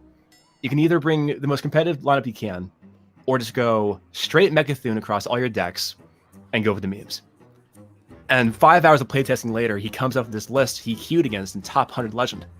With this one player who he was playing Megathune Warlock, but it wasn't even. Interesting. Yeah, it was a crazy deck. Speaking Well, of crazy decks, I was gonna say the one place Mechathune decidedly would not work is against either of these guys' lineups, because you would be dead before you got to Mechathune, almost guaranteed. yeah, they traditionally don't do too well. I mean, you could say Druid might be one that might survive an aggro lineup, but only because it's playing Druid cards, and as we know, Druid cards are pretty good. Yeah, because Spreading Plague is a card. Crucially, here's the thing about going the Secret Hunter into the Odd Rogue. The Mukla tech actually works against you, because because he can play lots of cheap minions, and those bananas will come back to bite you. If Mess is able to get down a very strong spells down, most likely won't be able to do anything about it. Like, the coin's not going to do much good here. And there's no 0 mana card because it's technically even. So this Valsman is going to sit here pretty dead, and I don't think Siohyun can afford to use a Cold Blood unless he draws to a 1-drop. But even then, the board is actually he should be able to keep board. Yeah, in top decking that kill command, just sort of did it for Mess. Now, I wonder, do you think Mess is thinking about coining and playing those bananas in the Sea Creeper to get rid of that Henge Clan thug? Well, Mess isn't the one that has to worry about the rat trap. So I think he can play whatever cards he wants and it'll make him happy. But he's going to play the rat trap anyway. For the memes, it does set up 4 of a Spellstone, which just got buffed. He can get 4 wolves, and very much like how Siohyun totally obliterated him with Spellstones, this one should be enough to give Mess an opportunity to close out this game. And let's see, he would tie his 3 as 2 and 2. No, it'd be 2 and 1 to Mess's game. Yep, and that's so coining the secret and then clearing off the Henge Clan thug. He just got rid of Siohyun's biggest threat, and looking at Siohyun's hand, he doesn't have any follow-up for it. Siohyun has to go face either way, but I don't think Mess had any way of abusing that. Like, he coins out the Rat Trap. I didn't think of any other line that he could have done aside from playing Rat Trap, because at this point the only reason you play it is about the Spellstone. But I don't think there's any way Mess could have abused whatever line Siohyun could have created. Like, ideally you want Wandering Monster in a Snake Trap, or Wandering Monster in Venomous Trap. That gives you 2 minions. But Mess wasn't able to capitalize on that, so Siohyun's just gonna have to go face, see if it does nothing. And I think he just weapons his face and passes. Yeah, and it's like you said last game. You can only do so much with the cards in your hand. So while Rat Trap isn't Wandering Monster, it does give you another wolf. So really, Rat Trap is a 3/3 wolf, even if it never gets triggered and gives you the 6/6 rat. Yeah, and you gotta feel bad about Siohyun drawing Baku here. Like, yeah, you hear this in every cast, and I'll be the one to say it this time too. It is literally patches, but worse. Yeah. Goes for damage though with the Cold Blood rather than saving it for an activation for Valspan. He sees the line. And, he acknowledges that there's no way he ever wins by dealing anything to these wolves. So taking advantage of the fact that he has a minion on the board to work with the Cold Blood. What the? Is that no way. No, that is. It's I just acknowledge you have a 2 damage There we weapon. go. Here's all the things I can do. Siohyun goes up 2-1. Yeah, clutches for one of the Odd Rogue, having one of his Hunter, and leaving him with the Zoo. And he chose to have the Zoo as last deck as opposed to the Odd Rogue. I think this is him saying that he's going to be more likely to find a win with the Odd. Well, he's going to be more likely to find a win with Zoo than the Odd Rogue for these last 2 games. Yeah, and Mess has the Secret Hunter, and he won with the Zoo, so he has his Odd Rogue as well. So we won't see a mirror. We might see an Odd Rogue. Do you think Mess changes decks and goes Odd Rogue into Zoo, and we see the reverse side of that matchup? I don't think it really matters what Mess picks. Like, either way, both his decks will have to beat the Zoo. So it shouldn't really count for much. Sure. But I see what you're saying. Like, at this point, Mess wants to find any excuse to get the most momentum he can. And what better way than picking the deck he believes that's most likely to beat Zoo in order to get that 2-2 and play mind games on Seohyun. Yeah, so we see the Secret Hunter come back out. You mulligan everything but Kaliseth, right? Yeah, you mulligan everything but Kaliseth. Like what better way to win out the game outright than getting that Kaliseth in turn 1? Yeah. Or as I like to put it, my turn 0 Kaliseth, but apparently that was too broken. Yeah, well, unfortunately, Blizzard says, turn 0 is not really fair. We should give everybody 1 mana. I like that I brought on to Cass's Cass's turn with you under the assumption that I would cast logically. There's no way. I believe in the turn 0 Kaliseth. That's okay. Man. I believe it. I believe in a turn 2 Kaliseth in Secret Hunter would actually be active. So logic is totally out the window for us. 100%. Speaking of logic, you could Soul Infusion and then go for the Voodoo Doctor, get a turn 2 4/3. You could do that. I mean, think about it. Worst possible scenario is Mess draws. The worst scenario is Mess has a Freezing Trap. If he doesn't have that, or a Lording Monster, then that's just 8 damage to the face. It's true. Seohyun being very nice and healing Mess. It's sportsmanship. It's sportsmanship on turn 1.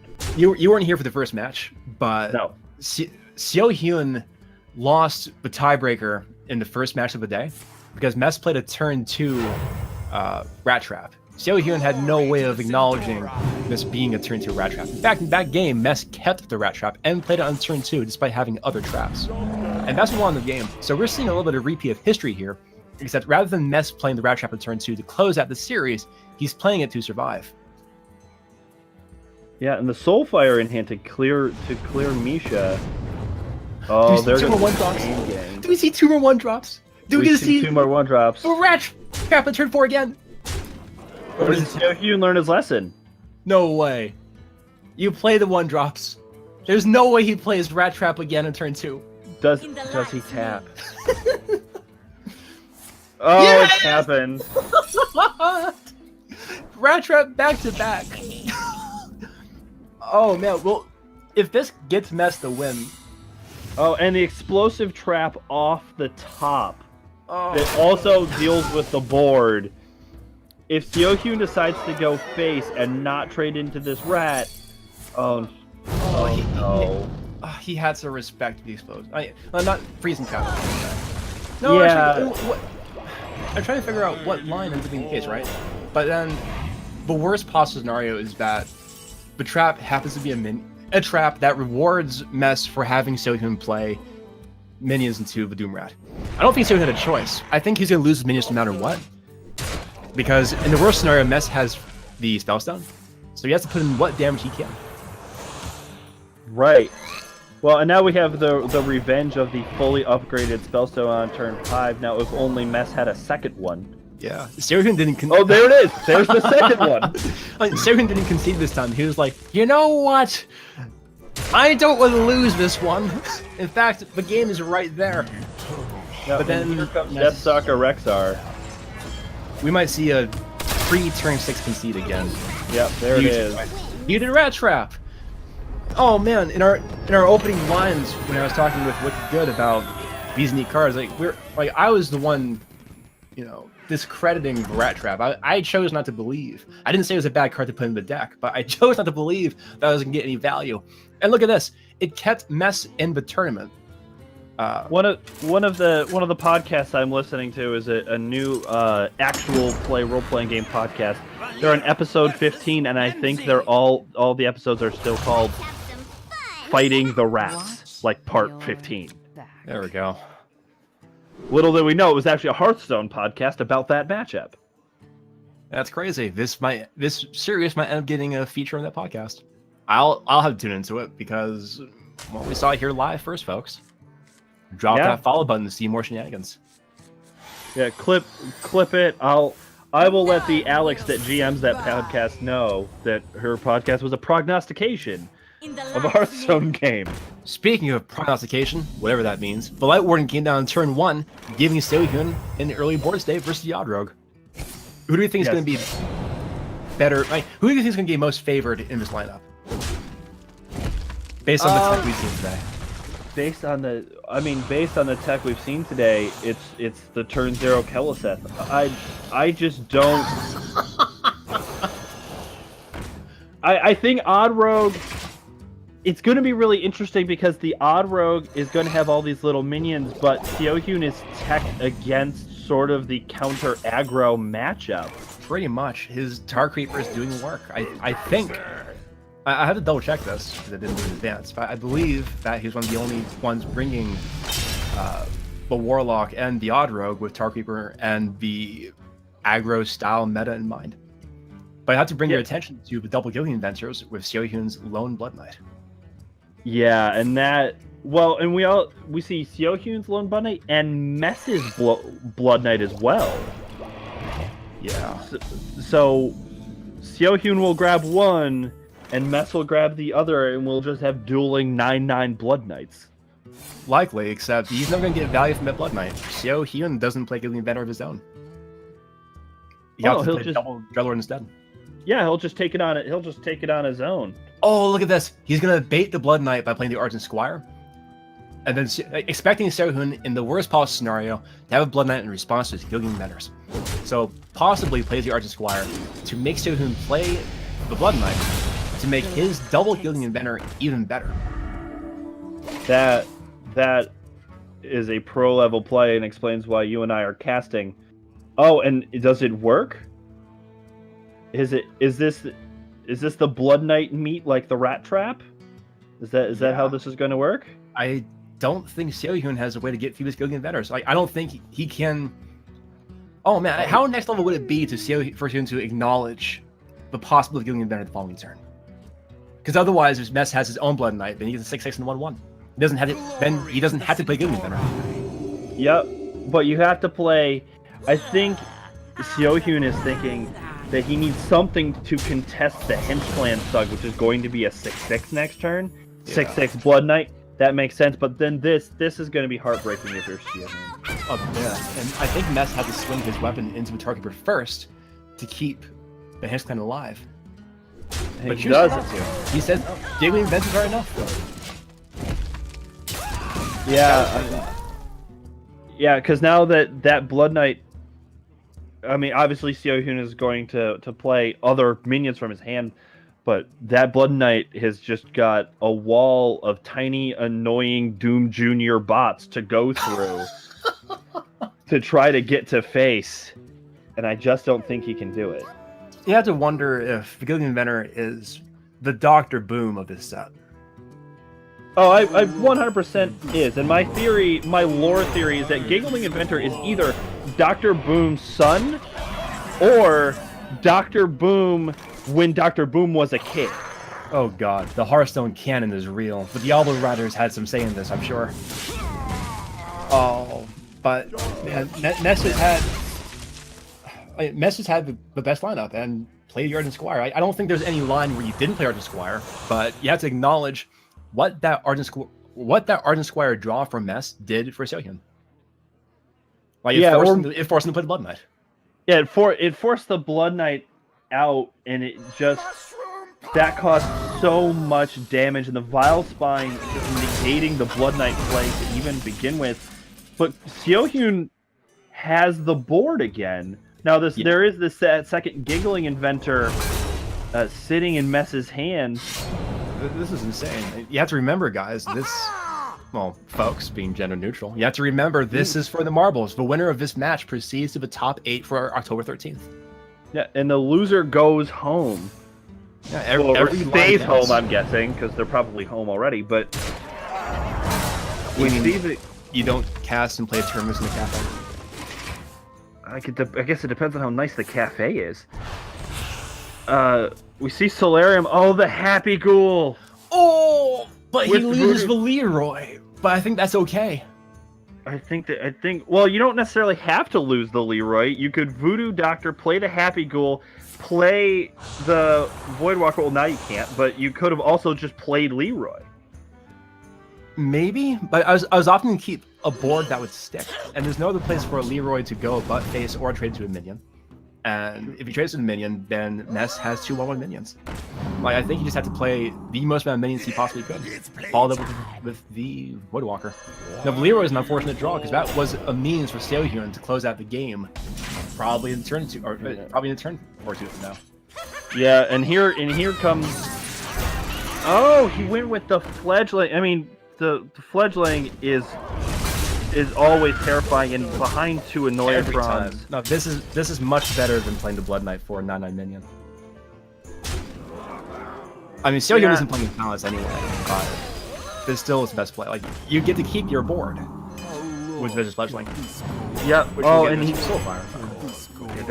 there's the Soulfire. All of the healing. That efficient line. Whoa. Okay, for as unfair as we were saying Seohyun was, this line may have been it. I mean, yeah, he has Blood Knight and the Valspine, but that could be enough. Like, there's no heal from Mess, and Seohyun gets to tap and play 2 more cards. I don't think, regardless how big that Blood Knight's going to be, that's going to count all that much. Like, this game feels like it's going to end the couple times. And if he goes all face, he's at 9. Oh, Fungalmancer. Yeah. Fungalmancer, how you cause me nightmares, and I think Mess is Look going at to that. inherit my nightmares right now. Has Mess played both Cold Bloods?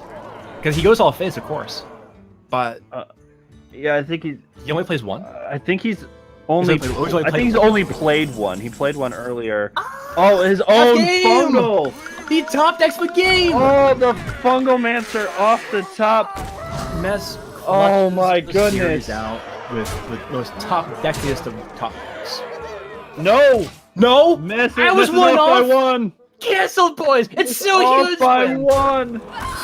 All right, don't clip that. Don't share it. Don't hashtag Oh. Unsung Heroes. Because Seohyun won the series by the hair on his chinny chin chin. It's absolutely insane. Oh man, I can't count, but Seohyun could apparently. It's back to what I did hear of the cast earlier was that Bemi didn't put in our contracts to do math. Oh, thank goodness. And like again, he didn't ask explicitly for a logical commentating. So I had to say that was a win for all of us around here. Mess played amazingly well. He brought a fan, I believe, to us and anyone watching him. Yeah.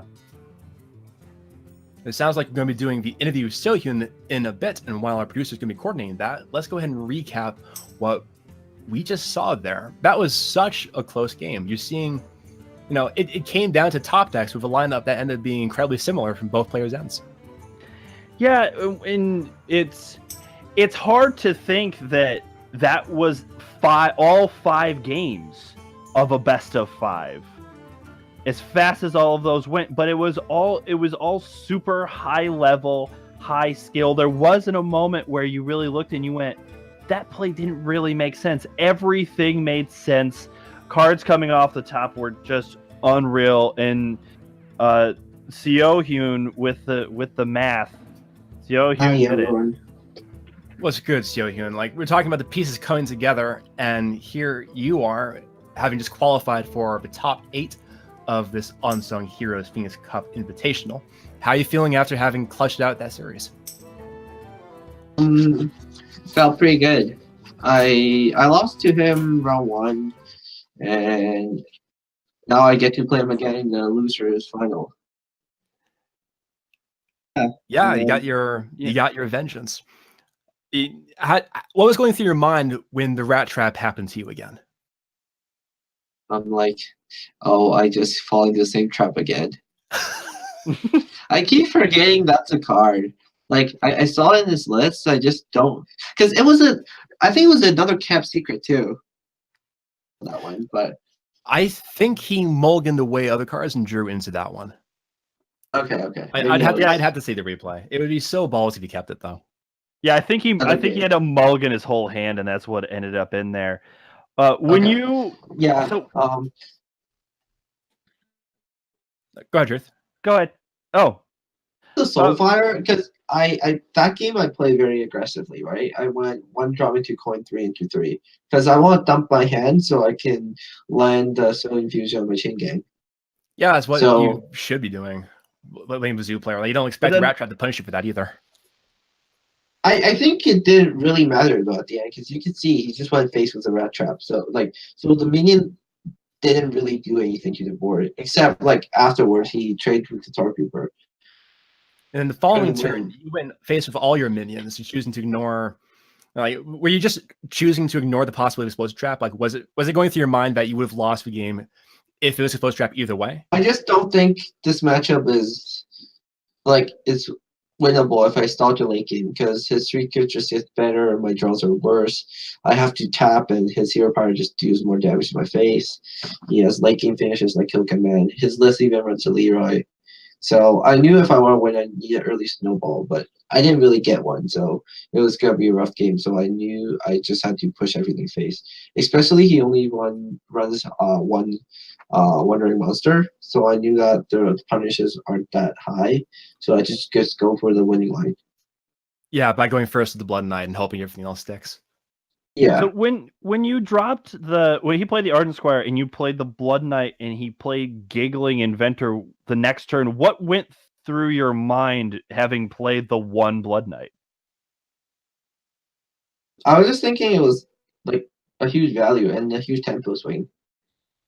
Because normally when you Blood Knight your opponent minion, the tempo swing is just insane. And Zoo versus Allrogue isn't like an insane matchup. Like isn't like a really good one. It's probably like a 45-55. So I was thinking that if I could get the value here, it was good. I know he ran 2 Giggling, but it was nobody whether it was in his hand or not. I knew his hand was kind of big, but the range of his hand could be a lot though. So I didn't really want to play around. I didn't really want to wait for second for like a Giggling happen. That position was just so stuck because he had that Ardent Squire, so you did play for value. But then if he had chosen to keep it, but he still had the Blood Knight in his hand. So you had to consider whether or not he had the Giggling Inventor to follow up with or the Blood Knight. And I have to admit, like, you go back in the VOD, you'll see that, you know, with him having both the Giggling Inventors and him just Blood Knighted, we were pretty sure that was a game, but you went to prove us wrong. Oh yeah, exactly. Yeah, because since he had Blood Knight as well, right? My place was even better. Because if I didn't Blood Knight, he could just Blood Knight his own Ardent Squire, and I'd probably lose on the spot. Yeah, Yeah, to go for you the way. Yeah. Well, that was such a good series to watch. Both the series, like your matches versus Mess, were some of the highlights of the day from my end. Ignoring the fact that I casted both of The them. games were very, very close. Like last time he took a 3-2, and this time I got 3-2. So like, it was like a coin flip because we both had 3 decks the same, and we bent the 4th deck. It was literally the first time I bet wrong. I thought Aubrew was a better bet because I wanted my Zoo to get a better chance to get out, but I realized that even Shaman just crushes aggro decks, which I didn't think of on the first time we played. My fault. Yeah, that was such an irregular addition to this evening's matches. Like, I was so sure, like, going to the following matches that Mess played next in the Winners Final, that the ban against the Even Shaman was wrong. But then we had the interview with Tom Locke, and he was saying that the ban against the Even Shaman made the most sense for more or less the same reasons, that it just did well for his aggro decks. And, you know, this evening's flavor happened to have been aggro decks. So it seems like you got the bans right, and it came down to 1 health point. So what's lined up for you next going up to October 13th? Forward to it because I know pool 1 has been played already, and I'm looking forward to the other 2 pools. Like the players come out, and we'll see. Hope you have a really good top 8. You hear that, folks? He's looking forward to watching the remaining pools. So are we. Yes, so are we. Is there anybody in particular in the remaining 2 pools that you're both hoping makes it, but maybe you're hoping to avoid or crush, depending? I want Language Hacker to make it so I can get a revenge on him in playoffs. There we go. Yeah, he was in the same group as you, wasn't he? Beat me 3-2 in the bracket, and he qualified. So I'm really happy for him. He's a good friend of mine. But I mean, I want to play him again. The grudge match is real. Oh man, that wasn't the losers final for that group, wasn't it? That was like the first round. No, well, in games against your friends, especially in competitives, it's a grudge match, but you're still like, hey, that was a nice game. I'm gonna get you next time. Yeah, competitive Hearthstone is pretty competitive, but it's full of many practice groups, and yeah, and friends. So I hope you guys get a chance to play against each other. But we'll see how Language Hacker does in his pool. Any closing thoughts or words before we wrap up for the evening, Sohyun?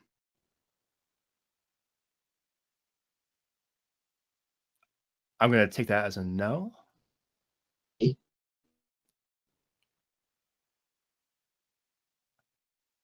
Okay, I think we're going to wrap it up there. It was a pleasure watching you play, Sohyun. Looking forward to seeing you play on October 13th in the top 8 of our Unsung Heroes Phoenix Cup Season 1. What a series, or what a round of series we've seen today, Truth. Any matches that stuck out to you from today's events? I think, and maybe this is just recency syndrome, but I think just that last one, just the turns that game took with Fungalmancer, as you noted earlier, Fungalmancer being one of the best cards in the game, deciding it. We even thought that it decided it for Mets, but it turned out that Fungalmancer doesn't give 5 damage, so Seohyun pulled out the win, and we're happy to see him in the top 8 going forward. Oh man, I can see Valals and Failfishes in chat already.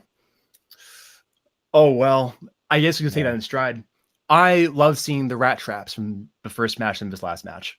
That was so much fun. Again, kind of regret Ness not having made it through his creative take on these standard tournament picks, but hope to see him get more tournaments. He made a fan in me. But I think that wraps it up for this evening. Yeah, we lost Rat Trap, but you know what did make it through? King Mukla. King Mukla, His Majesty. We'll see if he reigns in the top 8 until October 13th. But that's going to wrap it up for us here from the Unsung Heroes Phoenix Cup Season 1 Invitational. Thank you all so much for tuning in, and we'll see you in next week's pool.